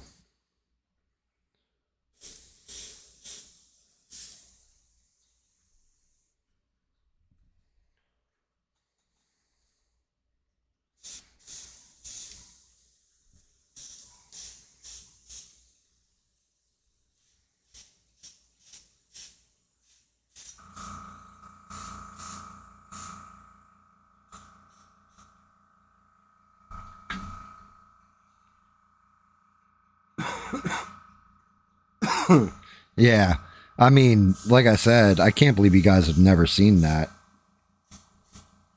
That's a classic. It's like the G.I. Joe PSAs, which I won't show them either. Pork chop sandwiches, oh my god, they smell like really good pork chop sandwiches.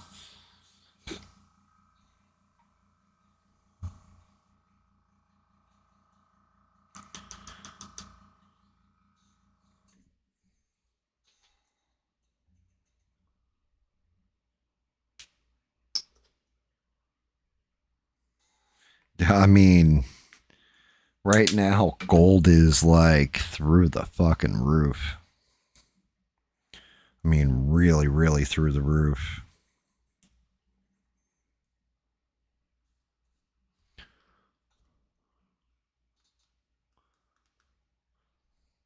think it's like 6,300 or something like that. Or it's going up to 6,300, they're saying. Which I'll never understand why. I mean, that's just it. I'm not going to, I'm definitely not the one to give financial advice on investments and stuff like that. We can see how my political predictions play out sometimes. Probably not wise to listen to Gam when it comes to money.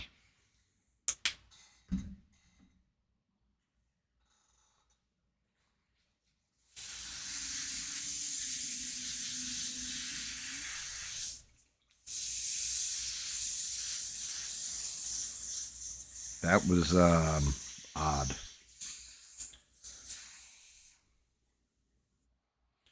I just had some kind of weird ass noise in the background. It would sound like a plane came over, but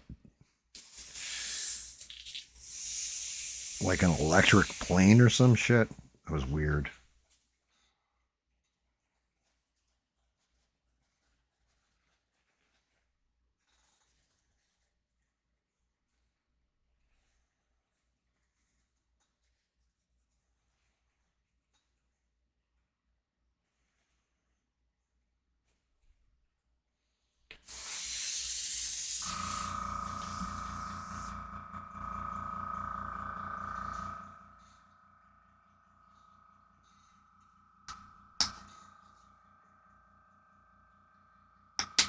I'm the Juggernaut, bitch.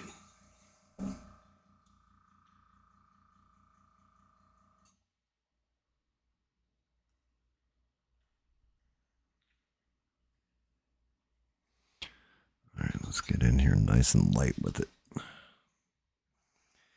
See if I can't clean up some of this toning issue.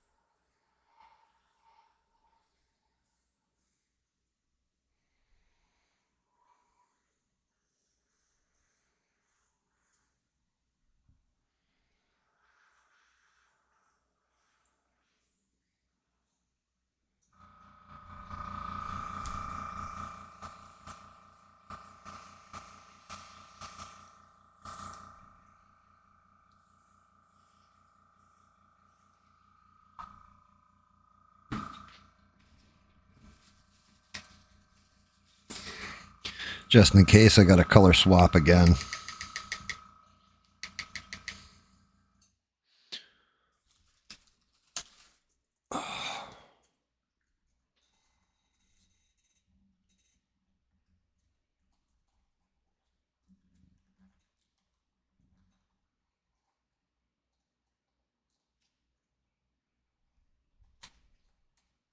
I mean, that's fair, Ian. Like you're trying to help people. I understand. I just, again, I don't know enough about crypto, and I don't. My whole thing is definitely I've seen it get hot, and I've seen it get cold in a matter of seconds, and that always worries me. If I'm to be honest, whenever something can go to $100,000 and down to $40,000 in a day, that's worrisome. That's a level of volatility that I'm not willing to play that roulette with my money. That's just me, though. Other people, though, some people make millions off of it. Like, there's definitely a point in time where I could have bought Bitcoin in particular super fucking cheap when it came out. Talking like pretty much 25 cents for a coin, And I kicked myself back then for not buying it. Like just even $10 of it. But now it's like I'm not going to spend 10 grand on it. Let alone like 100,000. But I know you can chunk it up slowly. As a matter of fact, they give you opportunity. Here's another one for you. So Venmo and PayPal are owned by the same people, but you can't transfer your balances between Venmo and PayPal. Make that make sense. Like you can't just move it to a PayPal. I was like, what the hell is this bullshit? It's like you need to link a bank card. Like, well, then I just put it in my bank account. Why would I put it in the other PayPal, you fucking assholes?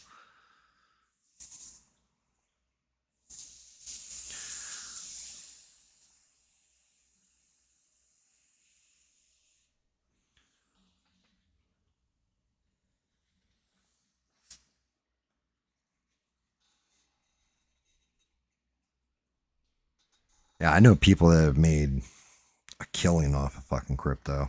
It's definitely a certain way you've got to play it, especially when it first comes out. My favorite was, I don't know if I ever told the NFT story. I had a buddy hit me up when NFTs were coming out, and he's like, yo, man, you want to get in on this? I thought his account was hacked. I called that motherfucker out online and everything. I was just like, yo, everybody be careful. This dude's account's been hacked. And he messages me on the side. He's like, yo, man, I was trying to, help you make money or whatever. And this is the way you treat me. And I was like, okay. And then I asked him some personal questions only he would know. He answered all of them right. And I'm just like, oh, I'm sorry, brother. I thought your account got hacked. It's like, nah. He's like, yeah, you could have just politely said I'm not into NFTs or whatever. I was like, yeah, but you do know it's a scam, right? Like you're never going to make what you're going to spend out on it back. He's like, I don't know about that and everything else. I'm like, brother, I'm telling you, there's no way that are you going to go around suing people for using your digital image? Like it's not going to work. And then sure as shit, they paid like $400 per NFT and those things aren't worth, like a nickel.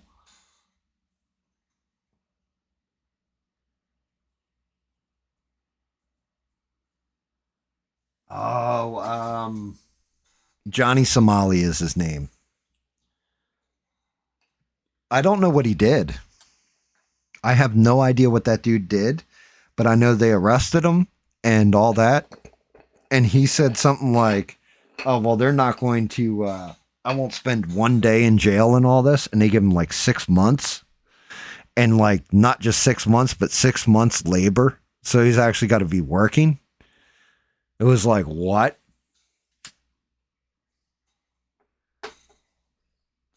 But I have no idea what dude did. Like, I have no idea, like, what he did to violate their laws or, was he just an ass? Like, did he say something he wasn't supposed to say online? Like, what the deal was with it.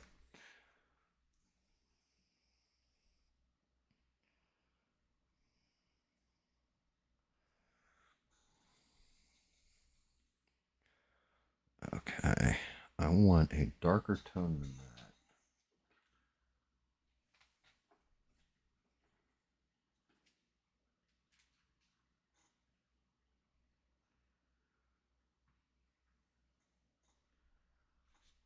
see. What flesh tones do I have out here? So that's basic.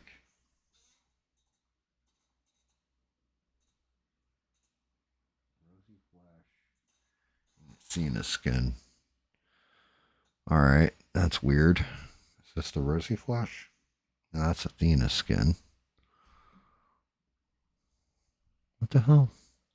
Did I lose a bottle of paint?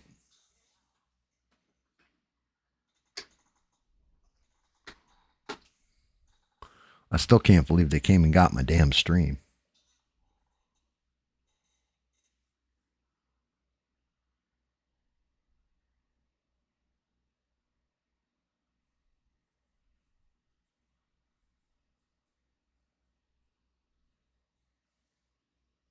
That's crazy, and yeah. I mean, I'm a slacker, so I don't know how that would work out for me. What's going on, Bob? Great to see you, brother. So, and he was doing all this over in a different country? Not smart. Typical American. Just because you got freedom of speech and all that kind of shit here, you can't be doing stuff like that overseas.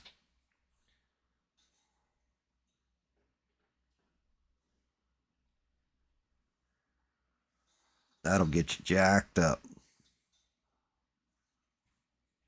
Damn. What the hell happened to the other flesh tone? Like, here's basic.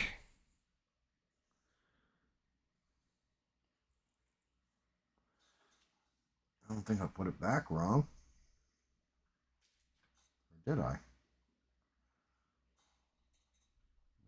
Skin tone goes there. Skin, succubus skin. Maybe I didn't put that one back. I must have put it away in the other rack somewhere. I'm missing one of my paints. That's Athena skin. That's regular ass skin tone.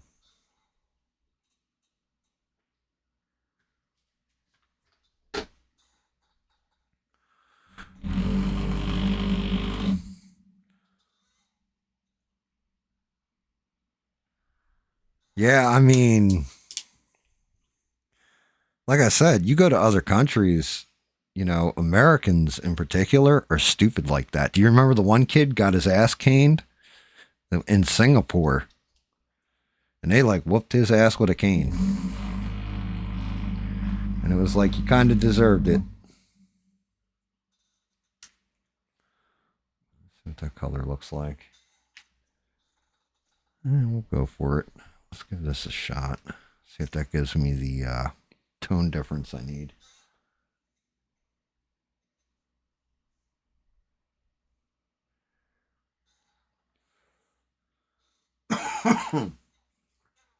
Well, especially you, Bob.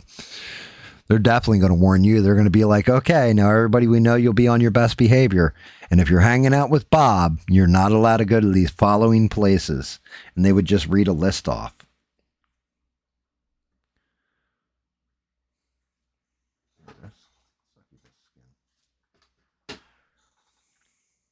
They're like, if you're going to hang out with Bob, expect to get thrown through windows, off buses, possibly have to go sneak into drive-in movies on hills and watch, you know, adult films.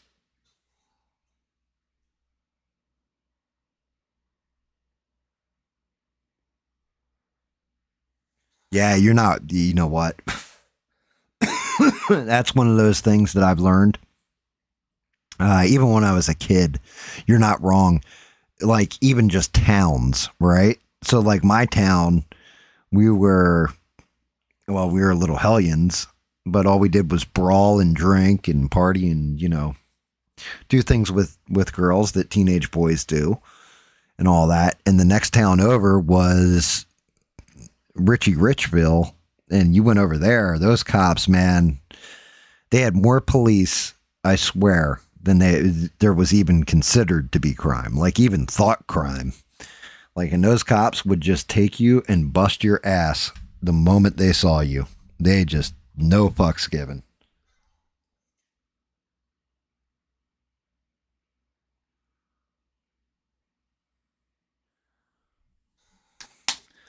Bob got in a fight with 6 MPs one time. Only 3 of those guys are still left because Bob took out like 2 of them permanently. Made them resign their posts. Nut kickings all round.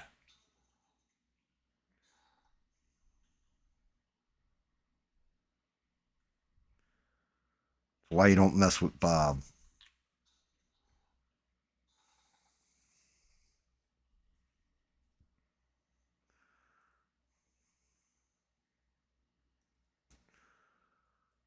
They used to call him Bar Brawlin' Bob back in the day.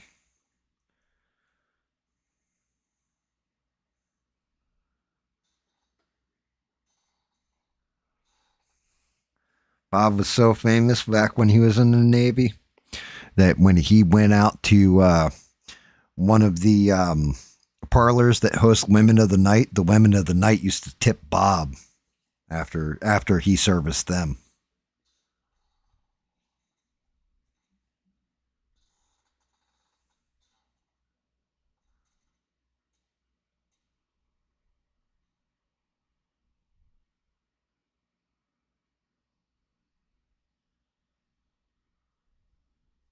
Oh, look at this. Hold on. We got an email here. YouTube. Live stream copyright notice. Your stream was interrupted due to a copyright match.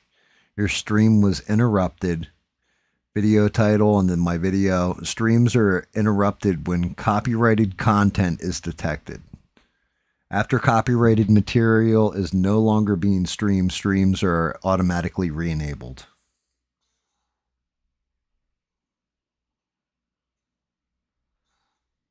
That is my saying, Bob. Don't take shit from anyone. That is correct. Never take shit from anyone, Bob. Even me.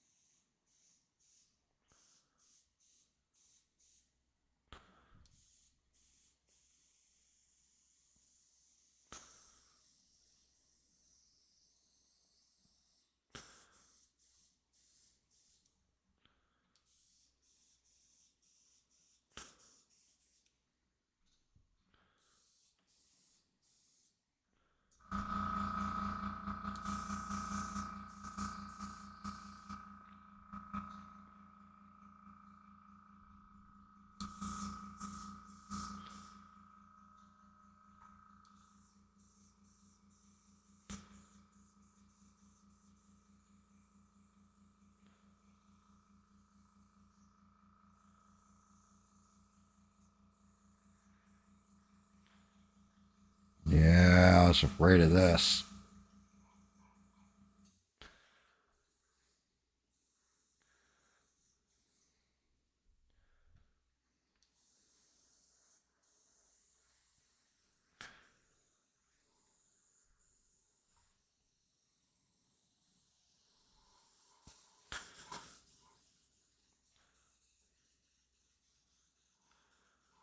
Damn it. That thumb. That's why I saved that other color.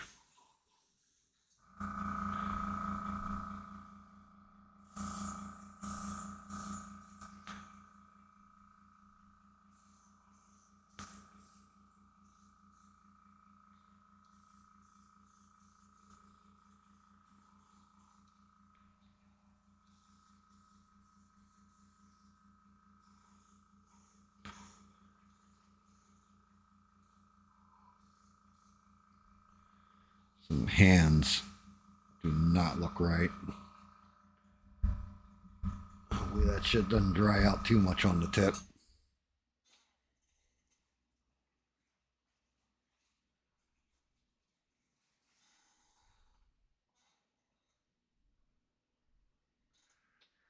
I played an old clip called "I'm the Juggernaut Bitch," Bob.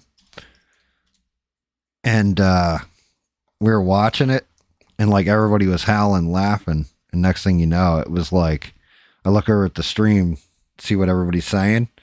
my stream was down. And I'm like, what the? And it's like, your stream has been interrupted for a copyright violation. I was like, oh. And then I shut down what was playing. And the moment I did, it fixed.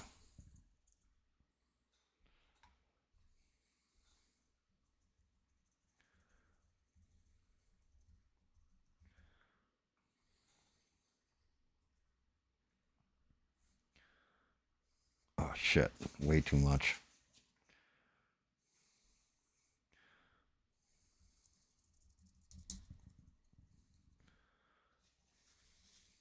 I really nailed the shit out of that thumb and I didn't mean to. Brush was way, way too wet. Just need a light brushing on there.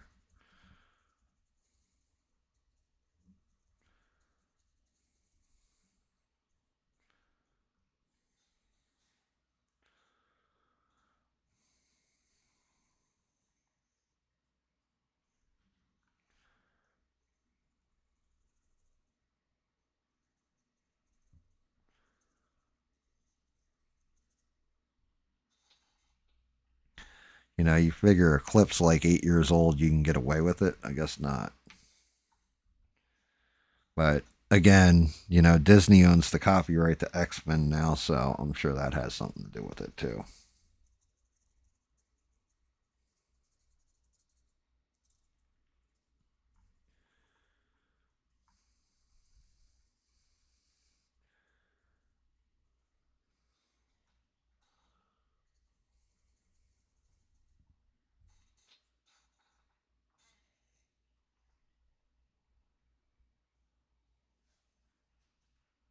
I mean, it wasn't about paying people who own the clip. The whole thing is somebody, you know, somebody did an original clip, then somebody else dubbed over said clip.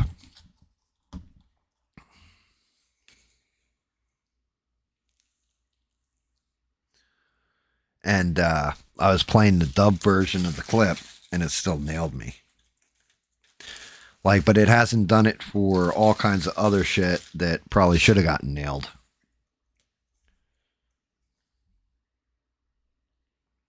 It was just like, it was out of left field though, Bob. Like, it was crazy. Had me all screwed up.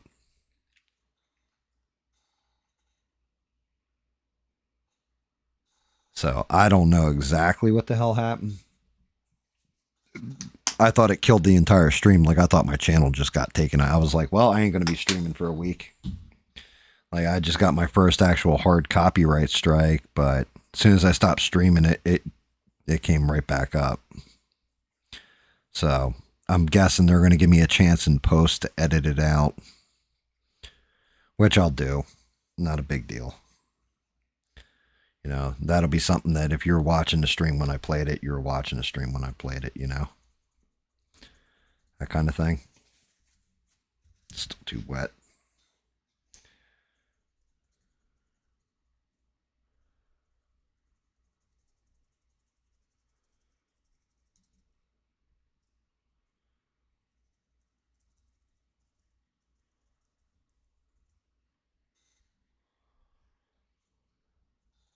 Damn. This is, I need a different brush than this one. That's the problem. There it is. That's the brush I needed.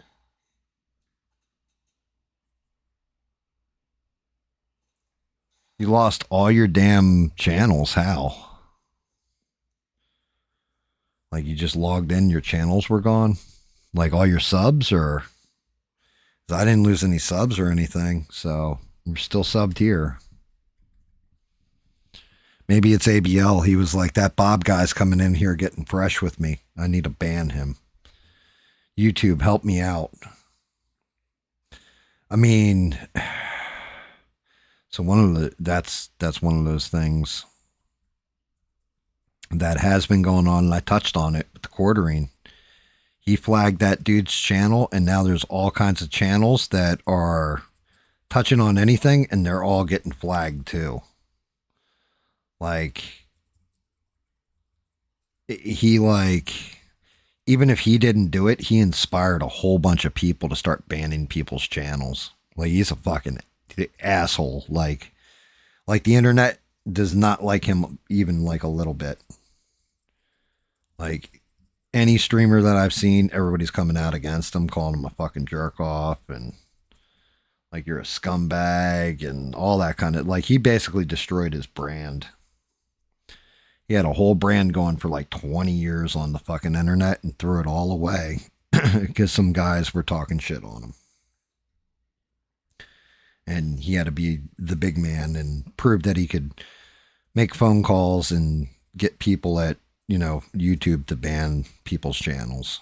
Like, it was just fucked up. But he inspired like a whole ban wave. Like, there's a lot of people that are either getting their videos restricted, losing channels, whatever right now.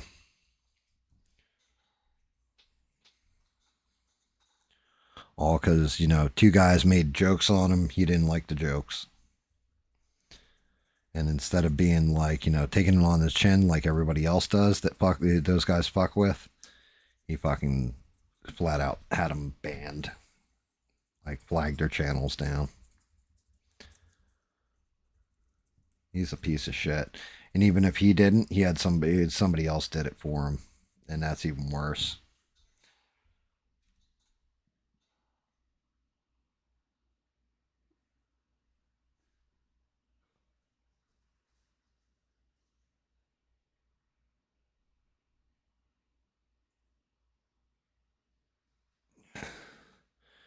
Yeah, this Bob K is from the streets. You got to be careful with Bob. He's from the streets. Him and ABL, they were in a gang. They were called the Magas. That's how far back they go. It was a street gang called the Magas. They fought dudes like Corn Pop, and everybody knows Corn Pop was a real bad dude. And you know, the only gang that they were kind of afraid of because they had way more money than them was the Pelosi gang. They're afraid of them. They all used hammers to attack people.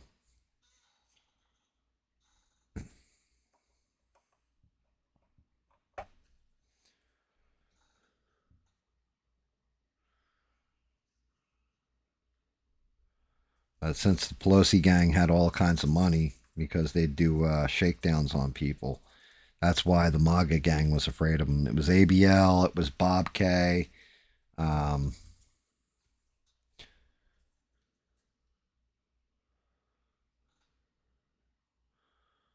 You know, it was Jericho Green. Like, it was a whole group of them, and they were actually from the streets, like these guys, like ABL and Bob.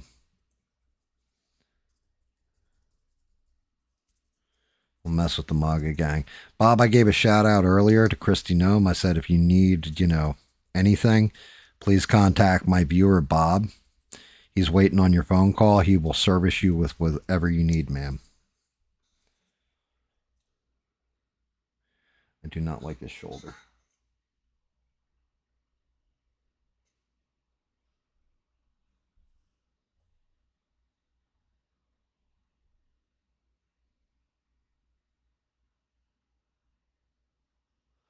What's got you pissed off in the news, though, Bob? Do you want to come on and talk? We might be getting banned again.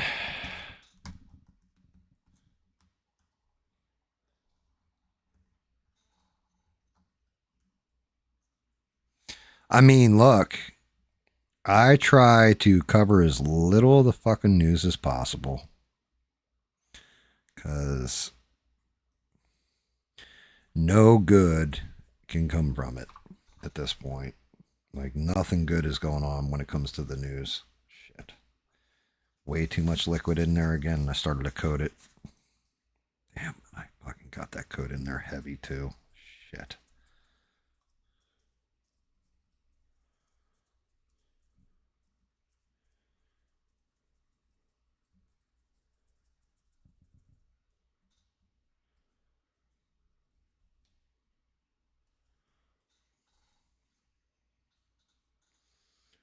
All right, I got to tone up by 1 notch.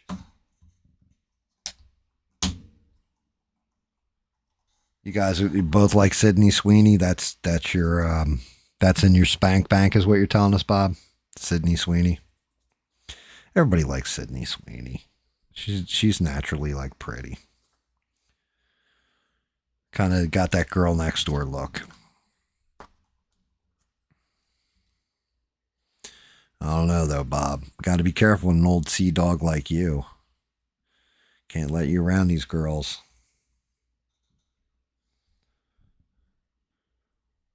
Next thing we know, you're trying to pull up anchor, if you know what I mean. All ashore who's coming ashore. That's for sure.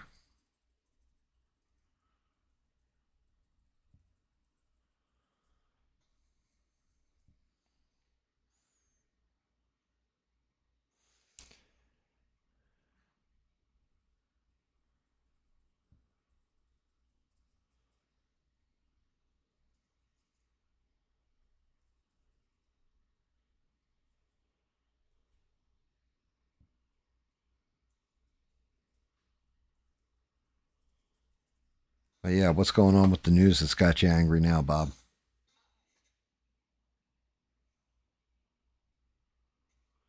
We know, Bob. No means no to Bob. Go means go to Bob, though. Just so you know, guys. Just FYI. No means no, and go means go. So, just a heads up on that. And if you're lucky, you might even get a beer out of it afterwards. Just saying. Allegedly.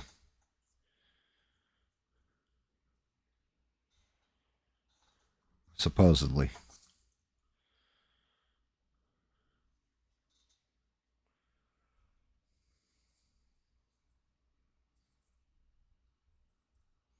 I may actually have to go in there heavy with that.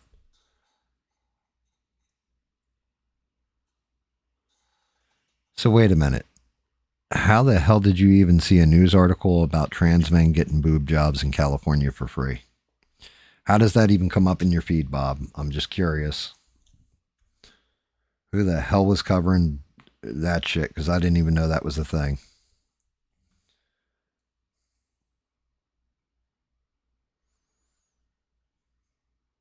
I mean, I know you're not Catholic, so the whole Trump being Jesus thing didn't offend you.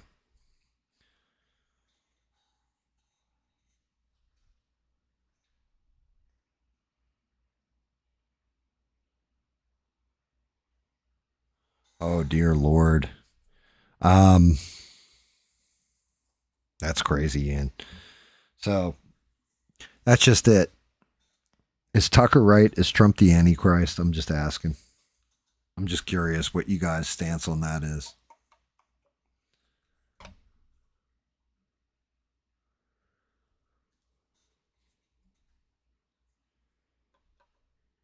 Pretty sure I asked before, but figure I ask again.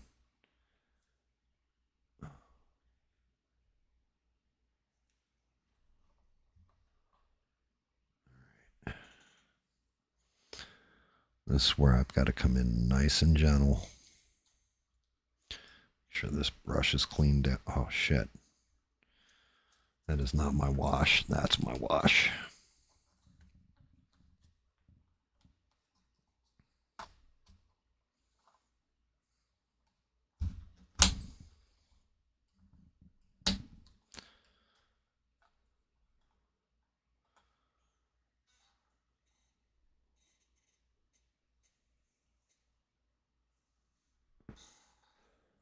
I mean, that's just craziness. Free boob jobs in California for men, huh?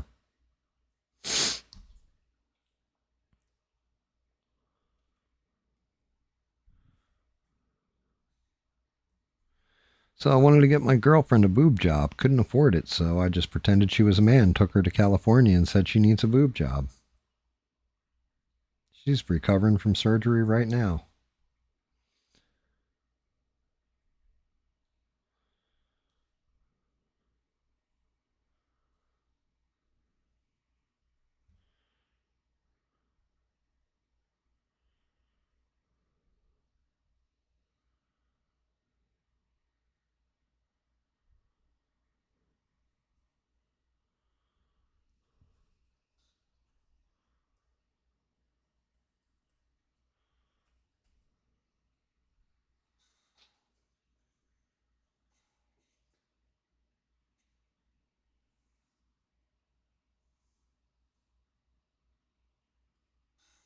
What was on ABL?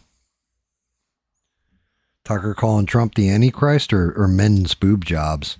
Because I mean that's definitely something I would be talking about if I were, you know, on the conservative right and doing a talk show regarding politics and all that. I would definitely be covering boob jobs in a state I don't live in to piss off average conservatives, so that this way I could avoid talking about, I don't know, policies with the war or, you know, how inflation's going up or gas prices or any of this other stuff that looks negative. I definitely just start pointing at them and saying they're fucking evil.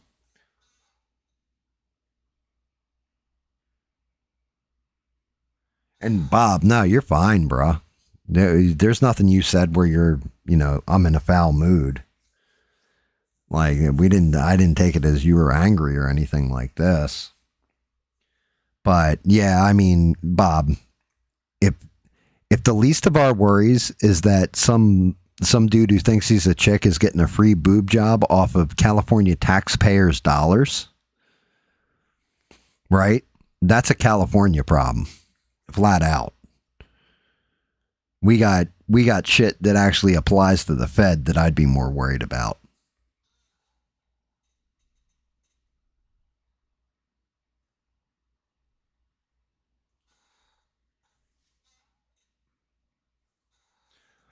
I hear you, brother, and I'm sorry to hear it, man.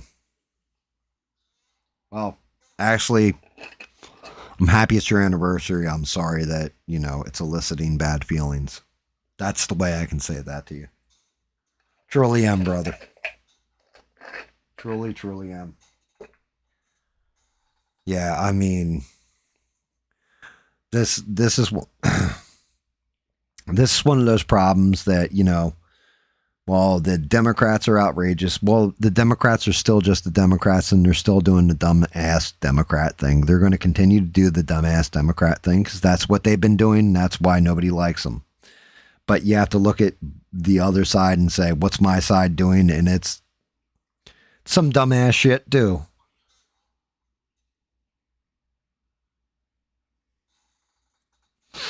You know, and like I said, if you're a conservative on the right and all that, and your big concern is some boob jobs in California, man, that's a funny problem. That's not a like, oh God, this is terrible problem. That's a minor problem compared to how many billions of dollars we've already wasted fucking around with Iran.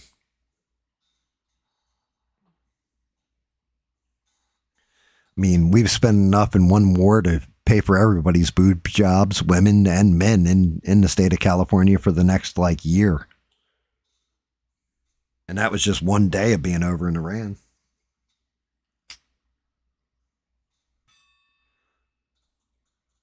Boobies are cheap, Bob. You can buy boobies real cheap. Would you like to go to California and get a set of boobies to play with, Bob? You could get your own boobies, and then anytime you're bored, you could just play with them.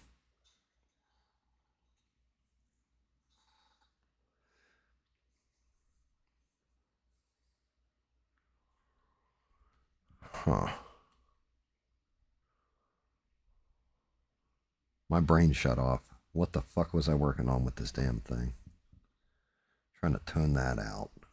That looks like hell. Actually, let me see. No, it doesn't look bad. I know what I was doing. I knew I was working on something.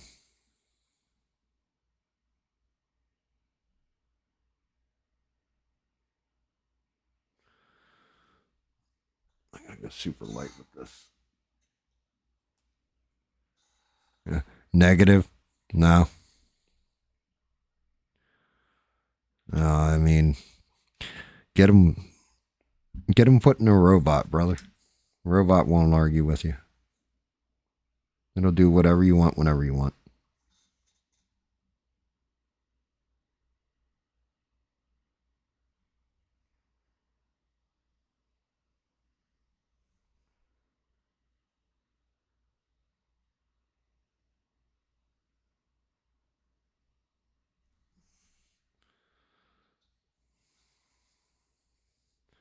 Definitely going to have to wash over this.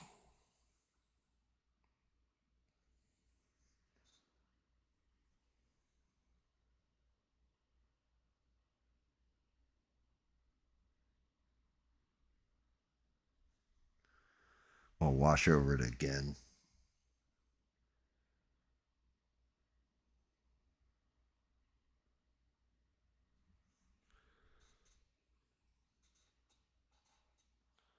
I don't know if you guys can see.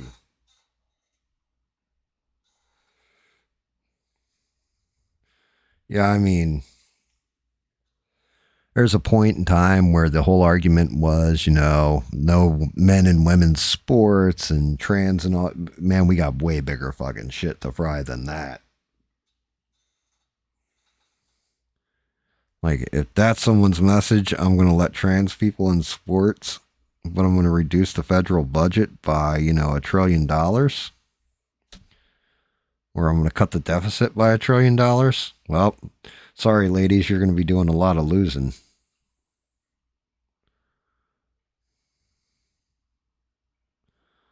Because, yeah, like I said, bigger fish.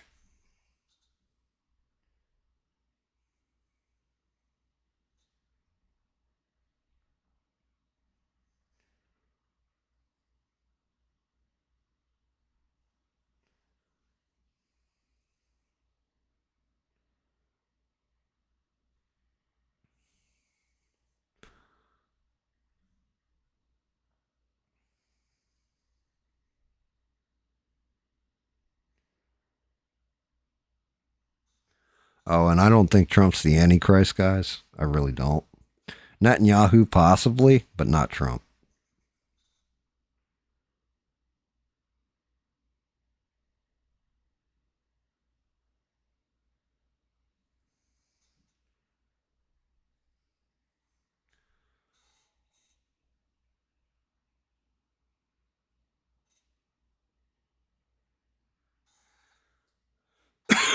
I hear you. Little distractions always help. Yeah, I mean, we got 2 more years to go. Let's hope. Like I said, I'm not black-pilled yet.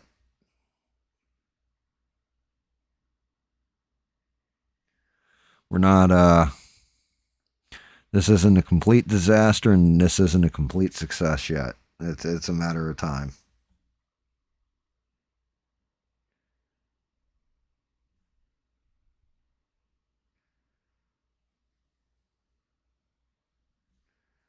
I do have this weird feeling like something's going to happen, like Trump's going to have a stroke or a heart attack. I don't know why, but I keep getting like this weird vibe, like something's going to happen. Then the next 6 months, like he's going to have some kind of medical episode. And I mean, he's healthier than the horse, as far as I can tell. So I don't know.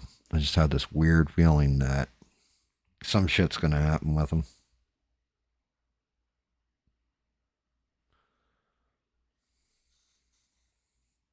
Not wishing it on him either, guys.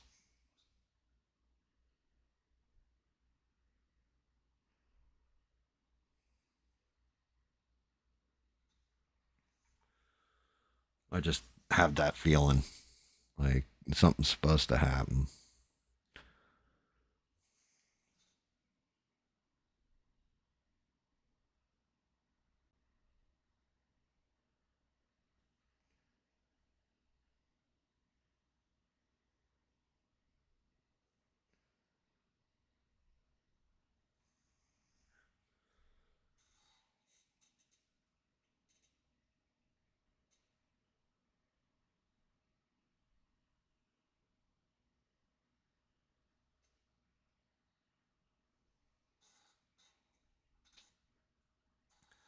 If what was my daughter? The sports thing? I mean, in the fucking locker room? Yeah, I mean, I'd go to jail. But that's me, too. Again, though.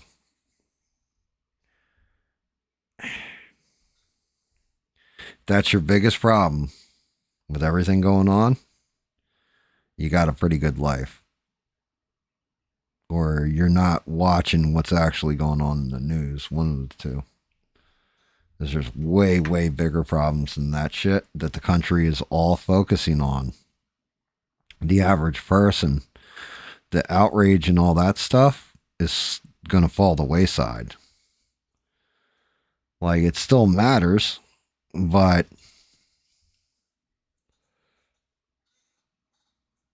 yeah, you'll see. It's coming. You'll see. It's already started. It's just a matter of seeing it for yourself. And you're going to see it in your average voter. You're going to see it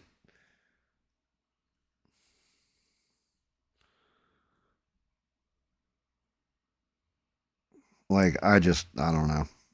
I watched that TP USA. I wanted to see what Vance was going to say. And I'll tell you what. I was shocked at how empty it was and how much he really got razzed.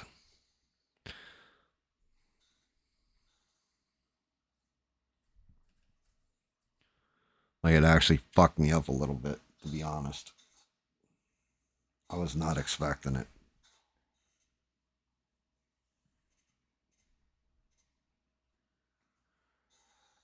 The biggest problems that you're missing: housing prices, cost of gas, inflation coming back up.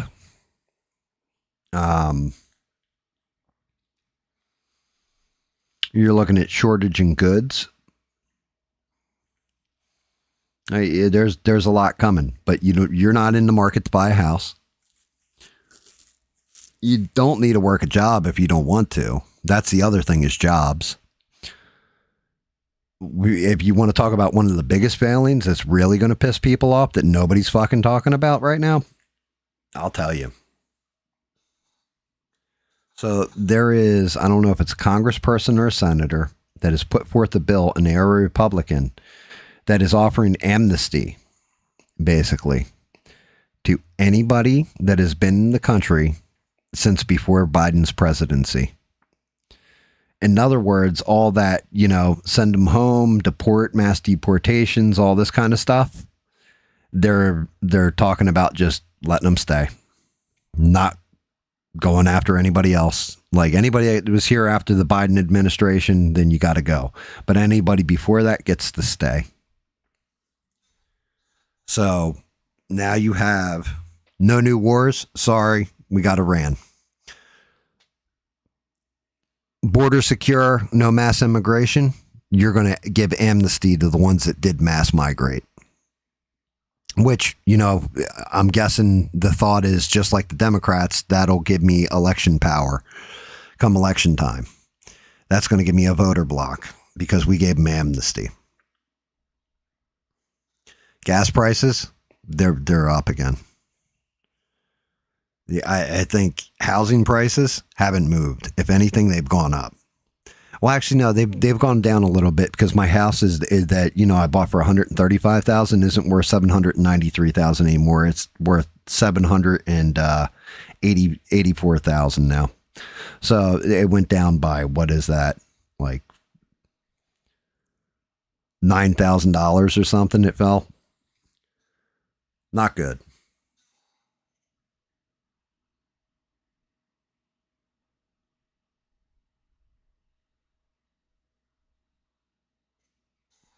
Gas has been down for over 3 days, right?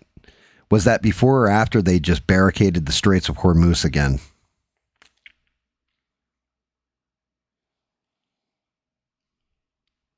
And I don't know about it being down, because here it's still fucking ridiculous.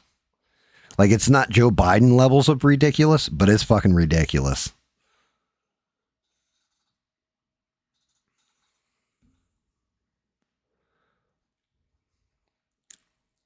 And, the whole thing is, I got nothing against Vance. I actually like Vance. I like him as a candidate. But after, like I said, watching what was going on at that turning point thing the other night where Erica Kirk dipped out, it was not fucking pretty. Like, it really wasn't. It didn't feel like when Charlie Kirk was still alive and there and everything for it. Like, it was rough.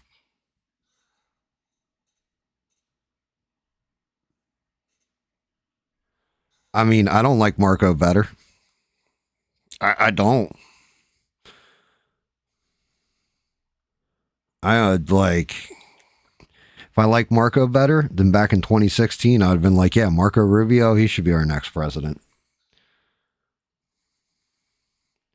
I like Trump. I actually do. Believe it or not. My only problem is, I like 2016 to 2020 Trump. That was the Trump I like. This new Trump, I don't know who's in his fucking ear. I don't know why he's doing half the shit he's doing.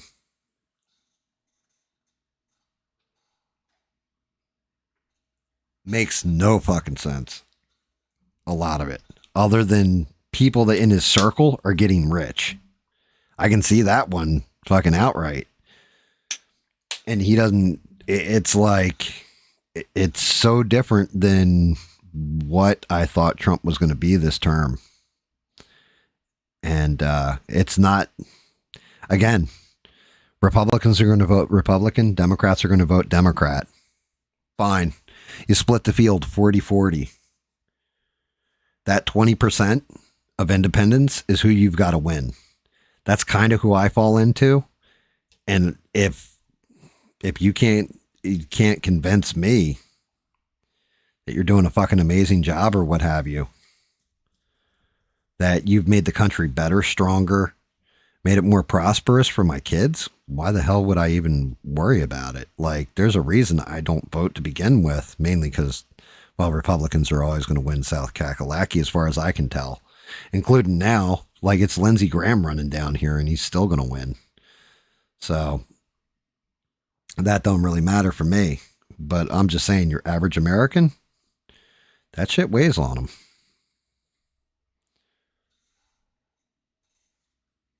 The alternative is this. They don't have to vote for anybody. They'll just stay home. And then if more people show up for the other side, you lose. Not good odds. You got to have that coalition. And that's what Trump kind of put together going into this last election, was a coalition with Tulsi Gabbard coming on and Kennedy and all that kind of shit. That coalition, a lot of the people that voted for him are fucking pissed. They're like, I voted completely against this because Kamala was guaranteed we were going to get all this same shit and less of the competence that Trump brought to the table. And it's not good. But a lot of it's going to boil down to, if I'm to be honest, come the midterms, look at your economy. If the economy is booming again, everything is running smooth and housing prices are down, people are like feeling good, Republicans will be fine. If not, could be bad. Like, and I say this not because I want to see it happen. I say this because it's just the fucking reality of the situation. If you look at, look at Florida. Florida has become a Republican stronghold, and you're looking at the Democrat that's running for governor actually has a pretty good shot at winning. That shouldn't even be a close thing. Everybody thought they got one in the bag when Swalwell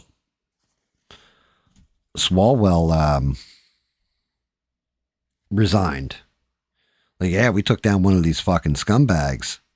And you had a Republican have to resign at the same time. That's not good.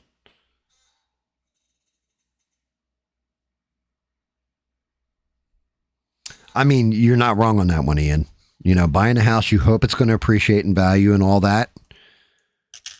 Bruh, it shouldn't go up by fucking... I've owned my house for 11 years. And it's... let's see, if it was at 200%, then it would be 270,000, right? We'll say it goes to 250, we'll even say. So that means by that logic, 200, that's 400, shouldn't be up about 600%. Not in that short of a time frame. That's not good. And the fact that the prices are starting to fall also tells me that people are either upside down in their mortgages, or they're just like, yeah, I'm not fucking buying shit. I'm just going to rent until the prices fall, which means that you're going to stifle the housing market on top of it. And that's not good. It's one of those delicate balances. Like, you know, you've heard Trump say this, you know, you want like 1% inflation. You don't want zero inflation or negative inflation, because that's a bad thing. It means your economy is collapsing. He's not wrong. Same kind of deal. You don't want negative. And the housing market, like I said, $9,000 isn't much considering how much shit went up. But I'm also telling you, like, it's still way, like my house. I love my house. It's a beautiful house. Great land to it and everything else too. Not worth that much though. Like, it's just simply not.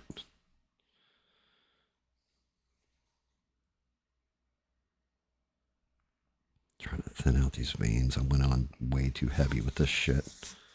Should have gone on nice and light. Laid them in.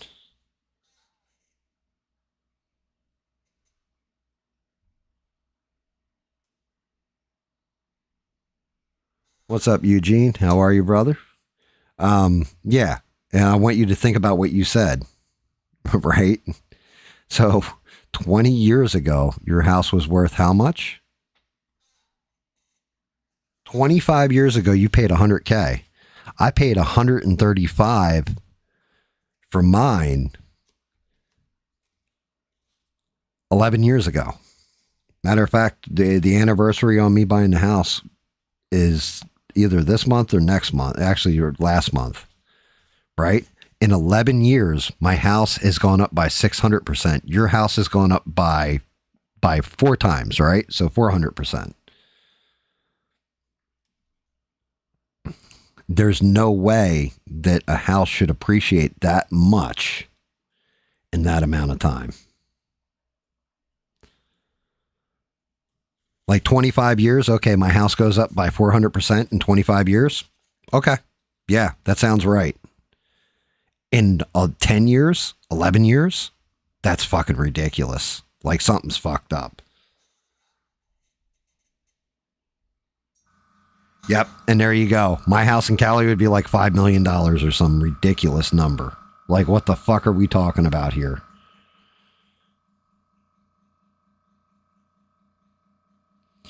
Like, the housing market is fucking broken. The other big problem you're going to have coming up real soon here is this. Congress, they're going to, you know, every time I talk about Congress, I've often said, I can see them holding down the Senate, like maybe by a seat. Maybe being a 50-50 split, something like this. I could see them holding Senate. Congress is pretty much like, they're like, yeah, we're going to lose the House. You haven't codified anything that Trump has done into law at this point, which means it's all executive order. So the moment a Democrat gets in, it flips it and it's done. Screwed. I don't know why. This is like, it's not rocket science. You know, if a retard like me can figure this kind of shit out, that you need to do these things, then somebody who gets paid for a living to sit there and just deal with the fucking, the bullshit in Congress should be able to figure this out almost immediately. And they haven't for some reason.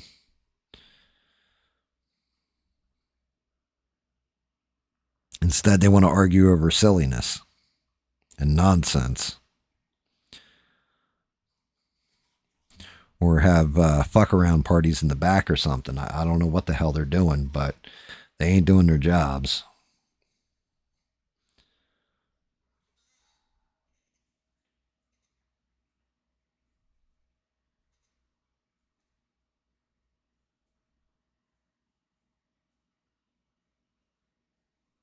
I agree.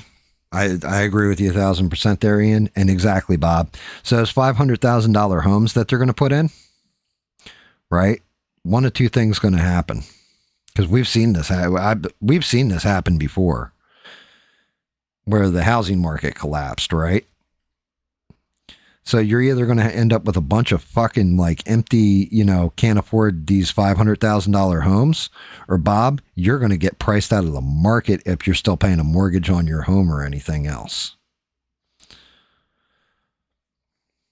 You're going to, or either that or else your taxes are going to go through the fucking roof, because your house will end up valued at the same price. It's going to go up to like $500,000, $600,000, $700,000.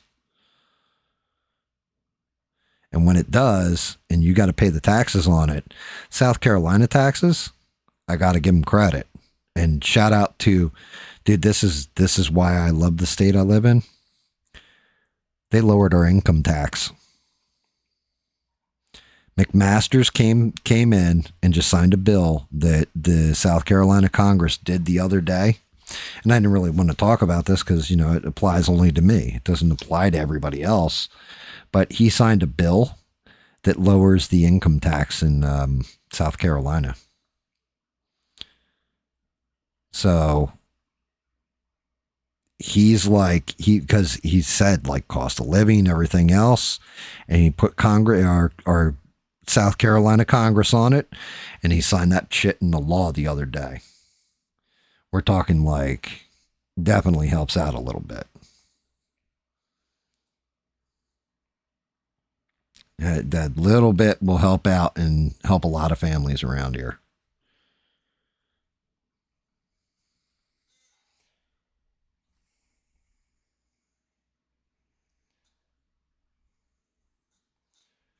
This back arm a little bit.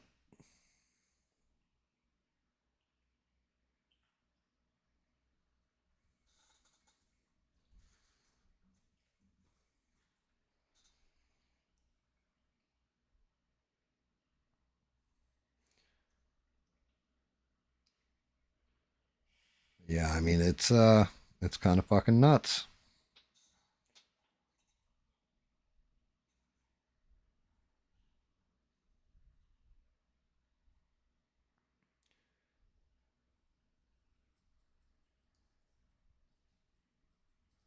I mean, California is a fucking mess, but they might end up with a Republican governor. They got a shot at it. Just a matter if they're stupid or not. We'll find out real soon here.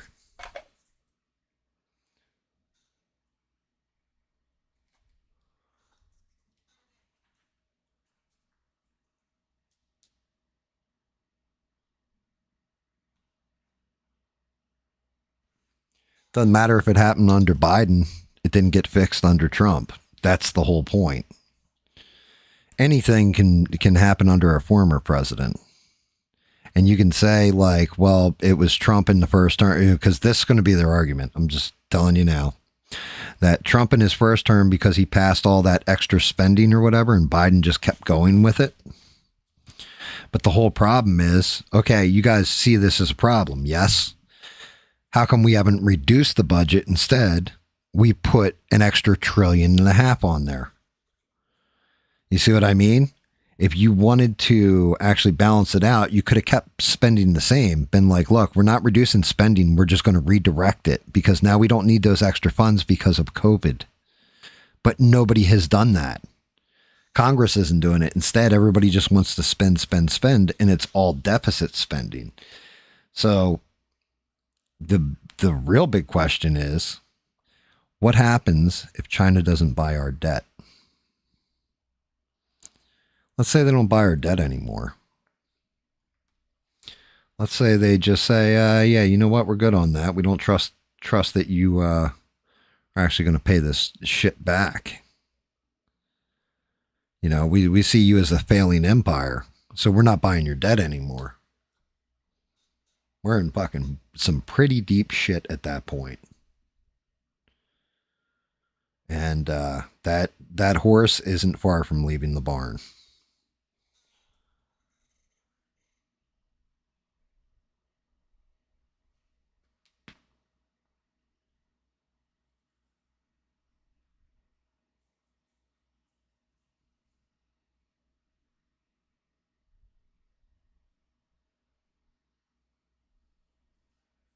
Yeah. It's not about who did it, who didn't do it. It's about who fixes it. And if you're not fixing it, then you might as well be part of the problem. And that's just it. The average voter, that's what they're looking at. Is, okay, well, like, for example, do you think people voted Trump in because they enjoyed his rhetoric and how sexy his hair is? Or do you think it was because, hey, this motherfucker, you know, we made some money under him. You know, there was no new wars, and I believe he can fix the economy. Where's Trump's polls at on the economy today? Like, how's he doing? If he's doing good, then I'll shut the fuck up. But if he's not doing good on the economy, which is the main thing that Trump has always excelled at, we got an issue. Like, America has an issue, because that means that people are either not going to vote or they're going to vote Dem. And I'm not going to lie at all. Even though I don't vote, if I did vote, there's nothing that the Dems could do to make me vote Democrat. That's me, though, because I look at them and I'm just like, yeah, you know, the Republicans are kind of shitty, but the Democrats, you guys are a whole bag of fucked up cats that have been thrown off a bridge and into a river. Like, you're fucking out of your minds.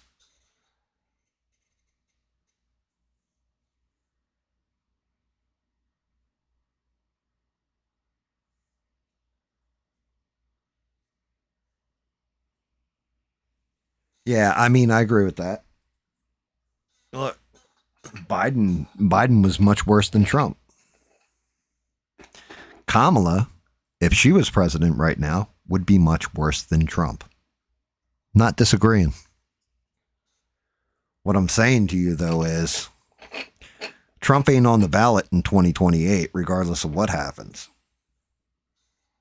Whoever's going to run, whether it be JD, whether it be Rubio, no matter who it is, are part of the administration. By being part of the administration, it's the same problem that Kamala faced with Biden. Biden was such a bad fucking president. Now, granted, Kamala's a fucking complete piece of shit too. Don't get that fucked up.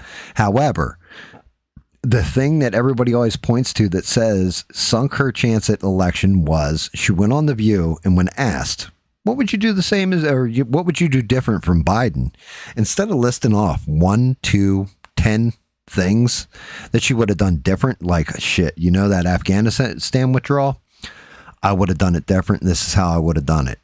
Shit, you know, when I would have cut the budget down, and instead of being at COVID levels, I would cut the budget back. You know, instead of coming out with some answer, even if she wasn't going to follow through on it, she said, no, nothing, I'd do the same fucking thing. And nobody wanted that. So now what do you got?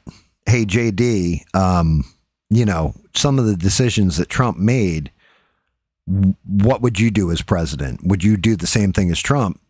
Well, now he's got to differentiate himself. So Trump's ego, Mr. Kingmaker, isn't going to put up with it. He's going to be in the same predicament Kamala was, because now he loses Trump's endorsement if he turns around and says, well, that war in Iran, I wouldn't have fucking done it. I wouldn't have listened to Bibi, right? Oh, well, you're fucked. Oh, well, you know what he's doing with this shit with the tariffs, I wouldn't have done it. Well, now you're fucked, because now you're going to lose Trump. So it's death by 1,000 cuts because you're attached to the administration. Best bet is to legit, if you were JD or Rubio, completely sit this one out. Wait till you get somebody else in there that's really, really good, because they do have a stronger bench on the Republican side that runs and hopefully wins and then does some actual fixing, and then JD or Rubio could come in and run at that point.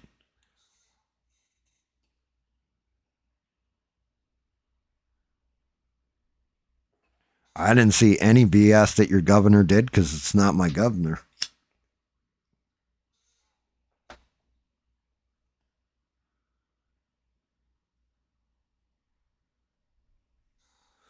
You know what's fucked up, Eugene? I mentioned Paul Ryan earlier.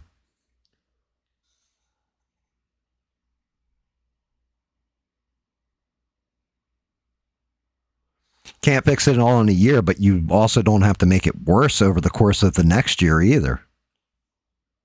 You're right. You can't, if you can't fix it all in a year, then don't do shit to break it further. And you broke it further. You made it worse. That's not good.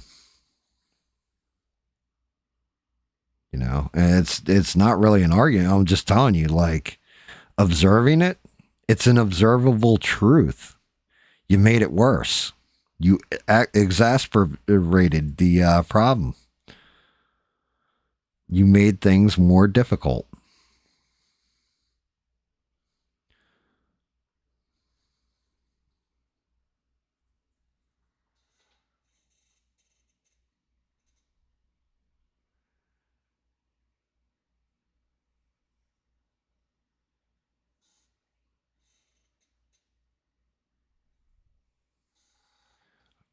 He isn't what, Eugene? I didn't catch that. And I did see where the lieutenant governor killed his wife or whatever, murder-suicide. That fucking shit's crazy. But I haven't seen anything to do with Virginia, bans on guns, any of that shit. I have not seen word one to do with any of it. I'm not getting that news down here. Like I said, last thing I saw in anything to do with state was my state and the governor signing a thing to reduce our income taxes.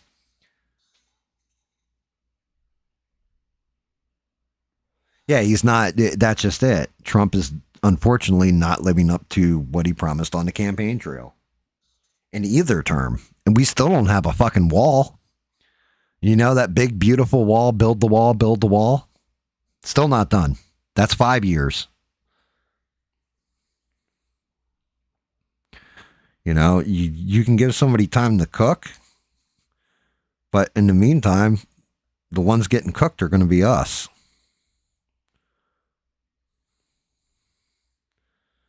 We're the ones who are going to end up cooking. I think you called it best, Beans, when you said, you know, like, here's the thing. Come up with some kind of plan with Iran, get the fuck out of there, pull out of NATO, pull out of WHO, which you said he did, which that is smart. Pull back from the world, stop being the world police, bring industry here, rebuild America, from the fucking poor and middle class up. Fuck the billionaires. Screw over your donors. Like, legit, just screw over the donors at this point. Because that's what you kind of need to do. Stop going and jumping through hoops for other countries. Focus on ours. And you will win everybody back immediately. But that's not, we all know that's not how this is going to play out.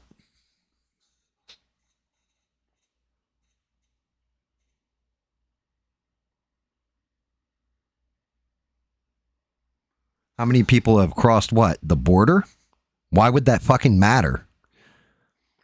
You've got 12 million. 12 million, they estimate, came here in Biden's term. How many of them have been deported? Out of those 12 million that came here illegally, how many have been out of here? How many did you throw out? Just because you stopped the bleeding doesn't mean the bullet's not still inside you. You got to extract the bullet and stop the bleeding. You can't just stop the bleeding. You're going to die of lead poisoning.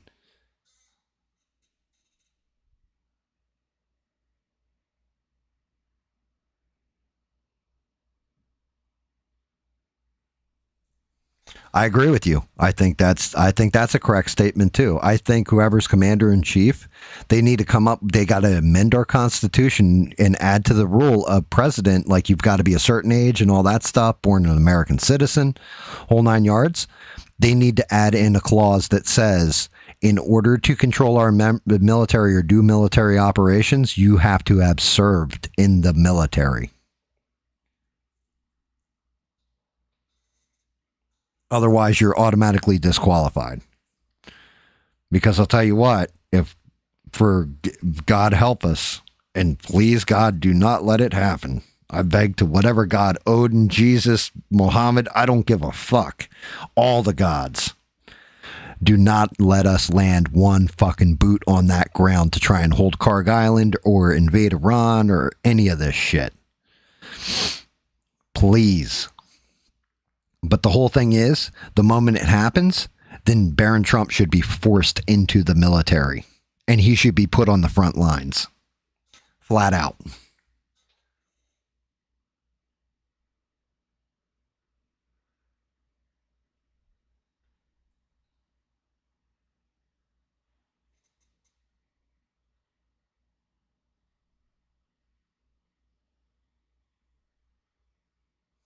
Bob, I can completely believe that too, that she would want to come into your house and take the guns. Again, it's not about him fixing everything in 14 months. How about you don't fuck things up in 14 months? You flipped everything upside down. Like, how much do you think a Reaper drone costs? Look up the cost on a Reaper drone by itself. Look up a cost of all those bombs that are being dropped and how much do they cost. Bob even said this. You know why they're doing the ceasefire and everything? Because they got to restock ammunition. How much do all those bombs we drop cost already? Reach into your fucking wallet, right?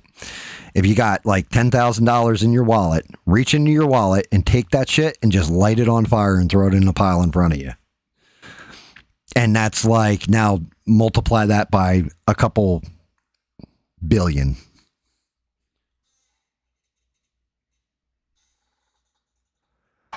And now tack that onto our fucking national debt, because that's what we've done. That's what's going on. And I'm pretty sure Biden didn't leave us with a fucking problem over in Iran. I think it wasn't an us problem. Because you know what? I don't remember them slamming shut the Straits of Hormuz under Biden. That happened under Trump. And why? Because we listened to Israel and we went in and attacked. You fuck up, you got to pay a toll. It's just the way things work. I don't like it any more than anybody else. It's just the way it happens.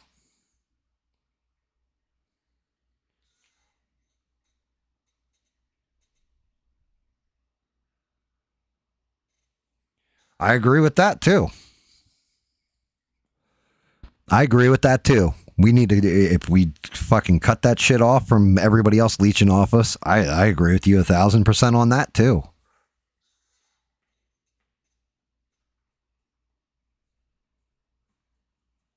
I don't give a fuck what state gets more money to restock that inventory when it devalues our dollar. You can't keep printing dollars. Our dollar just goes bye-bye.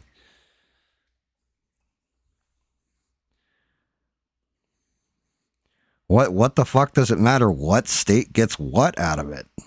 That's not benefiting you think it's benefiting the state, but if I got to pay $100 for a tank of gas, then I don't give a shit how much the state makes, because you know what it doesn't do? It doesn't come back into my pocket.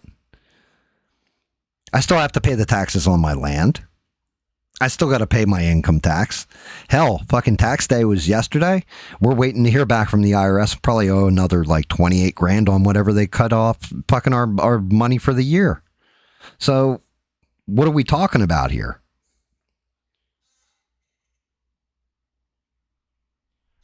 I'm not upset at you at all, and you didn't upset me. It's just, you got to be realistic about things and look at them. And then also put yourself in the place of a stupid person. People are stupid. Just because you guys are intelligent doesn't mean everybody around you is. Doesn't mean your average person is smart and going to look at it through the same lens as you.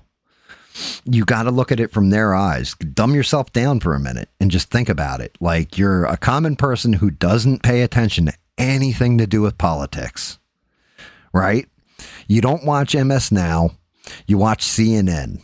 You don't watch Fox News. You watch CNN. And you're like, motherfucker.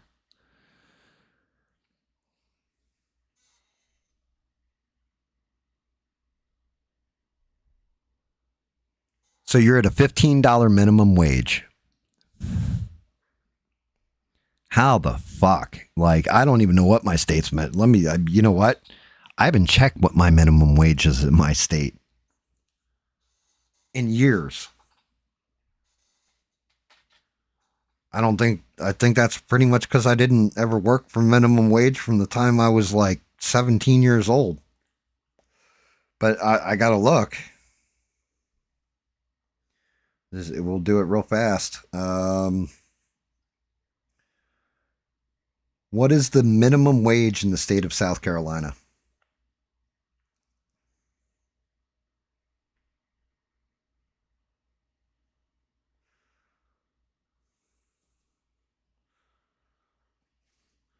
Here's your minimum wage in the state of South Kakalaki. $7.25 per hour. Because South Carolina does not have a state mandated minimum wage.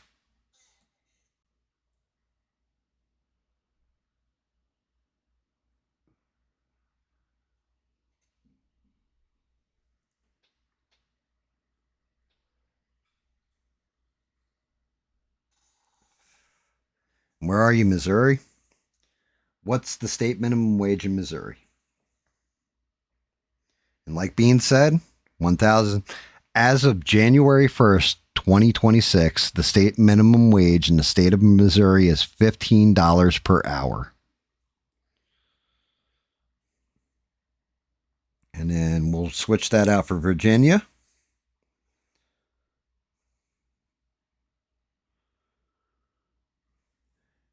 As of April, it's $12.77.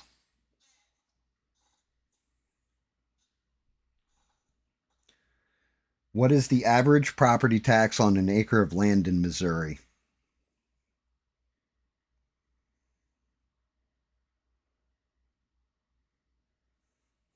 Residential commercial is 19% to 32%.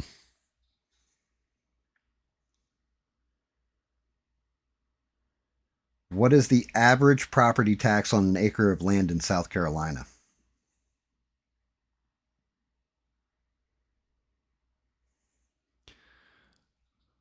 The approximate tax is 0.45% to 0.5%.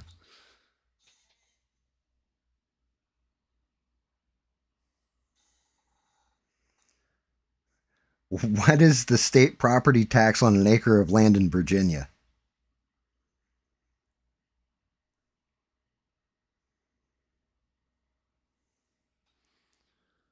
.5 to 1.1%. Out of all of us, Bob is doing the best because he's got the better minimum wage and the better property tax.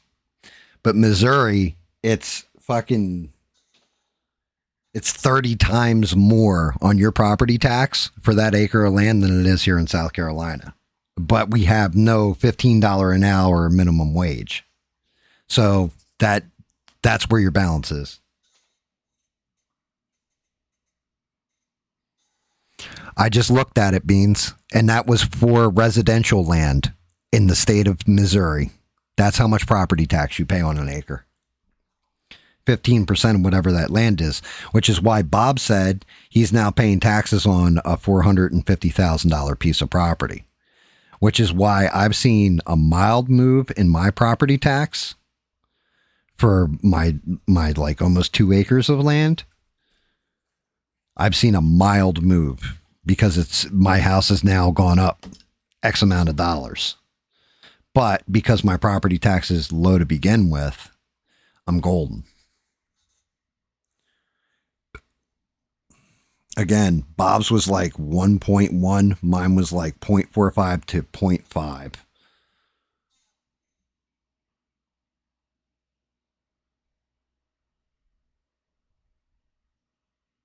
Your property tax is fucking $1,300. Yeah, that's so my mom has 1 acre of land with a 2-story rancher on it in New Jersey.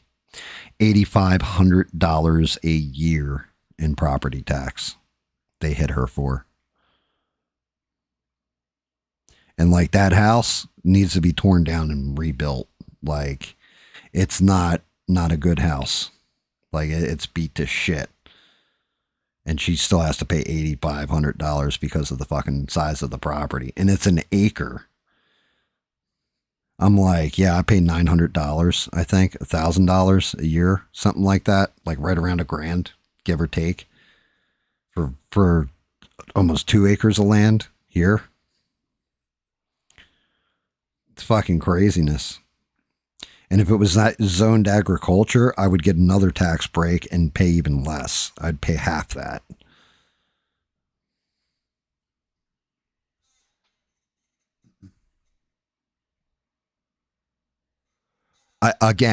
I'll pull it up again so I can show you again.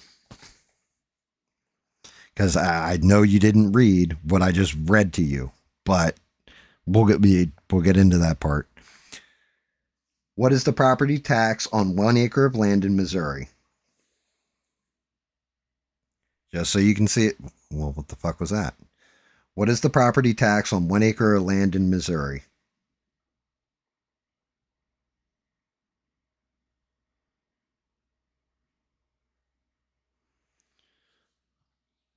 %12 for agricultural, 19% for residential, then multiplying by local tax levies, often resulting in an effective tax rate of around 0.88%.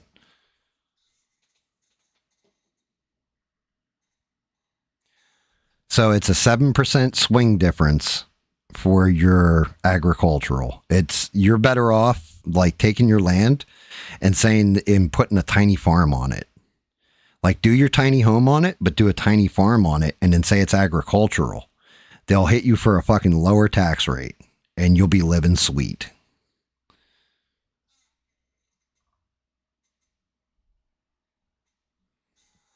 Yeah, I mean, if you're telling me that there's house tax on top of it, that's rough. That's going to boost the tax up even higher. That's fucking crazy. That's madness. Like I can do a whole bunch of outbuildings here and they're going to charge me the same rate on my taxes. The only thing it might affect will be my homeowner's insurance. But again, New Jersey, I'm telling you what. Like, and that depends on the county you live in because the closer you get to like the populated end of things, she lives out in the sticks. But if you live closer to like the closer you get to Philadelphia, the more the tax goes up. Closer you get to New York, the more the tax goes up. The closer you get to the shore point, the tax goes up. Like it's fucking nuts. So like somebody who's in like Camden, New Jersey, like they'll have like a property that's fallen down around them that's worth hundreds of thousands of dollars. And like the taxes on it are through the roof. Which is why most people can't afford a home that actually live in Camden. They have to rent, and it's usually slumlords they have to rent them from. Because those are the only ones who can afford the taxes. It's fucking nuts. It's like taxation is theft.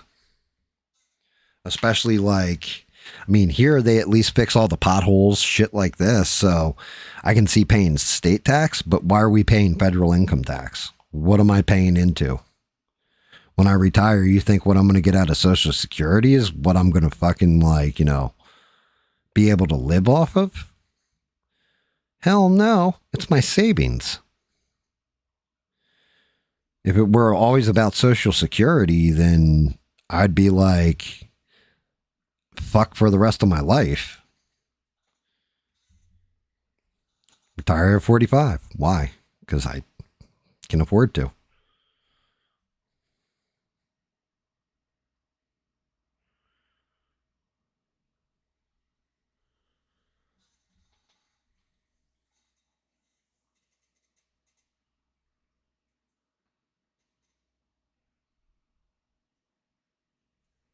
And you know what? You're 1,000% right on that one too. Personal taxes are different from fucking real estate. Like, and I'm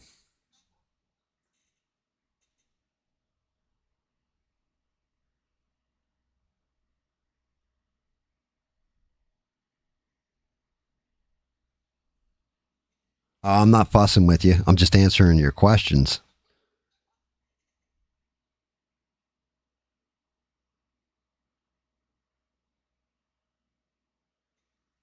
Holy shit, dude. So you're telling me on every $100, so if you have $100,000 house,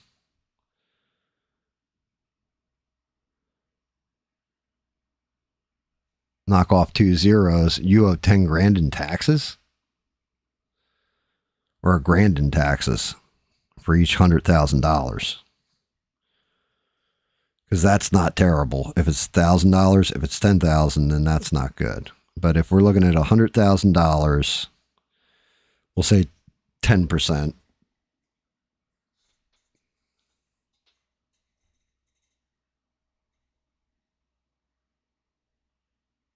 I mean, I hear you. Some people don't mind. I do. Like, I will not pay. You can call me cheap or whatever, but why am I going to pay for shit that I don't use? Which is one of the beautiful things about South Kakalaki. I don't have to pay for other people's kids to go to school. The moment my kids were done school, that's it. You don't have to pay those taxes. It actually lowers your property tax too. Because if you have no school-age children, however, if you do, then you've got to pay, I think it's like 2% more. So instead of having like 6% tax, you have 4% tax. But yeah, fuck that. You know, like I don't mind my state taxes. I mind my federal taxes. That's what pisses me off. Is like, I'm giving you fuckers money for what? So you can go sexually harass chicks in fucking Congress and shit? That's what I'm paying for?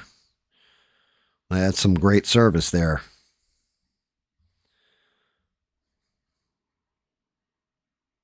Like, what am I paying out this money for to the federal government? And if you don't, they'll take your shit. So you have to. That's basically like, they show up with guns and take your shit from you. I mean, that doesn't sound quite right to me. I don't know. Again, maybe it's just me, but I think that's kind of bullshit.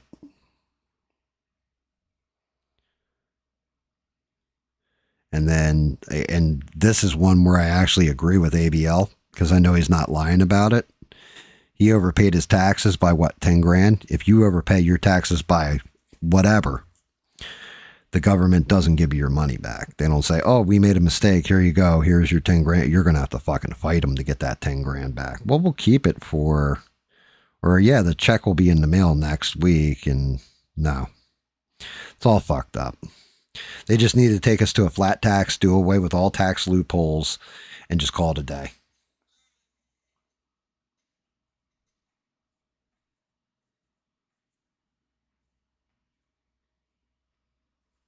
Can we go throw some tea in the harbor? You know, that would be fucking epic.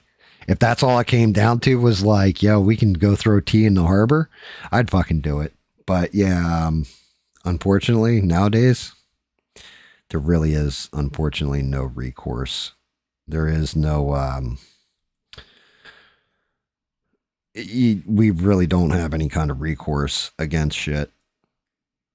Because even lawsuits or whatever, you're going to go broke trying to sue the federal government for anything. Unless somebody's going to do that work pro bono, but nobody's going to do that work pro bono. Everybody's got to make their nut somehow. And lawyers, well, yeah. It's one of those things where even even like little lawsuits are super expensive because of the fucking lawyers' fees. And the lawyer always takes a cut.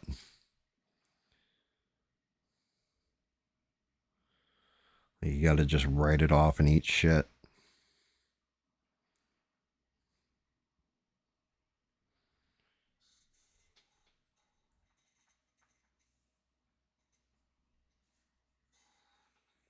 Yeah. I mean, I don't know. There was a point in time where they would slice 40K in taxes, like out of fucking paychecks, out of our, at the end of the year. Like you'd look at it and just be like, Jesus Christ, you took $40,000 off my ass. Like when you're paying for somebody else to live, and it's not even like you can choose who that person is, it fucking hurts.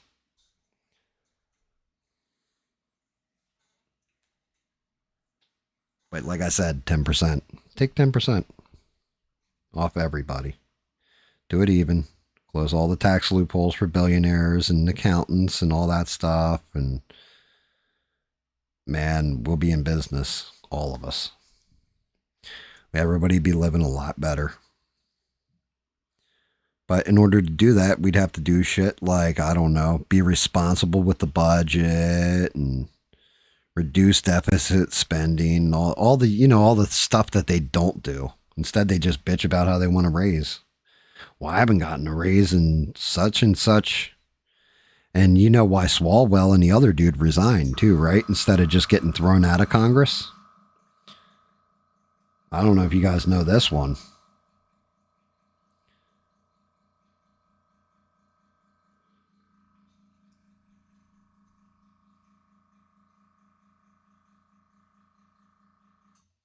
Now, you haven't pissed off anybody, Bob.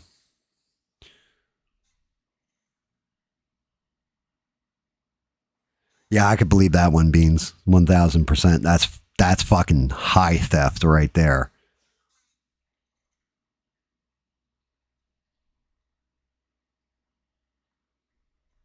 That's fucking insane. 500 on fucking. So, you know why Swalwell and the other dude resigned, right? And didn't wait for them to throw them out and, you know, like expel them from Congress and everything else. You guys will love this shit.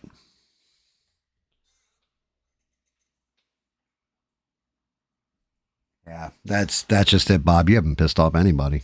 We're all fine. Just because I get animated when I talk doesn't mean I'm mad.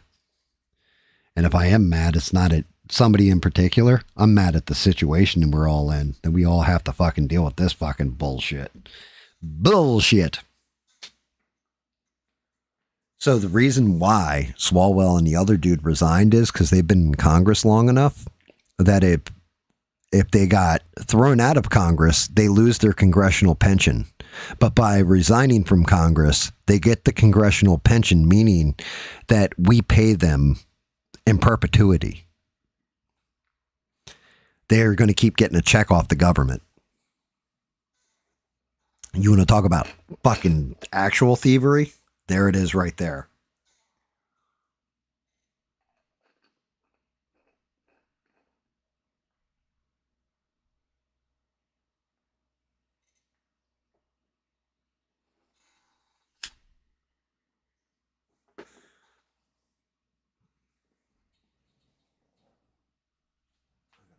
I gotta grab water. I'm thirsty.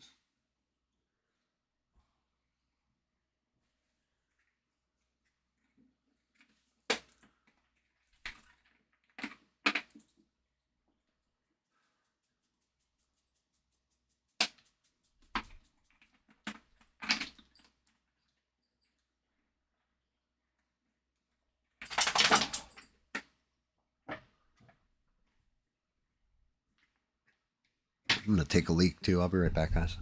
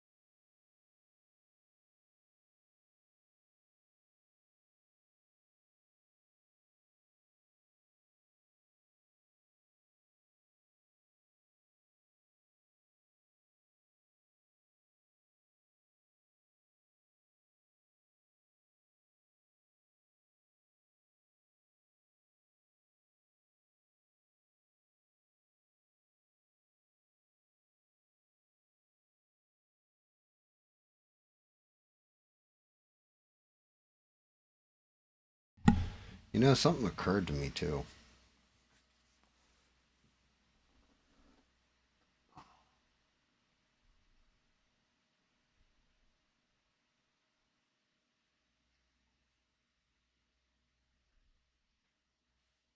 Oh, brother, that is rough. Yeah, that happens. You know what? Am I done with these shoulders? I am. I can do this.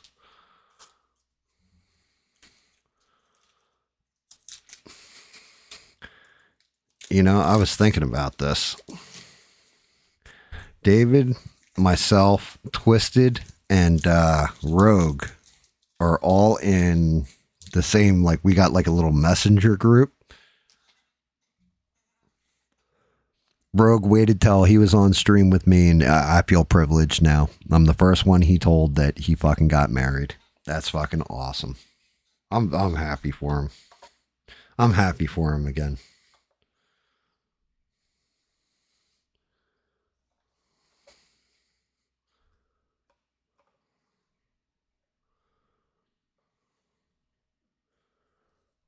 How's Juggy looking so far? I mean, I still got to finish off with his base colors. How are we looking? Not looking terrible. For a base coat, that's not bad.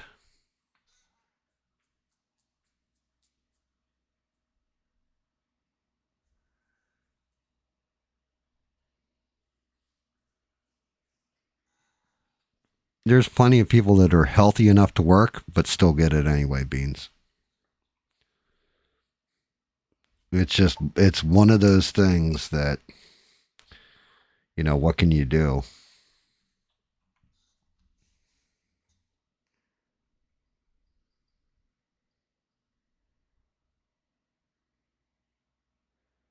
Problem is, you got people who really, really need it and can't get it, and then people who get it that don't really, really need it.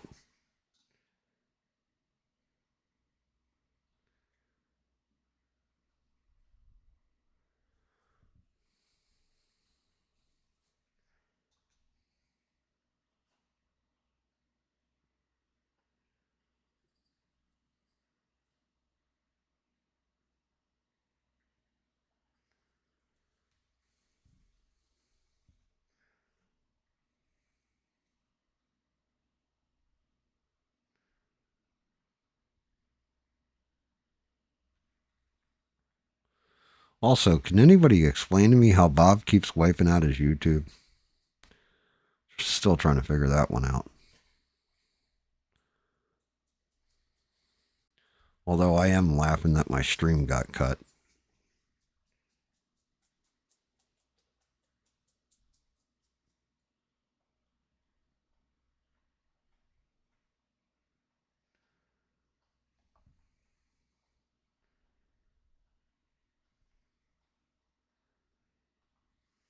He said his name was different again. I didn't even notice because I always see the Bob K. That's all I look for.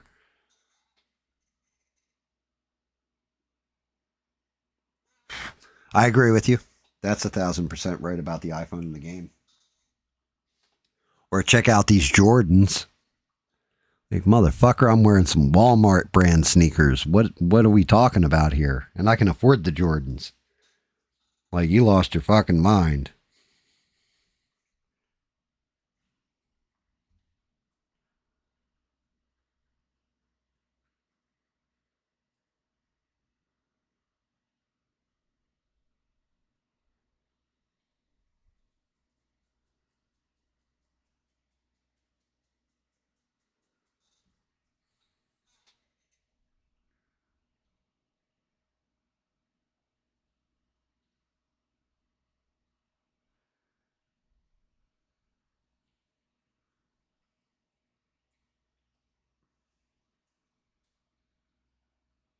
And yeah, you know what? Props to you because I feel you on that one. That was me. I worked at a bar from the time I was 14. Like, you know what? You know what made me go get a job? Fucking truth of the matter. I mean, when I was 12, I was running these horses at a horse ranch. I was making like, I think like $20 a week or whatever. But when I was 14, I said, hey, I want a Nintendo. And my mom said, you want a Nintendo? You better go get a job and pay for it yourself. So, yeah. My video game habits what made me go to work. It was a good thing I had that job because at 18 I was told $400. Happy 18th birthday. That'll be $400 going forward from this month on.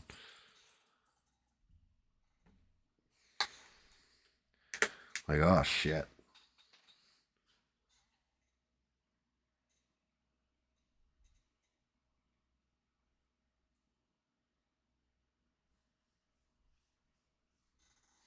I mean, that's just it. You got to put in that time. You got to put in that effort. You got to put in that work. And I mean, in this case scenario, I'm not speaking out of school here. I just happen to have known for long enough one of the people in here, and I can tell you flat out, the debt that was incurred was not theirs. They got saddled with it, and I didn't watch physically, but from afar across the internet, I watched one person work 3-4 jobs constantly. Still never missed my show either, which I always appreciated, but work 3 to 4 jobs constantly to pay down that debt and still make it out. And, you know, nothing but mad respect to them for that. And they know who they are.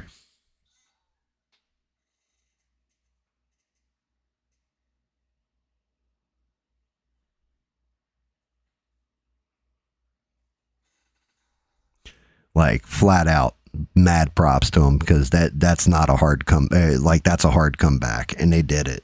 So mad respect to them, because most people just fucking either throw in the towel, go bankrupt, or quit.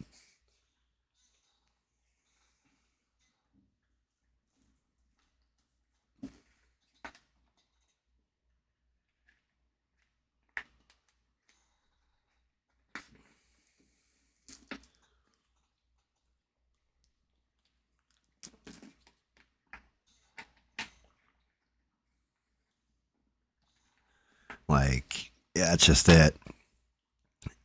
I think that's where I get outraged the most is I remember struggling. I remember times were hard and all that shit. And just remembering what I had to go through. And then I see others that also have to struggle and go through this bullshit. And it's like, if I can do it, if that person can do it, then why can't, everybody? And sometimes it's not as easy as saying that. Sometimes it is difficult as shit. But if you got a will and you're clever, you'll figure out a way.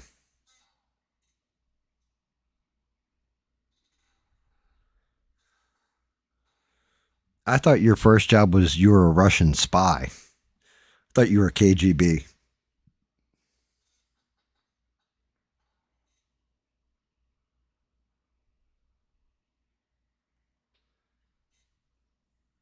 Oh, come on. I only left the used condom there one time.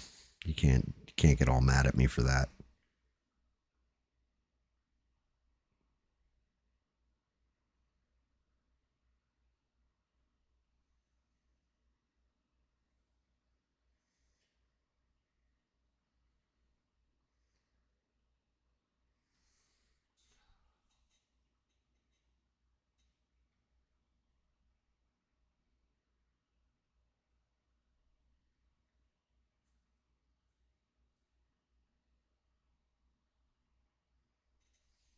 Gotcha. Yeah, I mean, for me, cooking and then computers was, man, it was too much money too fast. And then I got real sick of computers. I fucking hated the job and ended up going in and going to Blockbuster. Started off and it was all retail after that.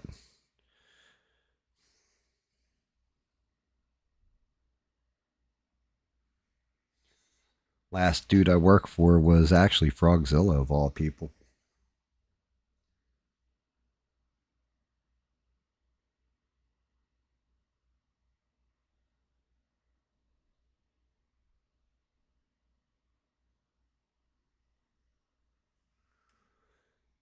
He was a great boss.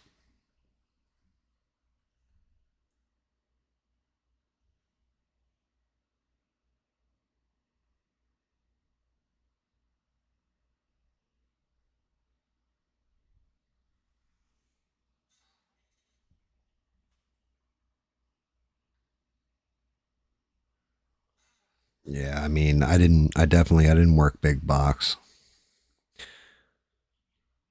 I refuse to work big box.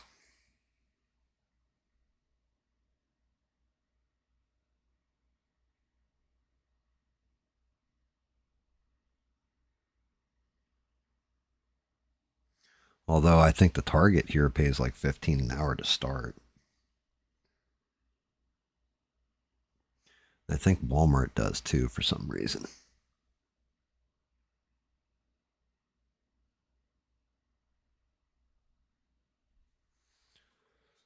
Pain in the ass.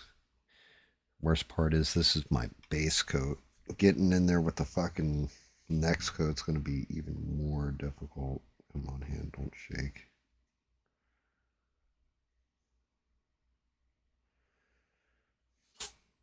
Damn it.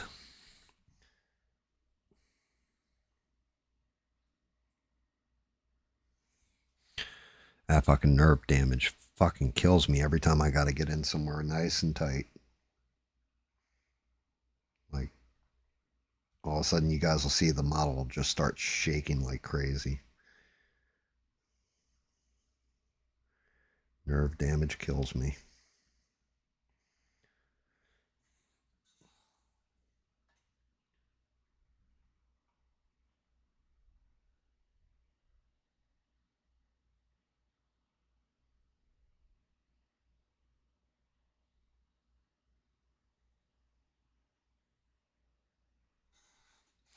Most money I ever made was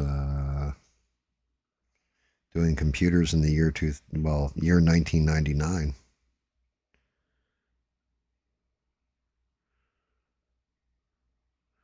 For the duo of us, we were collecting $135 an hour, minimum 3 hours. Knockout work in an hour, and the bar about half an hour after that.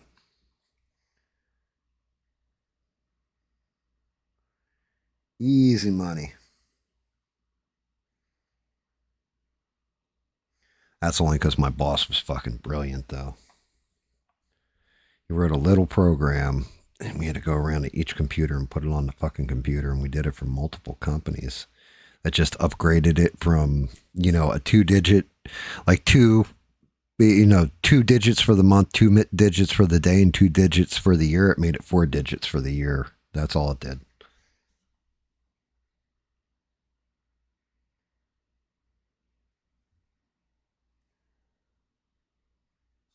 Because while the fix for Windows was easy and Microsoft did it, the individual accounting software and everything else, you had to do it. And he was a programmer. We made a fucking killing. All because of Y2K.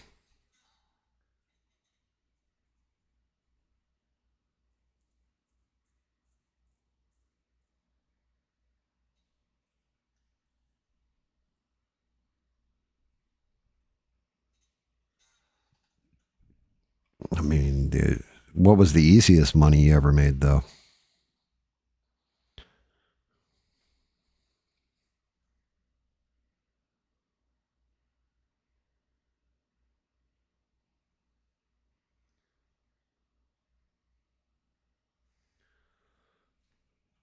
I mean,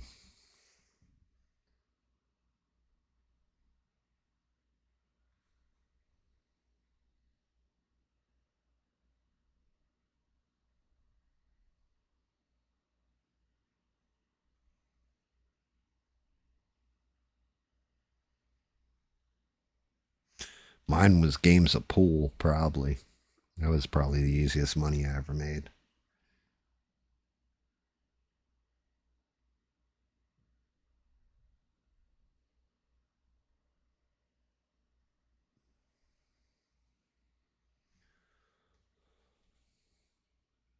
All you had to do was be good with the stick and not an idiot.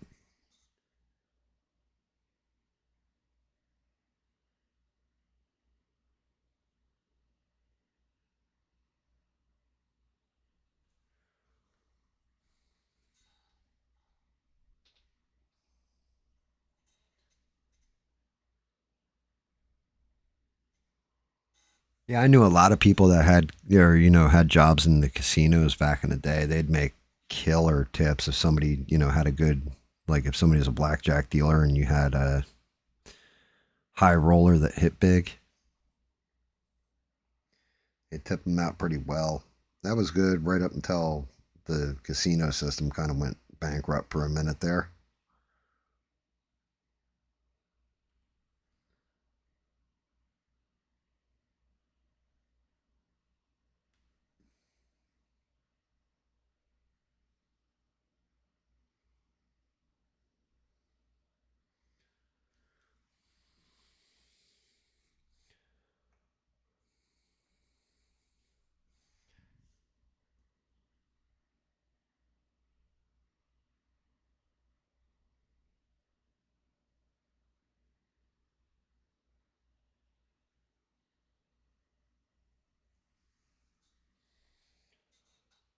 Lord.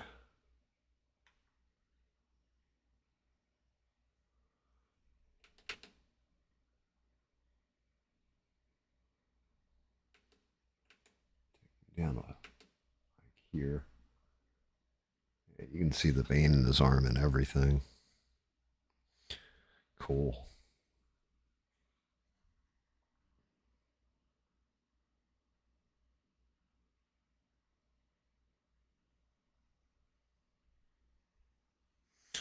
Really working in this base coat, so when I go for the overlay on it, it doesn't come out shitty.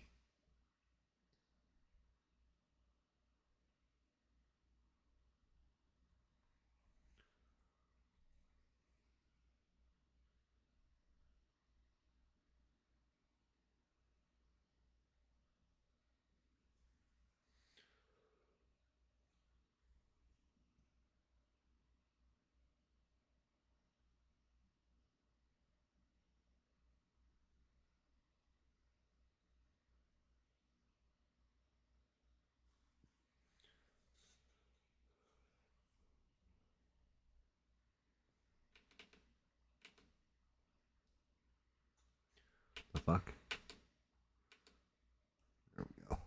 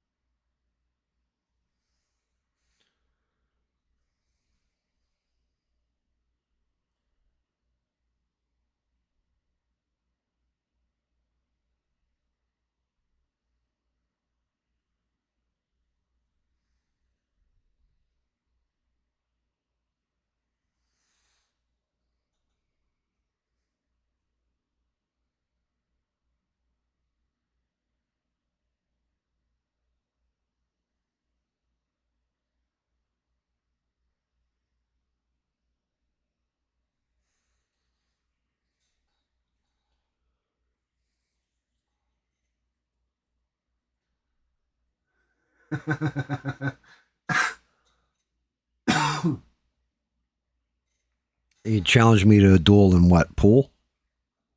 I haven't shot pool in years. I mean, still got my table in the back and all that.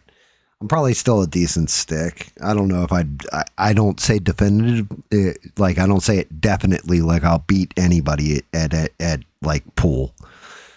Depends on what you're playing too. Are you playing 9-ball, 8-ball? Are you playing one pocket? Are you playing straight pool, race to 100?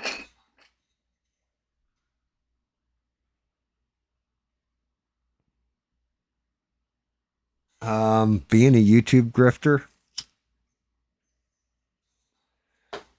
I had somebody tell me this recently. They're like, yeah, my kid told me that he's going to be a streamer.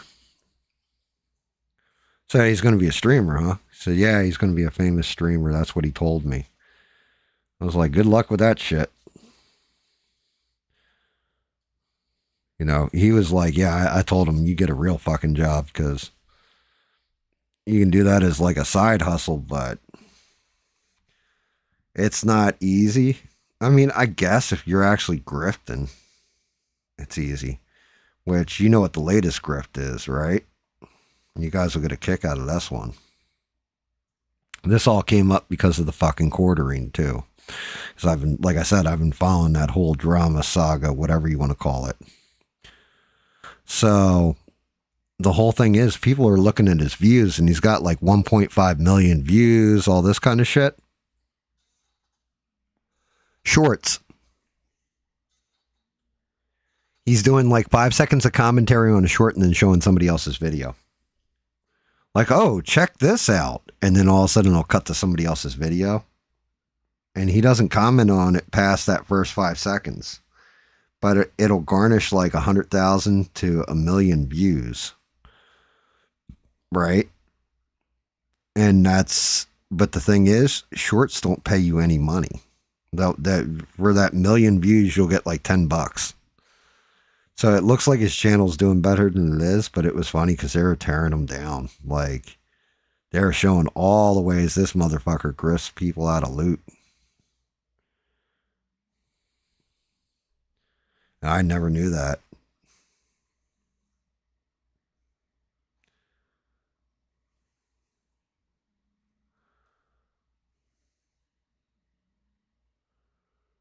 But yeah, grifting on YouTube, I mean, God bless you if you can do it.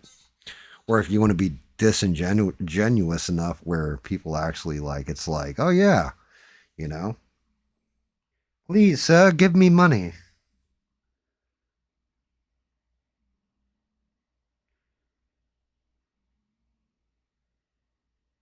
Like, I'm always grateful when somebody tosses a coin to the Witcher. However, I also say this all the time. The show's free. If you want to tip, you can. If you don't want to tip, don't tip. Like, or you can't tip, don't tip. It's not, I'm not crying about it.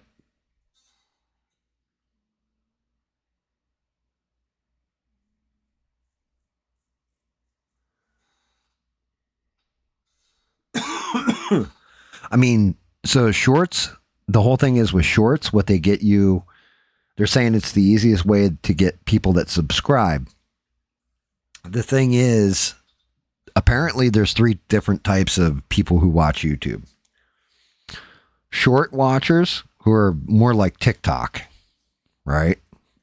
Because the short is like real quick and all that stuff. And that'll drive more of your subs in, like faster, and get you a whole bunch of views real quick. But it pays next to nothing. Like I said, I think it's like $10 for 1 million views or something like this. Then you have the videos. Now, if your average video is about 10 minutes long, I think that everybody's always said the sweet spot was 10 to 15 minutes is the sweet spot for videos. Those will net you a decent paycheck depending on how many viewers and all that other stuff. It's okay for subs. And then there's live streaming. Live streaming, your biggest form of revenue is super chats. And people just, you know what I mean, giving you money that way. And also it builds up because, you know, like I'll do my stream. What are we at? We're at 2 a.m. Started at 8 o'clock. So I'm already at 6 hours in on a stream. So I want you guys to think about that. You know what I mean? My watch time hours are way more than if I was just doing videos.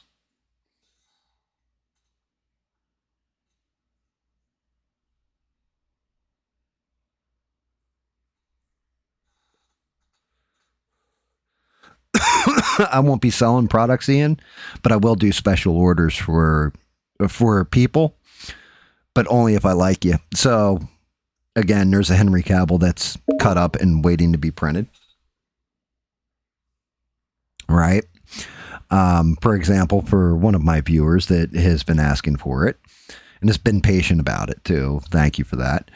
You know, Rogue's got Darth Revan coming from me to him. I got to find that model again and cut him up. And then like you, Ian, if you wanted something, you got to let me know what you want. You got to say, I want this statue. Like, I want this.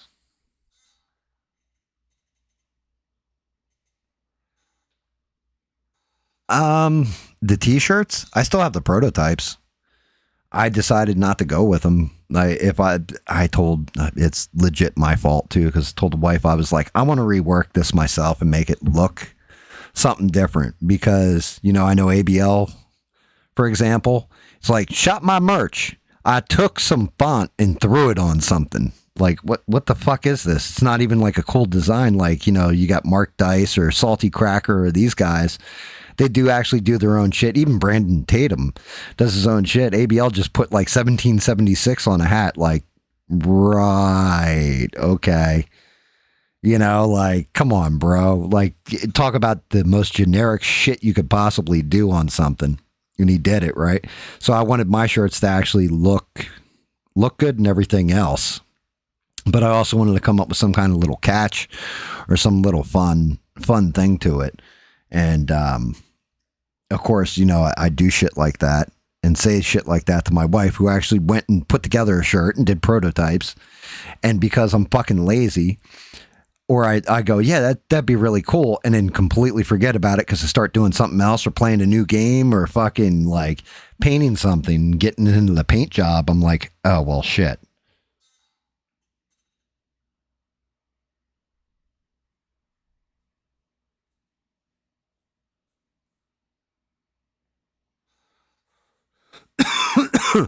I'm probably going to switch off Venmo real soon. And because I have a PayPal too, and I'm probably going to use my PayPal instead of the Venmo, if I'm to be honest, because PayPal, I can actually use, like, I got a credit card for it kind of deal, like a debit card. Venmo, I don't know if they offer you the same kind of shit. If they do, then I'll stick with Venmo, but I did it basically because I wanted to hide my first and last name, because that's what it shows when you go to pay or whatever to the PayPal. Instead of saying Gam catches up, it says like my actual name. So I was like, fuck.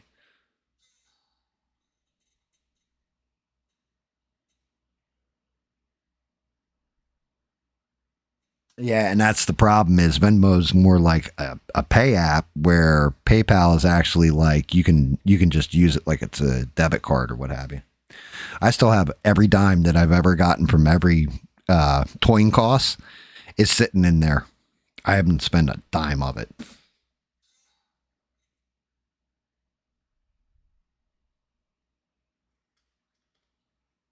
They have a card. I'll have to put in for a card then. Because if that's the case, you know, then I'll stick with it and I'll just put in a card. I didn't even know that.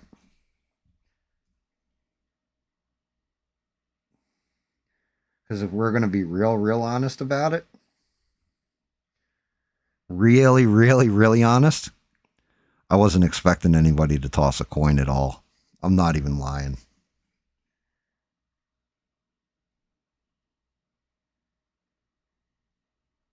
I would not even have set it up.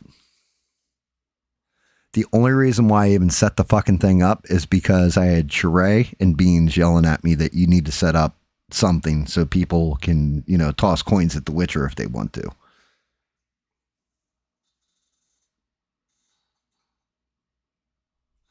That was the only reason I even bothered setting it up. Otherwise, I would have just not even had it as an option.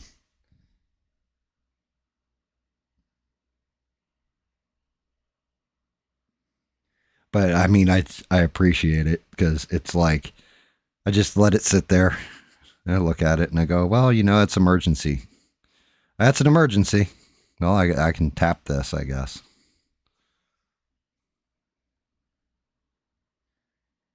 You know, maybe I'll use the funds in it, buy Bob OnlyFans for like a month to somebody.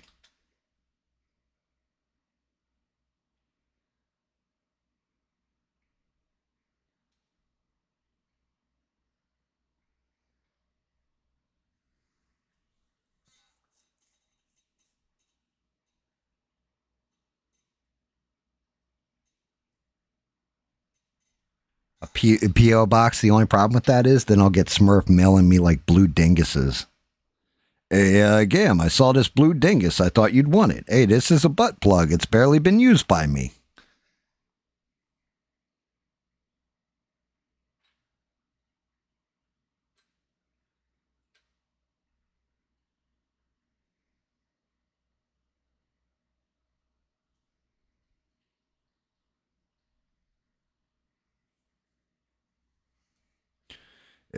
I saw this blue dingus just sitting there on the shelf in my local sex shop and decided you needed it, Gam. I'm just sending that to you, okay?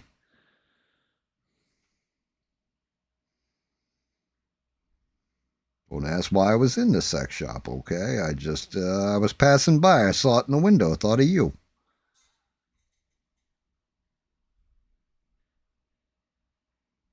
Yeah, exactly. On Gam, we got a special episode tonight, guys. All of a sudden, the stream just dies again. Man, I'll tell you what, I've not ever had that happen. And I was like, oh shit, did I just get taken way off YouTube? Like, what is going on here? Like, I didn't even know how to handle that. At first, I was like, should I just kill the stream? Can they actually hear me? I was like, can you guys hear me? Nobody could hear me. I'm like, all right, well, hold on. Let me cut this off and see if I can't sort this out. And next thing I know, as soon as I cut it off, the stream came back up.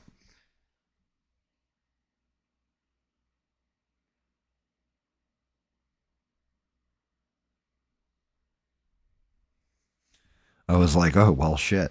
That helps.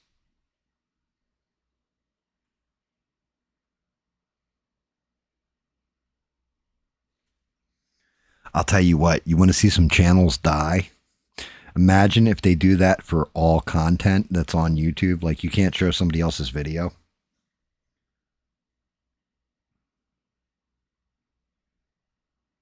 Like, ABL would be like, okay, so I got a loaded show for you tonight. Here's my first clip. And it would just shut down.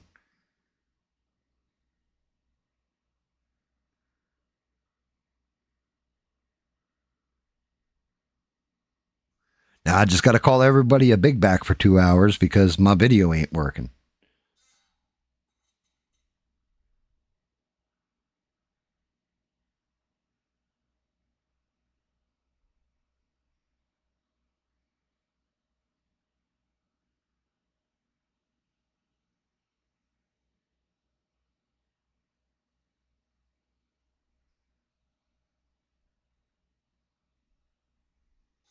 Jesus.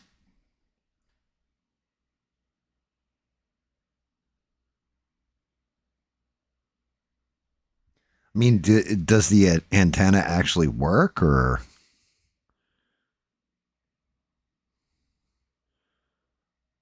Using an antenna for TV. I mean, I legit, everything I watch is streamed.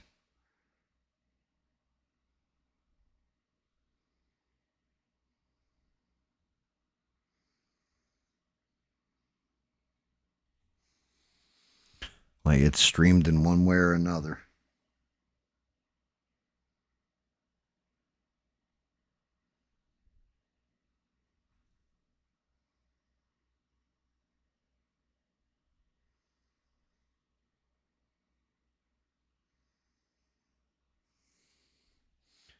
Damn. I still can't believe fucking Rogue went and got married. That's going to have me fucked up for a good minute.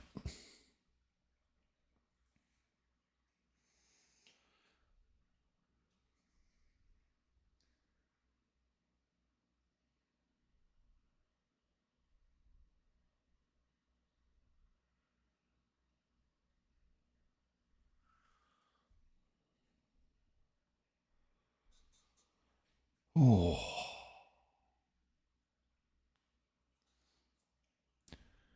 Man. The color layer in this thing is going to be a bitch. Let me see if I can't clean up his helmet real quick before I do the other handed knuckle.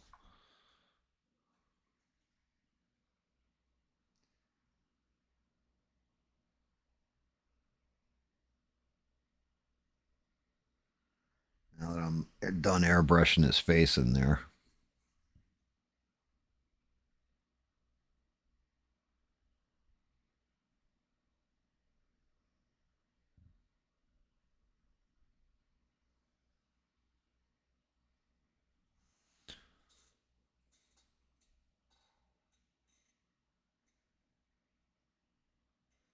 You know, that would have been too smart though, Beans. That's a good call. At least he'll be able to claim it next year.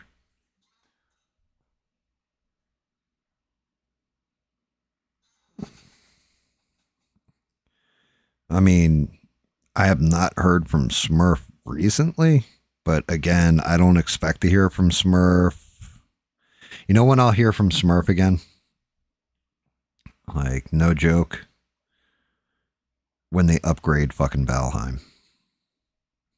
Probably like another month or two. I think they're supposed to do the upgrade to Valheim. That's when I'll hear from Smurf. Because, like, right now, I'm not even playing the game. Like, I even said this off stream, but I kind of twisted out a little bit. I'm like, bro, you fucking guys, and I said this on stream as well, but I was really saying it off stream ahead of time. I was just like, bro, you guys are still playing this fucking, like the Icarus game we're playing. I'm like, you guys are playing this offline and you're taking all the fun out of it because you're not discovering anything online. Well, I don't understand. Why does that matter? Like, because it kills it for the fucking stream. Because there's no surprise. You know, you're not surprised by anything in the game.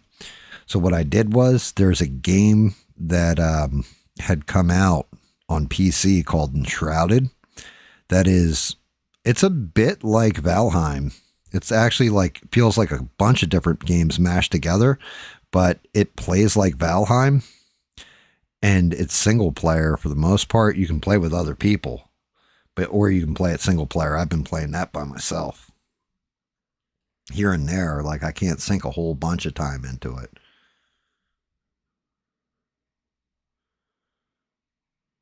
But yeah.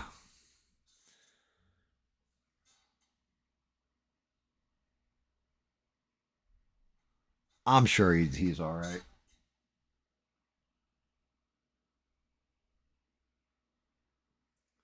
Yeah, Rogue fucking getting married though is crazy to me. Like, I mean, at that point, cancel the fucking wedding. Just, you know, eat the deposit and get the rest of that loot, brother. That's my suggestion. Just be like, fuck it, we're already married. You know, or just do a reception. Don't even do the whole fucking ceremony shit. Save yourself a lot of money. Everybody just come hang out, chill. You guys can all play banjos and drink moonshine or whatever people in Alabama do for weddings.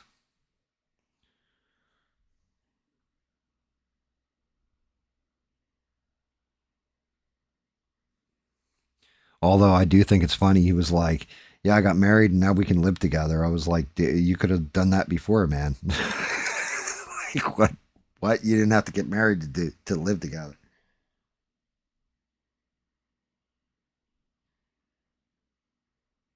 Silly Christians.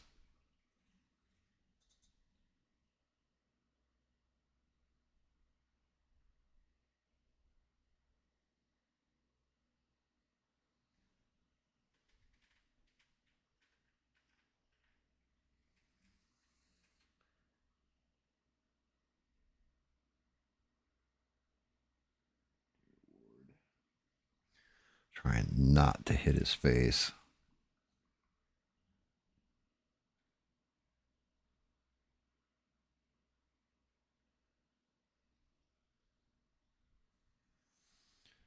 The Juggernaut Beach.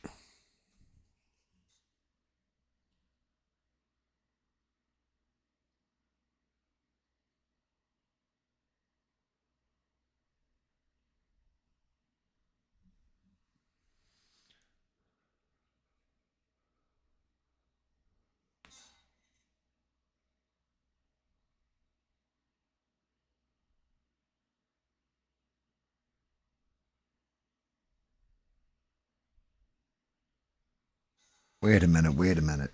People dying out on the Florida Amazon?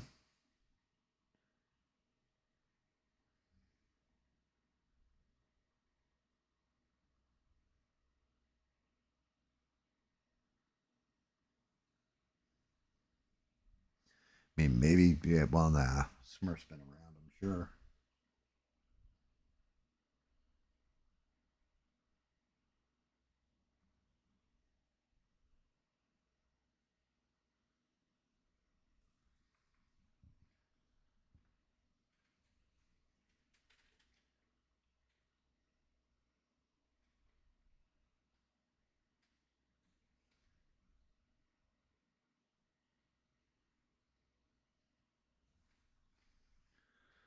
I mean, I'll tell you what though, that face on Juggy.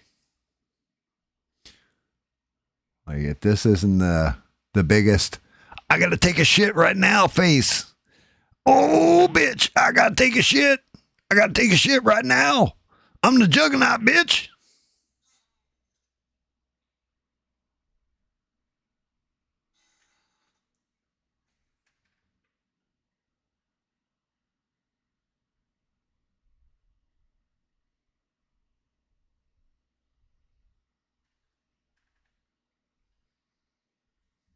Get out my head, Charles. Get out my head.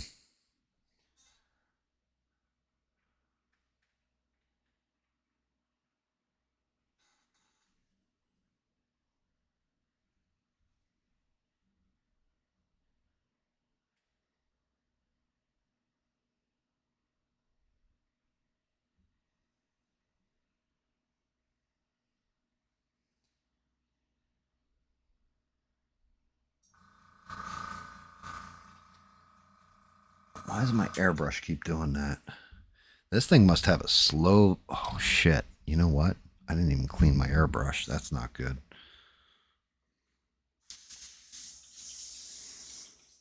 Oh, yeah. That's going to be fucking jammed. Fucking genius move, Gam. I can't believe I left that shit loaded. Oh, looks like I got to fire that up again. Get that cleaned out as best as possible. Letting paint dry it is a no-go. Fuck me.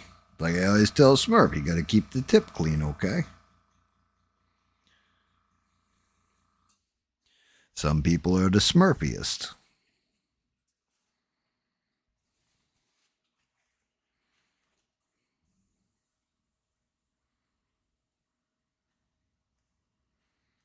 Oh yeah, that's gonna be gunked the fuck up.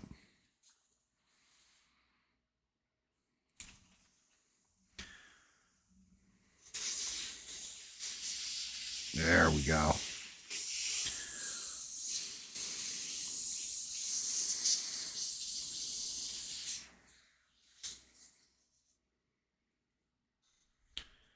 Damn. Can't believe I forgot that. Can't believe I just did that with my damn airbrush.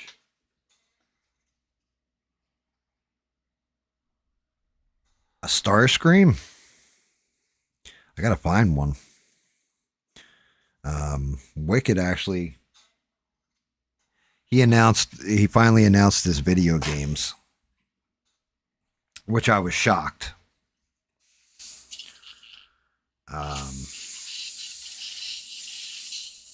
He did Marcus Phoenix from Gears of War. So I'm guessing he's going to do a Lotus on the other end of it. And I was just like, damn, this guy must be an Xbox gamer because did Halo, he's doing Marcus Phoenix. Yeah, I don't like the ones I see online for a lot of the Transformers, Eugene. Like, they're disappointing. The best one I've seen is the Optimus Prime Megatron combo on the one site, but I got to wait a couple more months before I get it. I'm eligible to get it. Because that'll come in this full collection.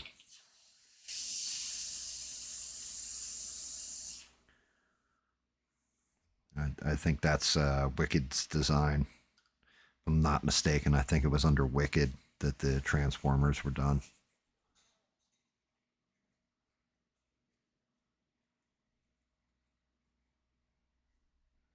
Yeah, Juggernaut is the Rick James of Marvel. I hit you with your own pimp.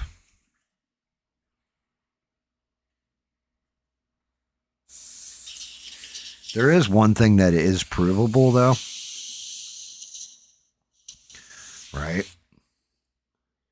So, YouTube right there, they nailed me playing that video. And again, I played a ton of videos. It's the first one they ever said, shit, we're going to suspend your stream, all that kind of stuff.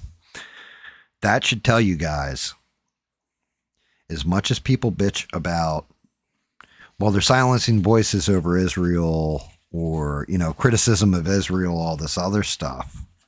Now, granted, I make it quite clear that I blame government in Israel and all this other crap. I don't blame Israeli people or American Jews or Jewish people at all.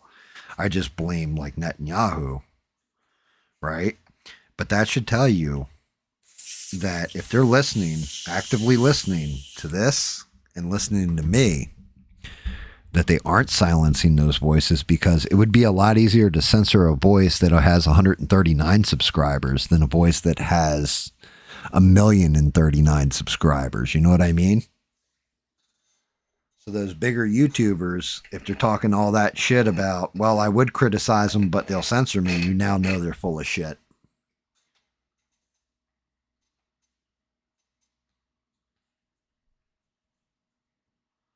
Yeah, the toys for G1.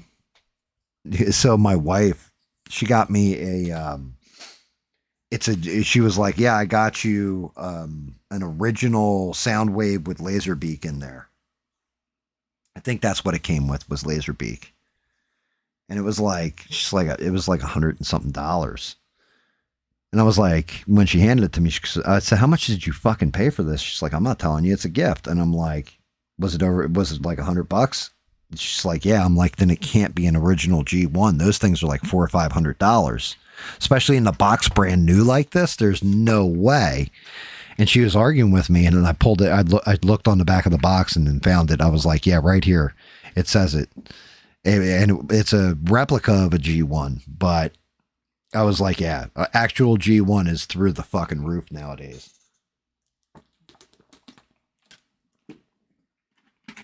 Especially something like a Megatron, A Megatron is in the original Magnum 357 Magnum form. That shit is ridiculously expensive.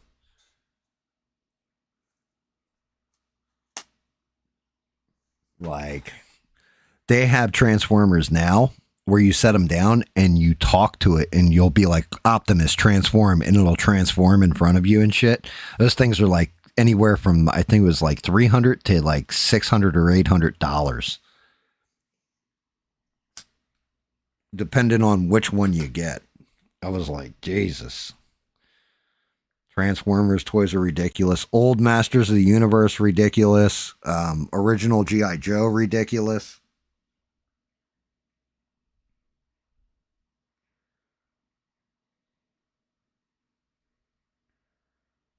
Star Wars, actually, some of them are ridiculous, but they've fallen off quite a bit since the movies have.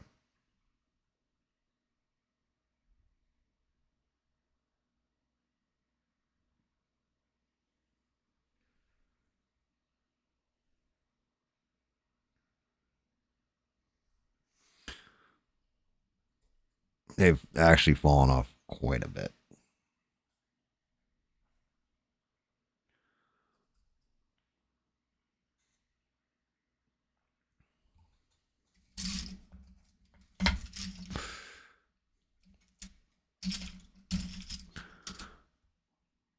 What the fuck?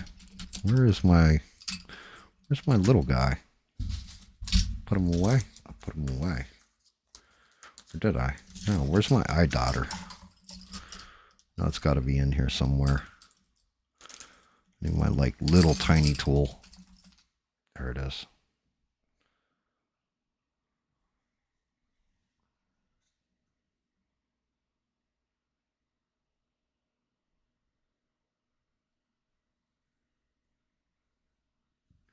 Have to be careful when doing around this nose, because like the helmet goes right into the nose.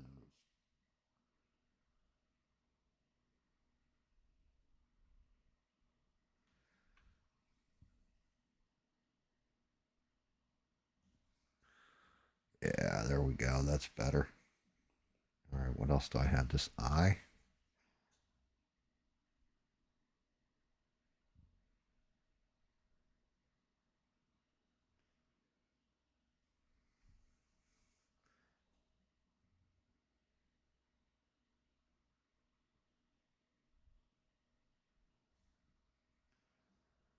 And in towards the eyeball.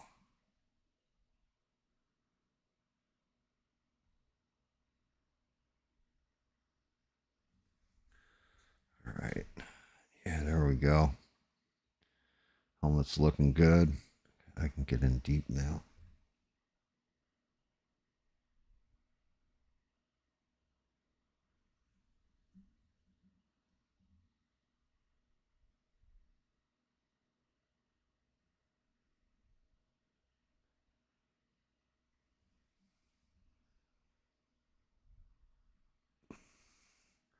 Sorry, guys, had to concentrate.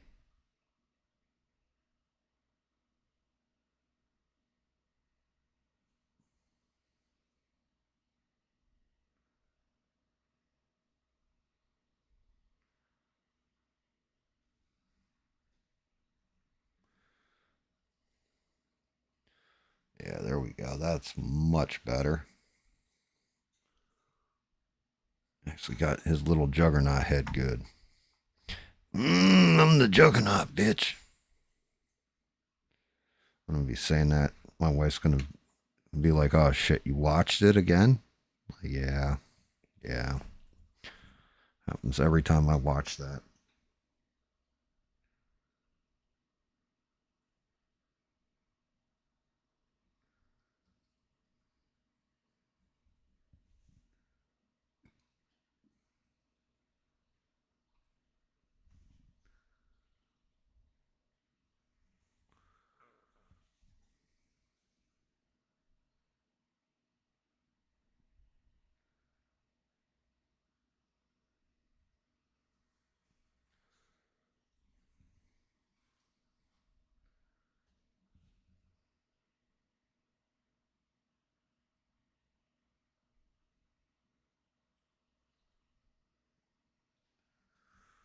Dear Lord.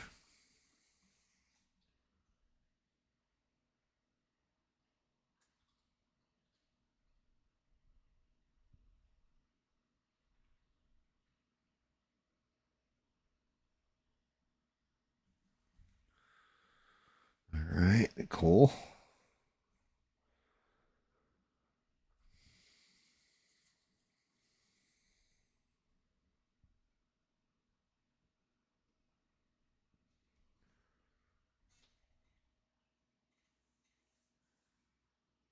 His head looks like one of those Christmas candies. That's awesome. Looks like a candy your grandma always had. The turtles? I think that's what they're called. They were like peanuts in there and like chocolate.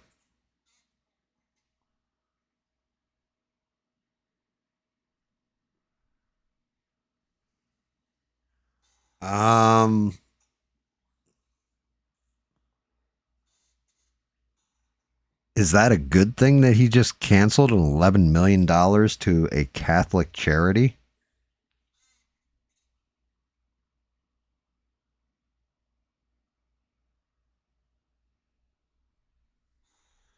I mean, that's fuck's sake.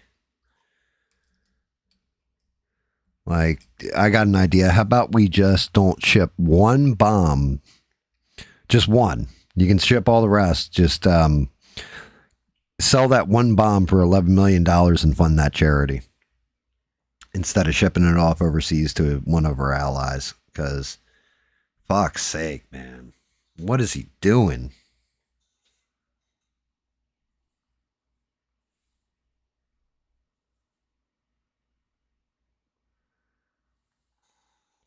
Like, why would you do that? I get it. They're unaccompanied, you know, and all that kind of stuff. But I mean, we're talking about kids. Like, you took $11 million away from a charity that's actually doing good things for kids. Were they diddling the kids or something? Like, I could see if they were diddling the kids and like you needed to shut that shit down. Okay. But why would you strip out something that is good to the public trust like that? It's shit like that where you just kind of shake your head at it like, really? Is this because he's arguing with the Pope and getting pushback?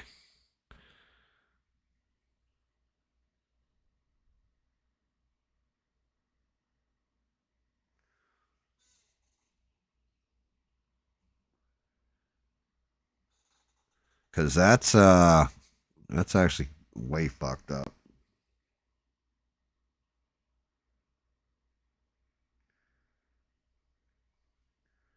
That's not a good thing. Definitely not going to win the hearts and minds of anybody with that shit.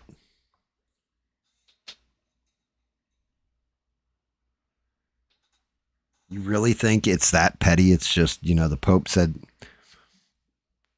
he doesn't like the military act. I mean, he's a pope. Any holy man should be a man of peace. They should be the ones going, look, gentlemen, please don't fight. You make Jesus cry. Think of the children. Think of, like, what is he doing? Like, what the fuck is he thinking?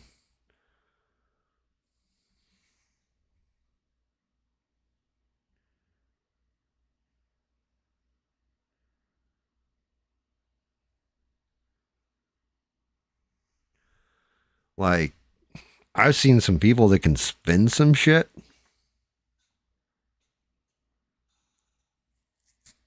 Like actual spin doctors that can kind of make things like that go away or not look as bad. I don't know how you spin that to be a positive.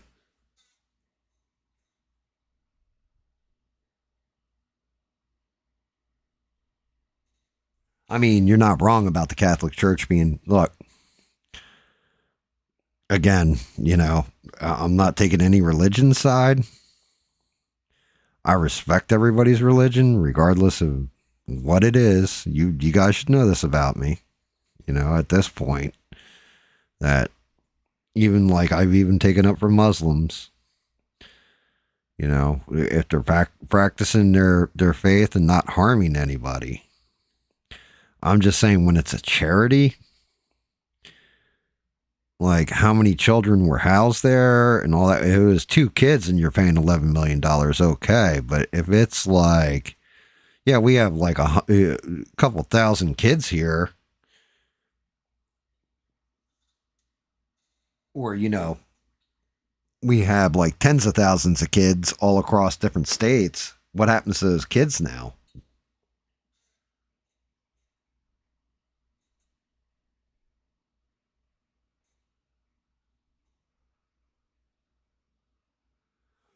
I have no idea if he should be Pope or not. I know when he got elected that Devin was real upset.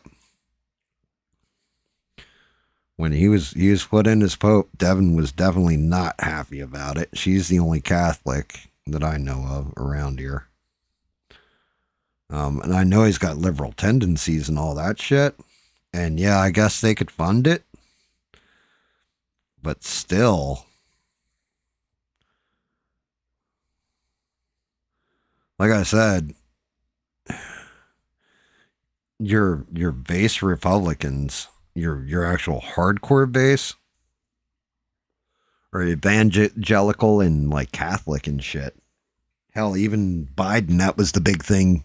Even though he's a piece of shit and didn't observe any Catholic faith that I could see, he still like operated and said he was a Catholic and all that kind of stuff, just for those brownie points in that voter block.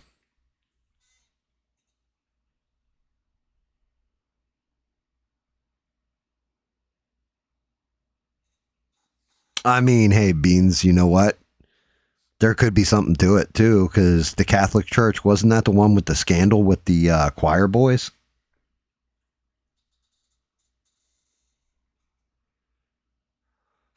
Where it turned out like their holy men were like kid diddlers or some shit. Kind of remember something about that.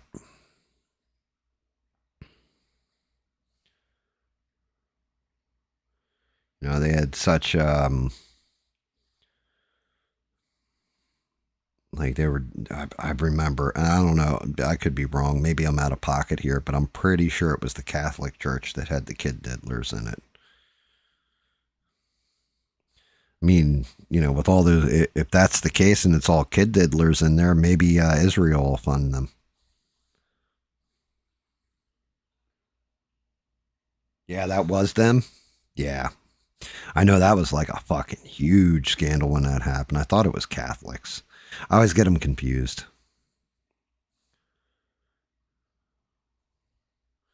Like, my whole problem is there's so many different sects of each religion.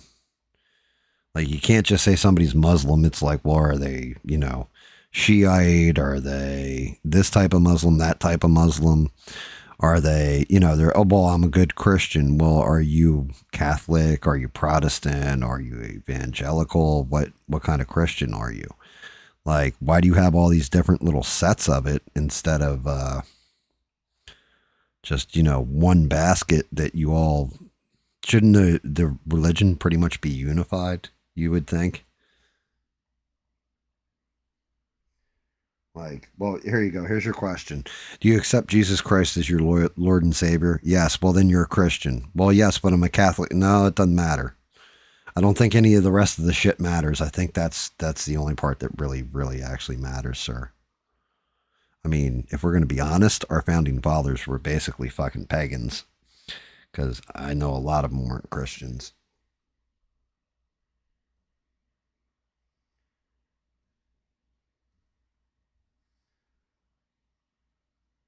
Which is honestly probably why they had it easier stating that, freedom of religion and all that shit is because they didn't adhere to just a religion.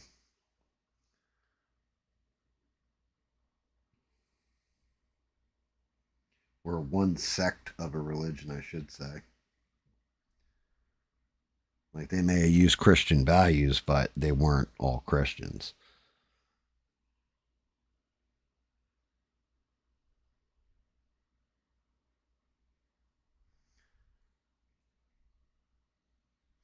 But yeah, that's kind of fucked. You don't want to be.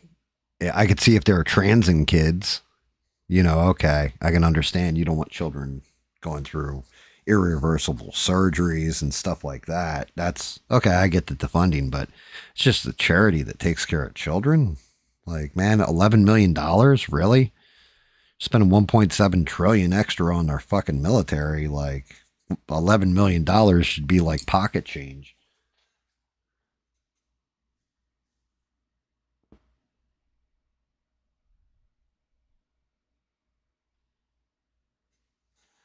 Yeah, I mean, that's the other thing. I don't know, no, but I definitely saw something like, didn't they just kill a whole bunch of them somewhere in Africa too?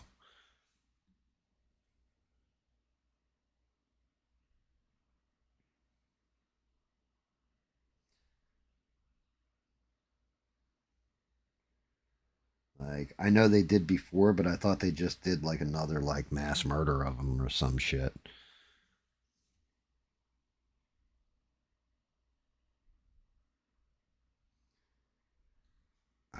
I don't fucking know. This is why I don't fuck with religion, guys.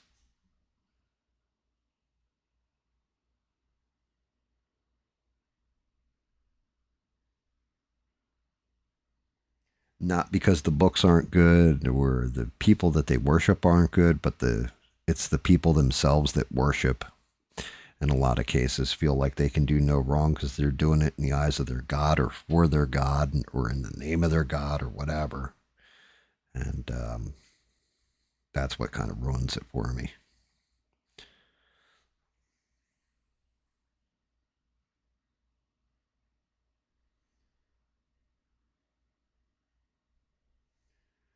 And isn't Tucker Carlson also, is he Catholic? I know he always says he's Christian, but is he actually Catholic?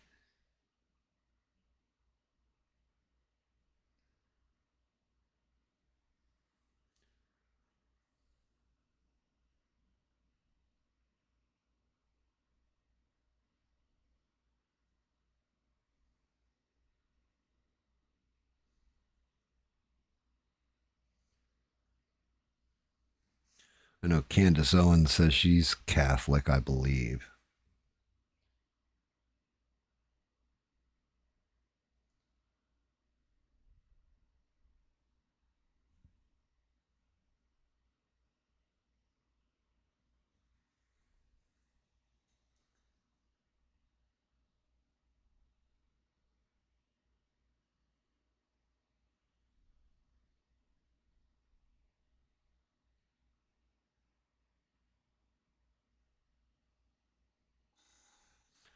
Whole cartel thing. What's it about, though?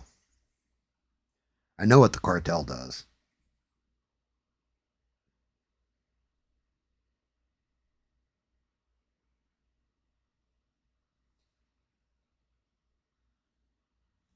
Cartel is fucked up.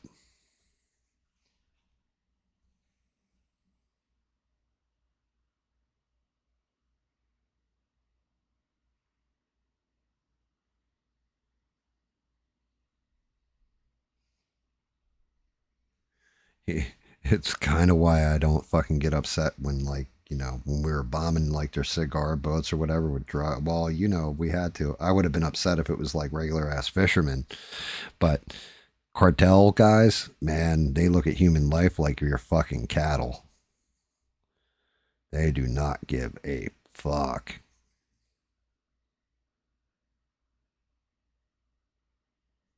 Like, a human being is just a piece of meat to them.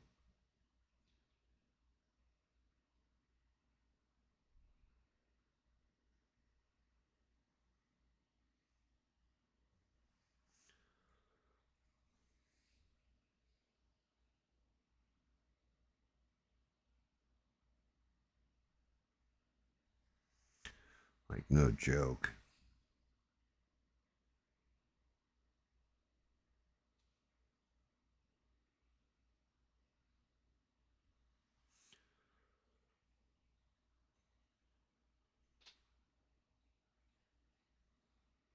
He's Episcopalian. I'd see, like, there you go. I don't even know what the fuck the difference is, if I'm to be honest with you. I have no idea what the difference is between those two churches. One believes Jesus took a shit in the woods. The other one believes he never pooped at all. Like, is that the difference?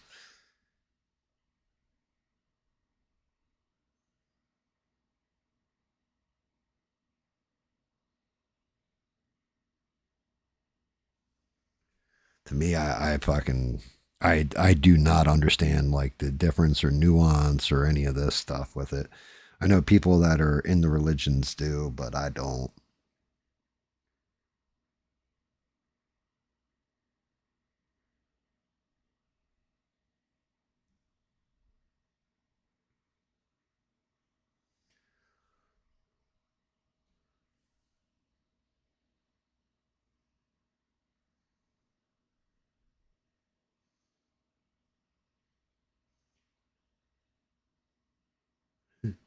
It's funny because you look at the three biggest religions, right? Is, you know, Muslims, Christians, and Jews. And it's like, okay, was Jesus, you know, actually real and a prophet? Muslims, yes. Christians, yes. Jews, no. And then you go through all the different ones and they all have different checks in different boxes where they all agree and they all disagree. Like, there's always one of them that doesn't agree with the other two.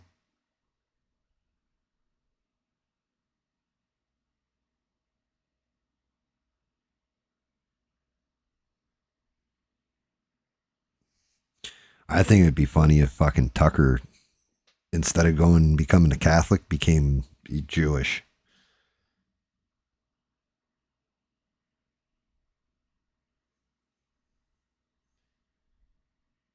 Like, just came out and said, I don't believe Jesus is my savior anymore. I'm going Jewish.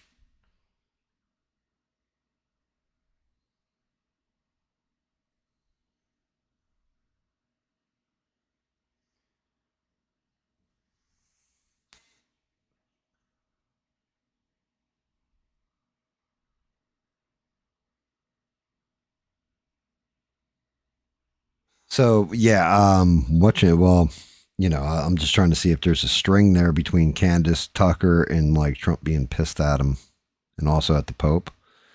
Well, that's just it. I asked one time. I asked my religious folk in here. I'm like, you know, Muslim religion and Judaism. Why are they fighting? Like, why do Muslims and Jews hate each other so much? What started it all? And everybody started to go back to the beginning of Israel. I'm like, no. I'm talking about just entirety. And I think it was Devin was like, well, basically, you know, maybe it was Rogue. It was one of the two of them explained to me. Hell, it might even been Danny, that they believe that you know, their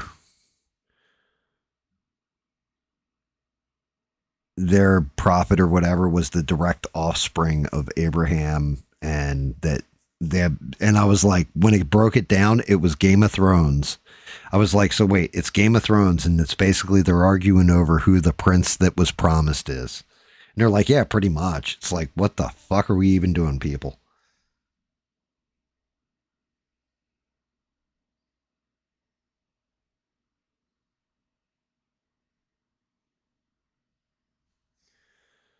Like, well, what is all this nonsense? This what you guys have been fighting over for all this time? Who's the prince that was promised?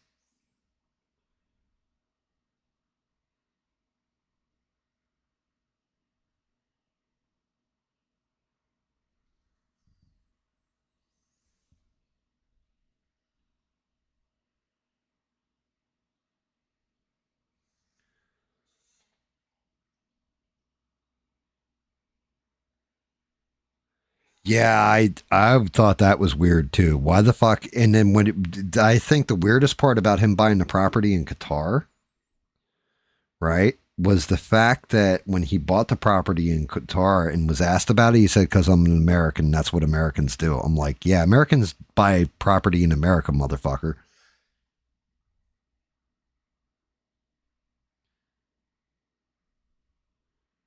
Like, regardless if it's, you know, America Prime or South America, maybe Europe, but not in Qatar. There has never been a part of me that said, hey, you know, to my wife, hey, Mrs. Gam, I want to go buy some property in Qatar. She would have shot me.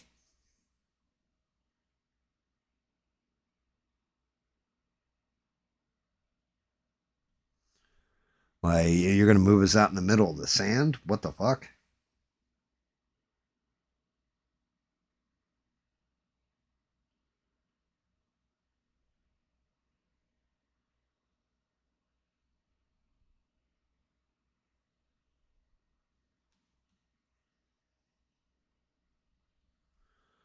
Like, but the answer was what got me. It was just like, that's what Americans do. Like, what are you talking about?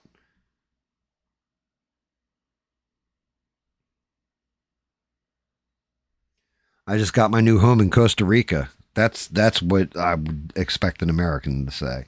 Not, I just bought a new property over in Qatar. You should check it out sometime. Like, you, right.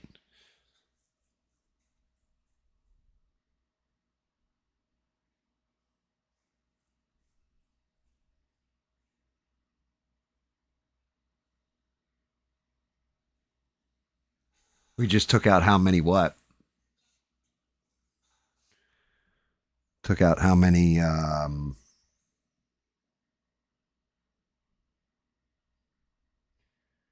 that's, so you want to talk about something that I didn't know till just recently, you know, things Cam didn't know till recently.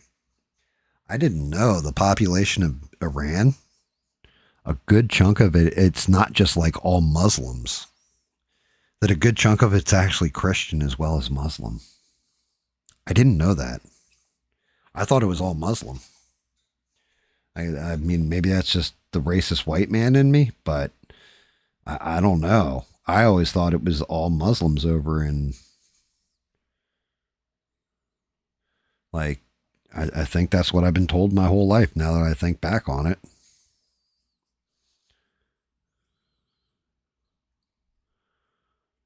Is that it's all Muslim over in Iran, and it's not. It's actually quite a bit.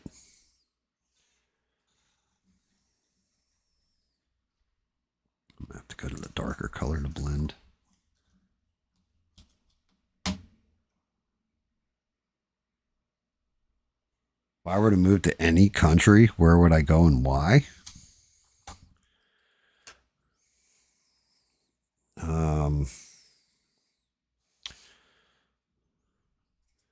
I'd probably be on the coastline of Costa Rica. Private beach. Shit like that. Have to be somewhere nice and warm and where people, I could just pay off a cartel to leave me the fuck alone and shoot people that came onto my property. So it'd probably be there. Maybe Argentina, maybe. But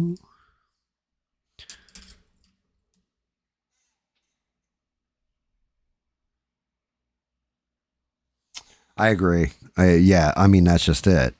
I don't have to believe in Christianity to the letter of the Bible or anything else, but I can say the people that truly do believe in the Bible tend to be better people. That's the best way of putting it. Yeah.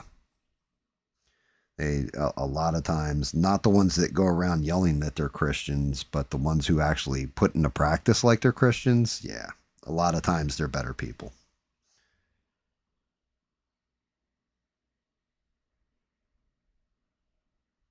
Like, I think remember, Twisted agreed with me.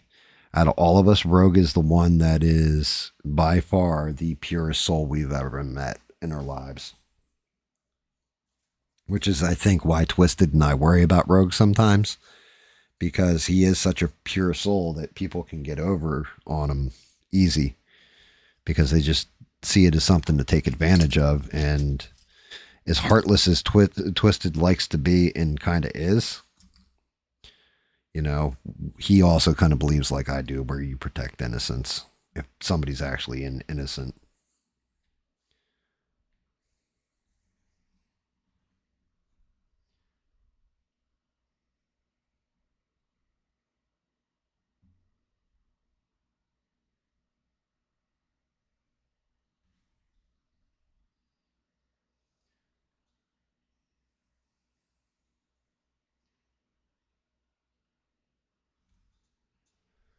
I mean, I do think it's funny though. I start telling him, explaining to him what nesting is, and next thing you know, he goes nesting.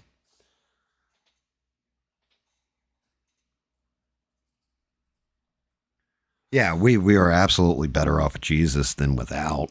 Yeah, no doubt. No doubt about that. The message is a good one, you know, be kind to others, do unto others like you'd have done unto you, and all that kind of shit, you know, like be a better person. You know, there's something better that awaits you. Forgive people for, you know, their missteps because they're people and people are gonna fuck up. Like all that kind of bit. That's all legit. You know, don't sleep with your neighbor's wife, not unless she's hot. You know, like the Bible tells you some really good stuff. No, not like pregnant nesting. Like we call that nesting. You find a female of the species and you build a nest and you nest down with them.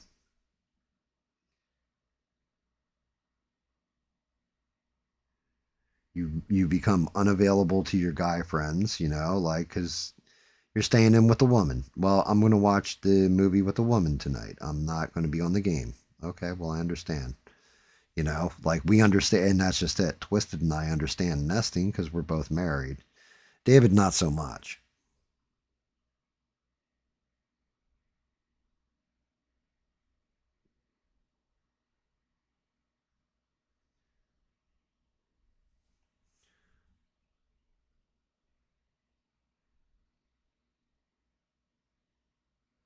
Like Twisted and I definitely get it though. We have for a long ass time.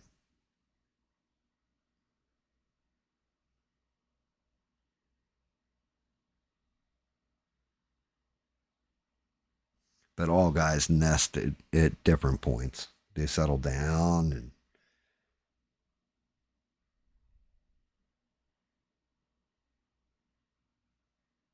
like, come on, man, let's play some video games. Nah, I'm good. I'm hanging out with chick tonight.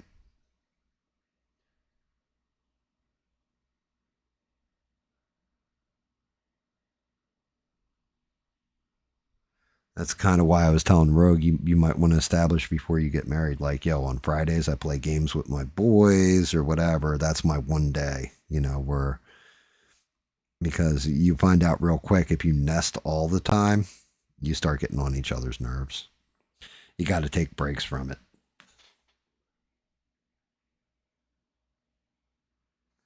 Yeah, and that's just it. I'm actually excited for Rogue too.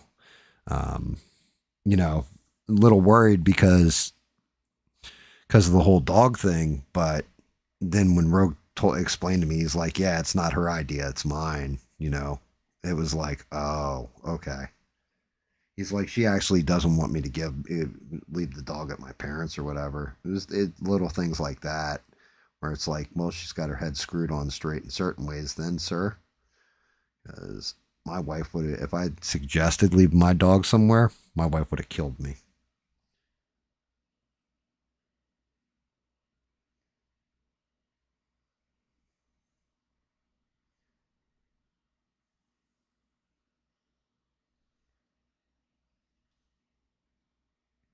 But like he said, the other thing is, it's weird how things have worked out for him.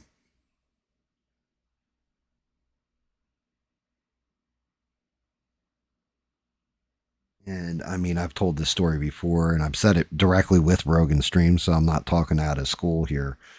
But Rogue, he had a very religious, very insulated life.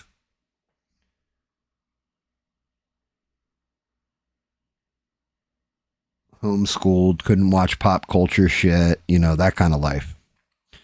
Only allowed to watch Star Wars and a couple other shows.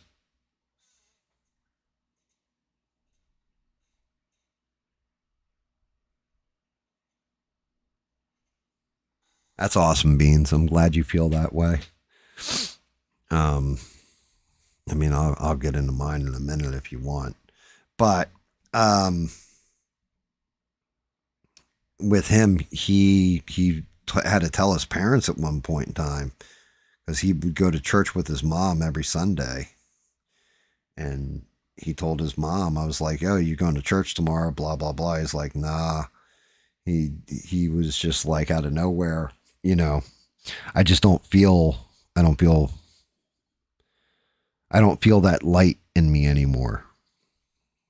That's what he said at the time. And then eventually he did start to feel that light again. And when he did, he went back to church, and that's where he met his now wife.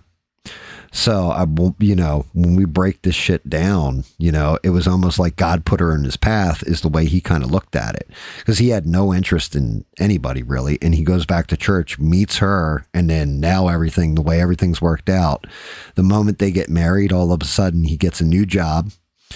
Somebody's interested in buying his house. And it's somebody who owned the house before, just out of the left field, that he hasn't even put the house on the market or hired a real estate or, he might be able to do this as just a private sale between him and another, which is the best way of doing it. Everything just all of a sudden is working out in spades for him. So it almost feels like divine motivation there. I think that's really awesome,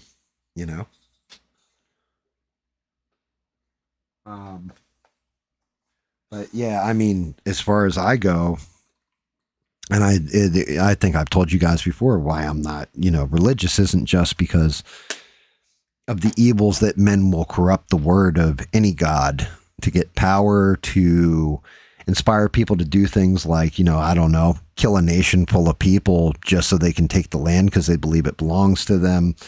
Or there's been more killing in the name of gods than there has in anything else in human history. Religion's usually the thing that kills everybody. And, that was part of it. But the other thing is, I think everybody has their own personal relationship with whatever deity you believe in, whether it be Jesus, Muhammad, whatever the fuck you believe in, Moses, whatever.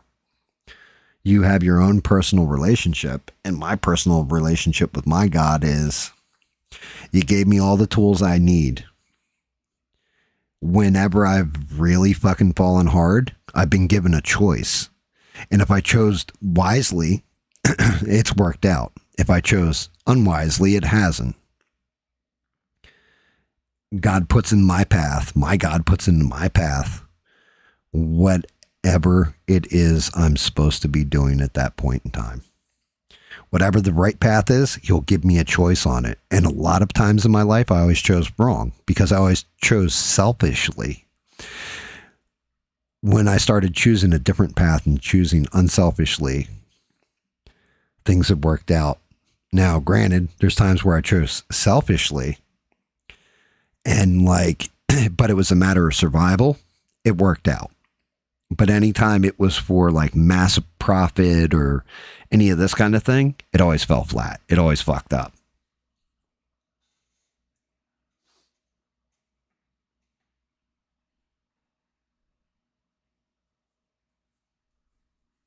You know,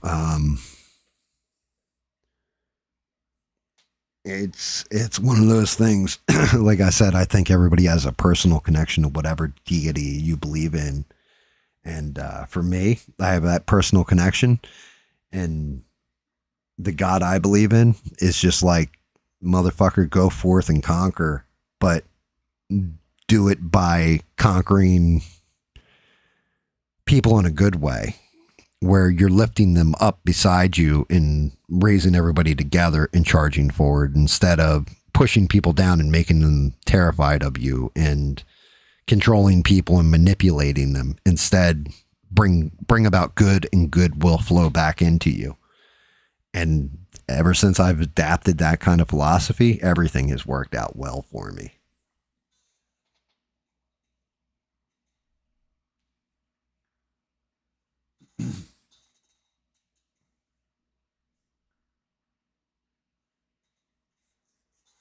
It depends on what they killed for, though, right?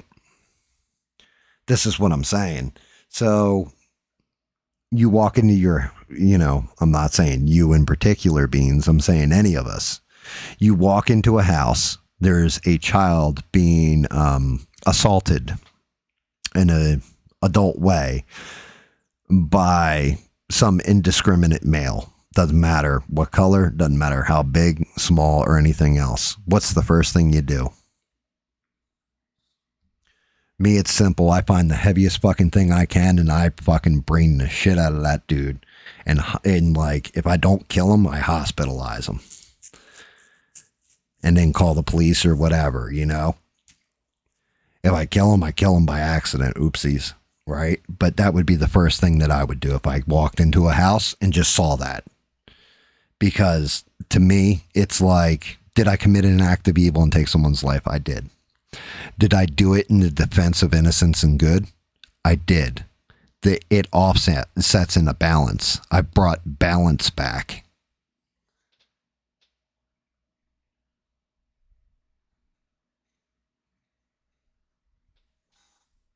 I'll check out the movie. I promise you, and I'll probably watch it when I get done stream. I wasn't joking when I said that. I mean, we're already at 3 a.m. or whatever. I'm probably going to finish up, tighten up his lines and stuff like that, and call it a night.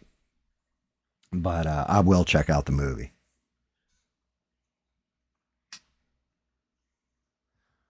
But I think you can do evil things for good purposes, basically. You can do an act of evil to bring about very, very good things. It's mitigating how evil that action is and how big of an impact it has.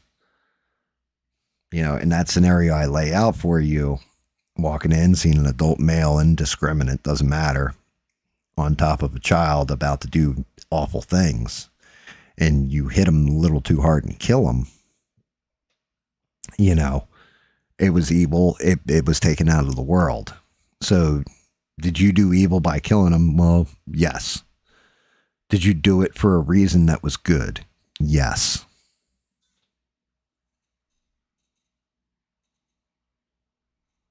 Yeah, and there you go. You send a demon back to hell, but you're still killing the demon, right?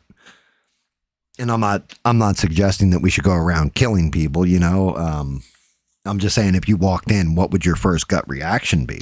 How would you react? Would you just like, oh my God, this is terrible? Would you just, yeah, that's cool, and walk in a different room? Would you walk out of the house?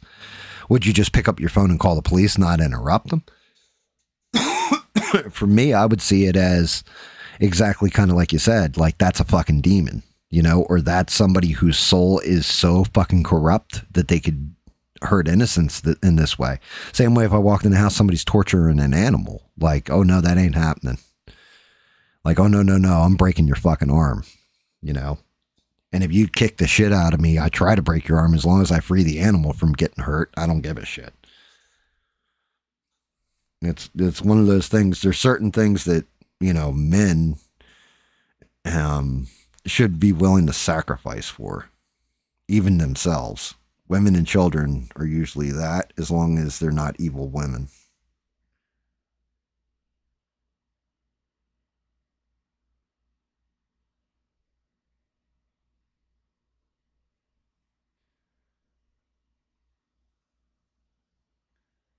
But see, like Christian Bible, you'd be damned to hell, right? With me, my personal relationship with my God understands why I did this. And, while maybe not fully condoned, will give me a pass on it. Yeah, a slap on the wrist, we'll say. Get it, don't like it, but you know what? Fuck that dude. He was an asshole anyway. That's what my God says.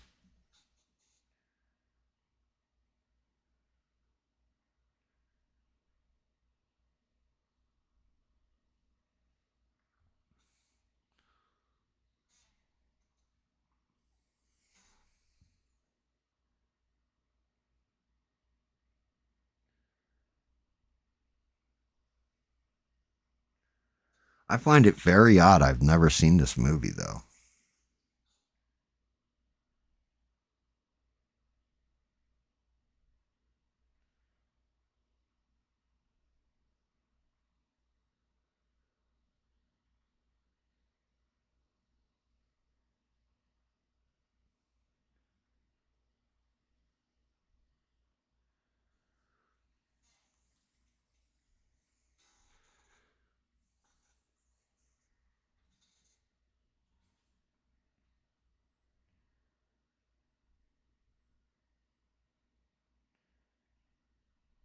Like, another movie. Another movie that kind of reminds me of that type of shit is Boondock Saints. That's a good example.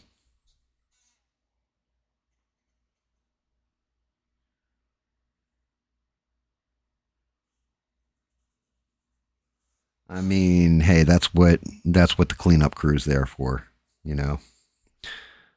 It's okay, Beans. Like I said, I'm finishing off this rust red, this brownish red on the helmet, like on the interior here.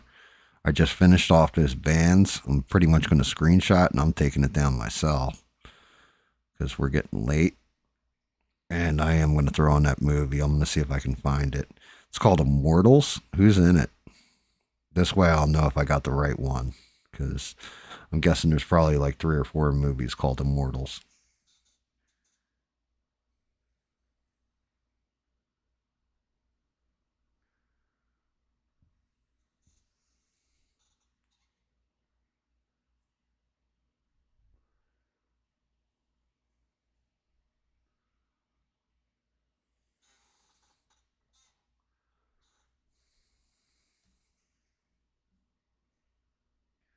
Well, shit, I can tell you now, it's a good thing I didn't try private streaming something on YouTube.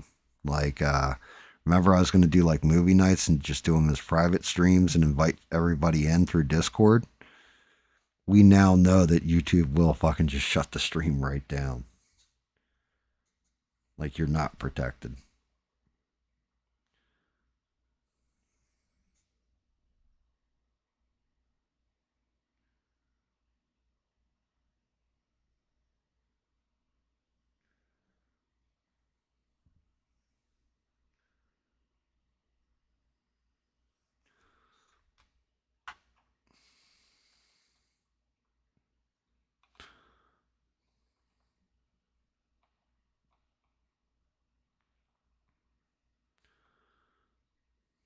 Hate the fact I broke that little peg.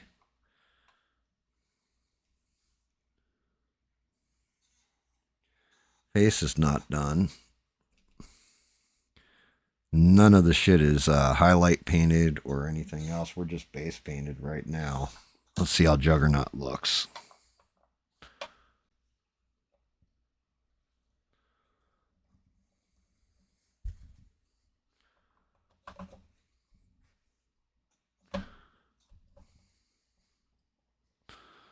Not terrible. He'll get better as it goes.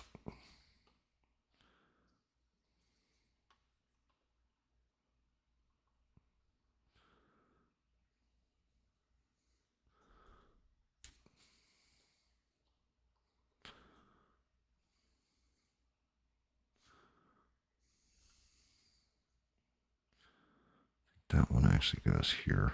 It does. That means that footsie goes there.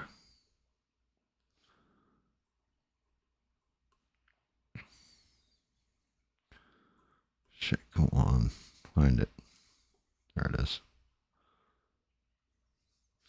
That's what we're looking at so far, guys. Oh, damn shit.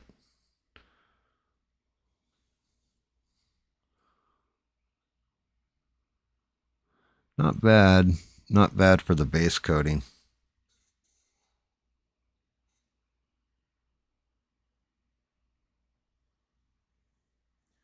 John Hurt's fucking cool as shit.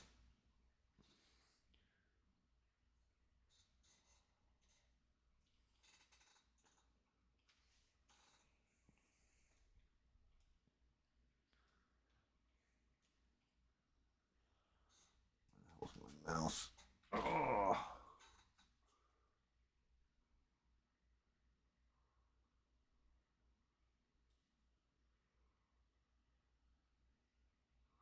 I'll have to wait for the video to upload so I can edit it too.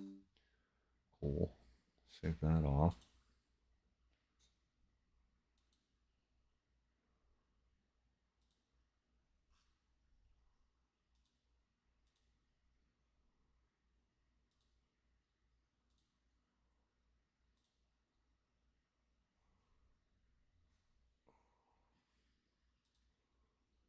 I can actually get out of Discord.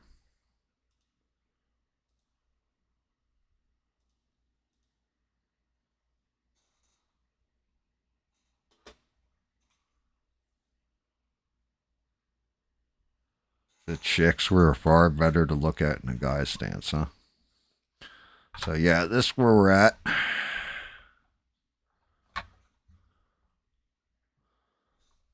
Like I said, this is our base.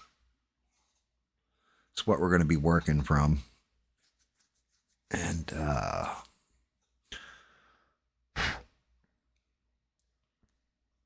our base coat. Pretty fucking crazy.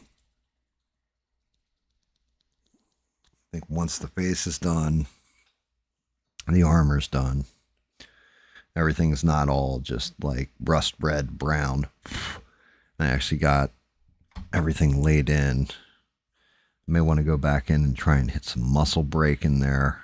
Everything else too.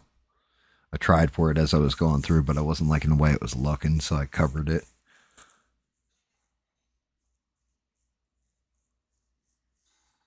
I think we might have something.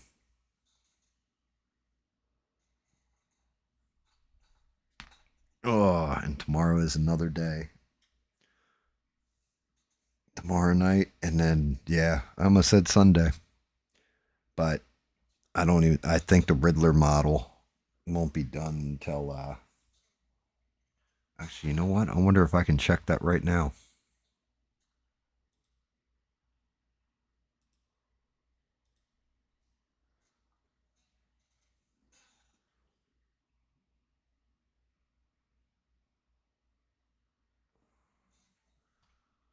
Let's see. I think I have it on this PC for some reason.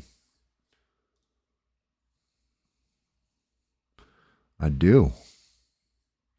Might actually be able to show this to you guys. See if it loads up.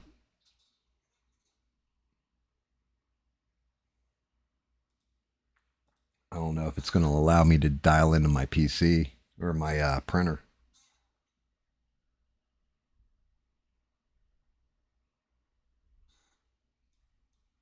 I hate that shit. I have to make sure I readjust chat every time.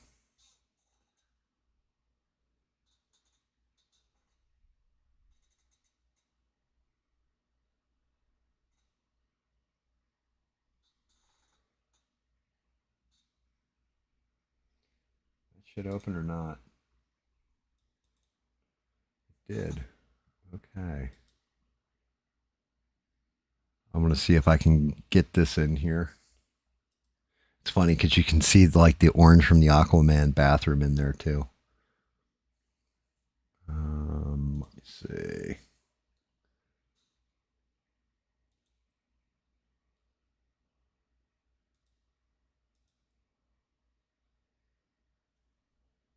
Roll, no. Get out, back in. Yeah, cool. That actually does work.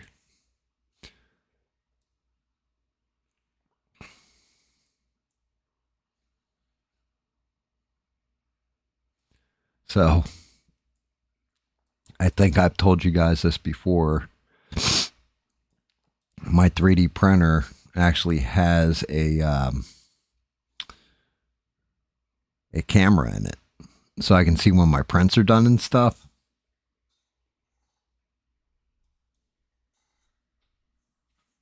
There's the camera to my 3D printer right now.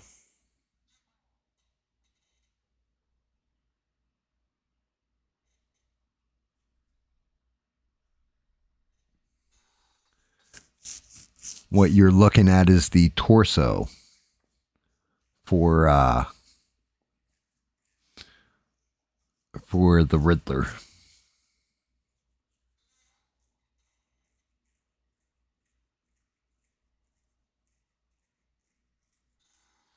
That's actually really cool. I didn't realize, because this, the other computer, this is the one I used to do all my modeling on. So it's actually hooked into my printer as well. So I can now go in and go directly to the fucking printer camera and look at it. But yeah, it's done printing, so I'm going to have to go fuck with that.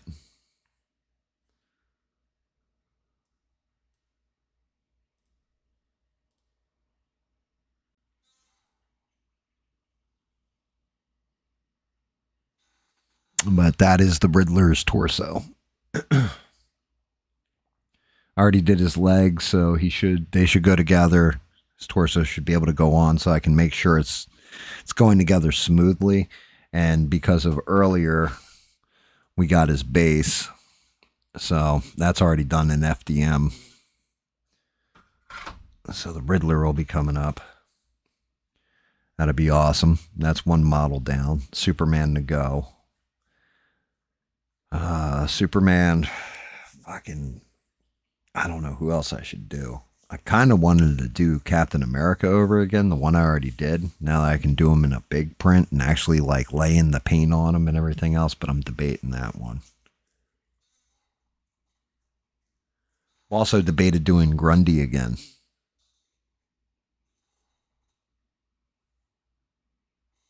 I didn't get so good. I'm not good yet. I'm still, this looks like shit to me. I appreciate you, but man, it looks like shit to me right now because I'm just looking at base coating. Like I haven't gotten in there with my heavy colors and really getting in there with the shadow and everything else. I just wanted to get my base color on, get the skin dialed in to an extent, and we're going to go forward from there. See if I can't get it where it actually does look nice. Although I am enjoying, like I said, like the arms on him, getting those veins in there where the veins actually pop. So they look like veins in your arm if your veins, or if your arms were actually that fucking big. Like being able to see the veins pop the fuck out of it. Like I got it laid in pretty good. I mean, all of it has to get tightened up real tight. But I'm definitely I got to get a metal coat on here and then actually tone up the brightness a bit because it's drab, and really get some highlight in there. The head's going to be interesting to do because I laid in basic flesh tones, but shadowing in the face is going to be a little rough because the face is actually inside the helmet. If I could take the face out of the helmet and put it back in, it'd be much easier. When you were doing Wasp came out all right, you know, but she's also kind of basic because of all the black in the model. Like the leather came out nice, but I really, in a way, I kinda, and I know I'm gonna regret saying this, I kinda like the way that sequin black looks from my old paints from the folk art. I think they need a nice shiny metallic black that isn't overkill on the shiny. Because that shit looked like, it looked like either stretched spandex naturally or metal. And it was subtle, but just enough to reflect. Where I haven't seen that in a folk art paint yet. I mean, in a Vallejo paint yet. Maybe because I didn't buy the metallics kit. That's like $380 fucking dollars. But who knows? The thing is, though, the way I'm watching all these people and the way they're toning up their skin tones, they're using something called a wash. So I look up if Vallejo has these washes and everything else. Now, before I continue the story, I must tell you guys, my wife will buy me shit and give it to me as like Christmas presents or birthday presents or whatever. And I'll be like, yeah, eventually I'll probably have a need for this somewhere, but I don't need this right now. So for Christmas, you know, she had given me like Vallejo brush, like all kinds of stuff, like my major paint kit, the whole 9 yards. Well, I'm sitting there and I look up the Vallejo washes and I look at the packaging on it. I'm like, damn, that shit's familiar. I turn around on my desk and for Christmas, my wife had got me the fucking Vallejo washes and I put them, they're dusty because I put them aside. And I was like, yeah, I don't have a need for these right now. Maybe eventually I'll have a need for them, but that's how you get like the red skin tone in there. And like you use the yellow to offset it and shit and the blue. And it's just like, I'm like, fuck, that's what I've needed this whole time. And like, but now I know how to use them to an extent and everything. So I'm going to have to play with these. I might even play with them on Juggernaut. I'm definitely going to be playing with them on Henry Cavill, Superman, to really lay in and see if I can't get the facial coloring right.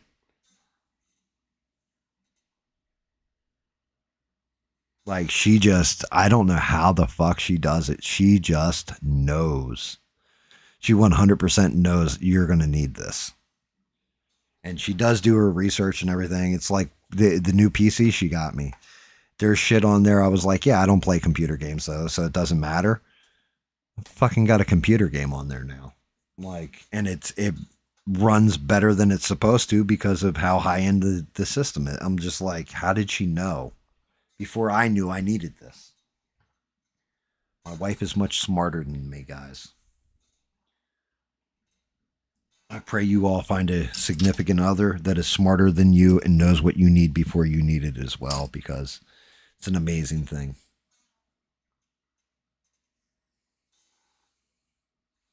I got the perfect one for me. That's what it is, Ian. You got to find perfect for you. You got to find your crazy, right?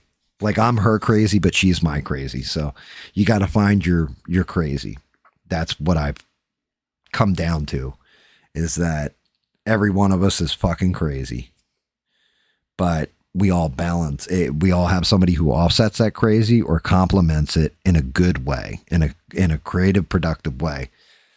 And once you find it, if you can recognize it, you lock into it and you don't let go of it. Like I'm hoping that Rogue found his type of crazy with his wife. I'll be honest with you. Twisted definitely found his fucking type of crazy with his wife, you know. And David, I hope he finds a nice gentleman that is going to treat him well.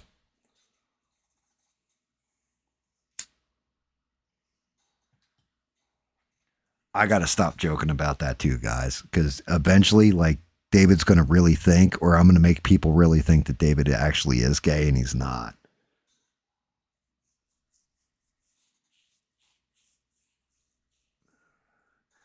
You know, it's, I mean, granted, I never said his last name on the stream, so there is that, but just the same, I got to be careful. Say something by oopsie and, you know, next thing you know, like the wrong person's listening, like, damn, I didn't know David was gay. And all of a sudden he becomes David the Homomon, you know, David Homomon. Yeah, well, don't tell him you know he isn't, because, you know, it's funnier that way.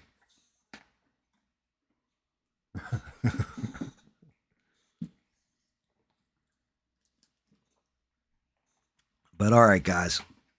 I think we got a decent base coat on here. You know, I've definitely run my mouth enough for one night, I think. I know everybody's probably tired. I appreciate everybody. I'm going to really miss not painting on Sunday. I'll be honest with you. But if I don't backstock myself, I know exactly I know how this ends, and it doesn't end well. So I'm going to get that backstock done.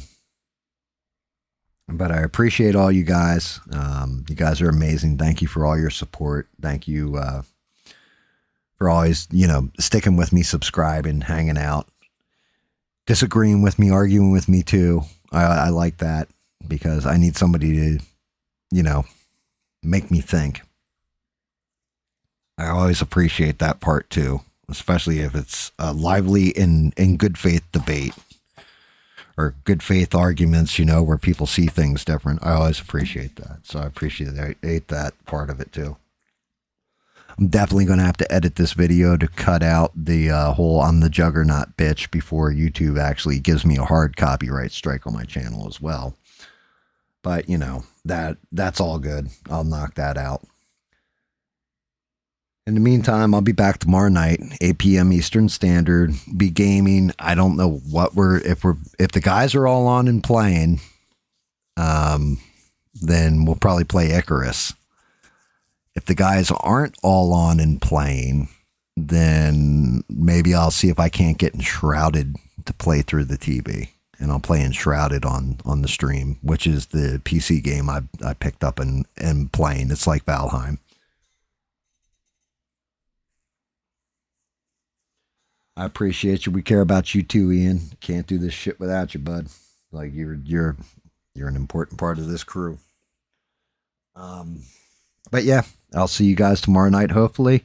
Thank you again for liking, sharing, subbing, all that fun shit that YouTubers say and I'm supposed to say. But no, from the bottom of my heart, thank you guys. You guys are the greatest. Everybody, just always be creative. And don't take shit from anyone. Good night, guys. And thank you again.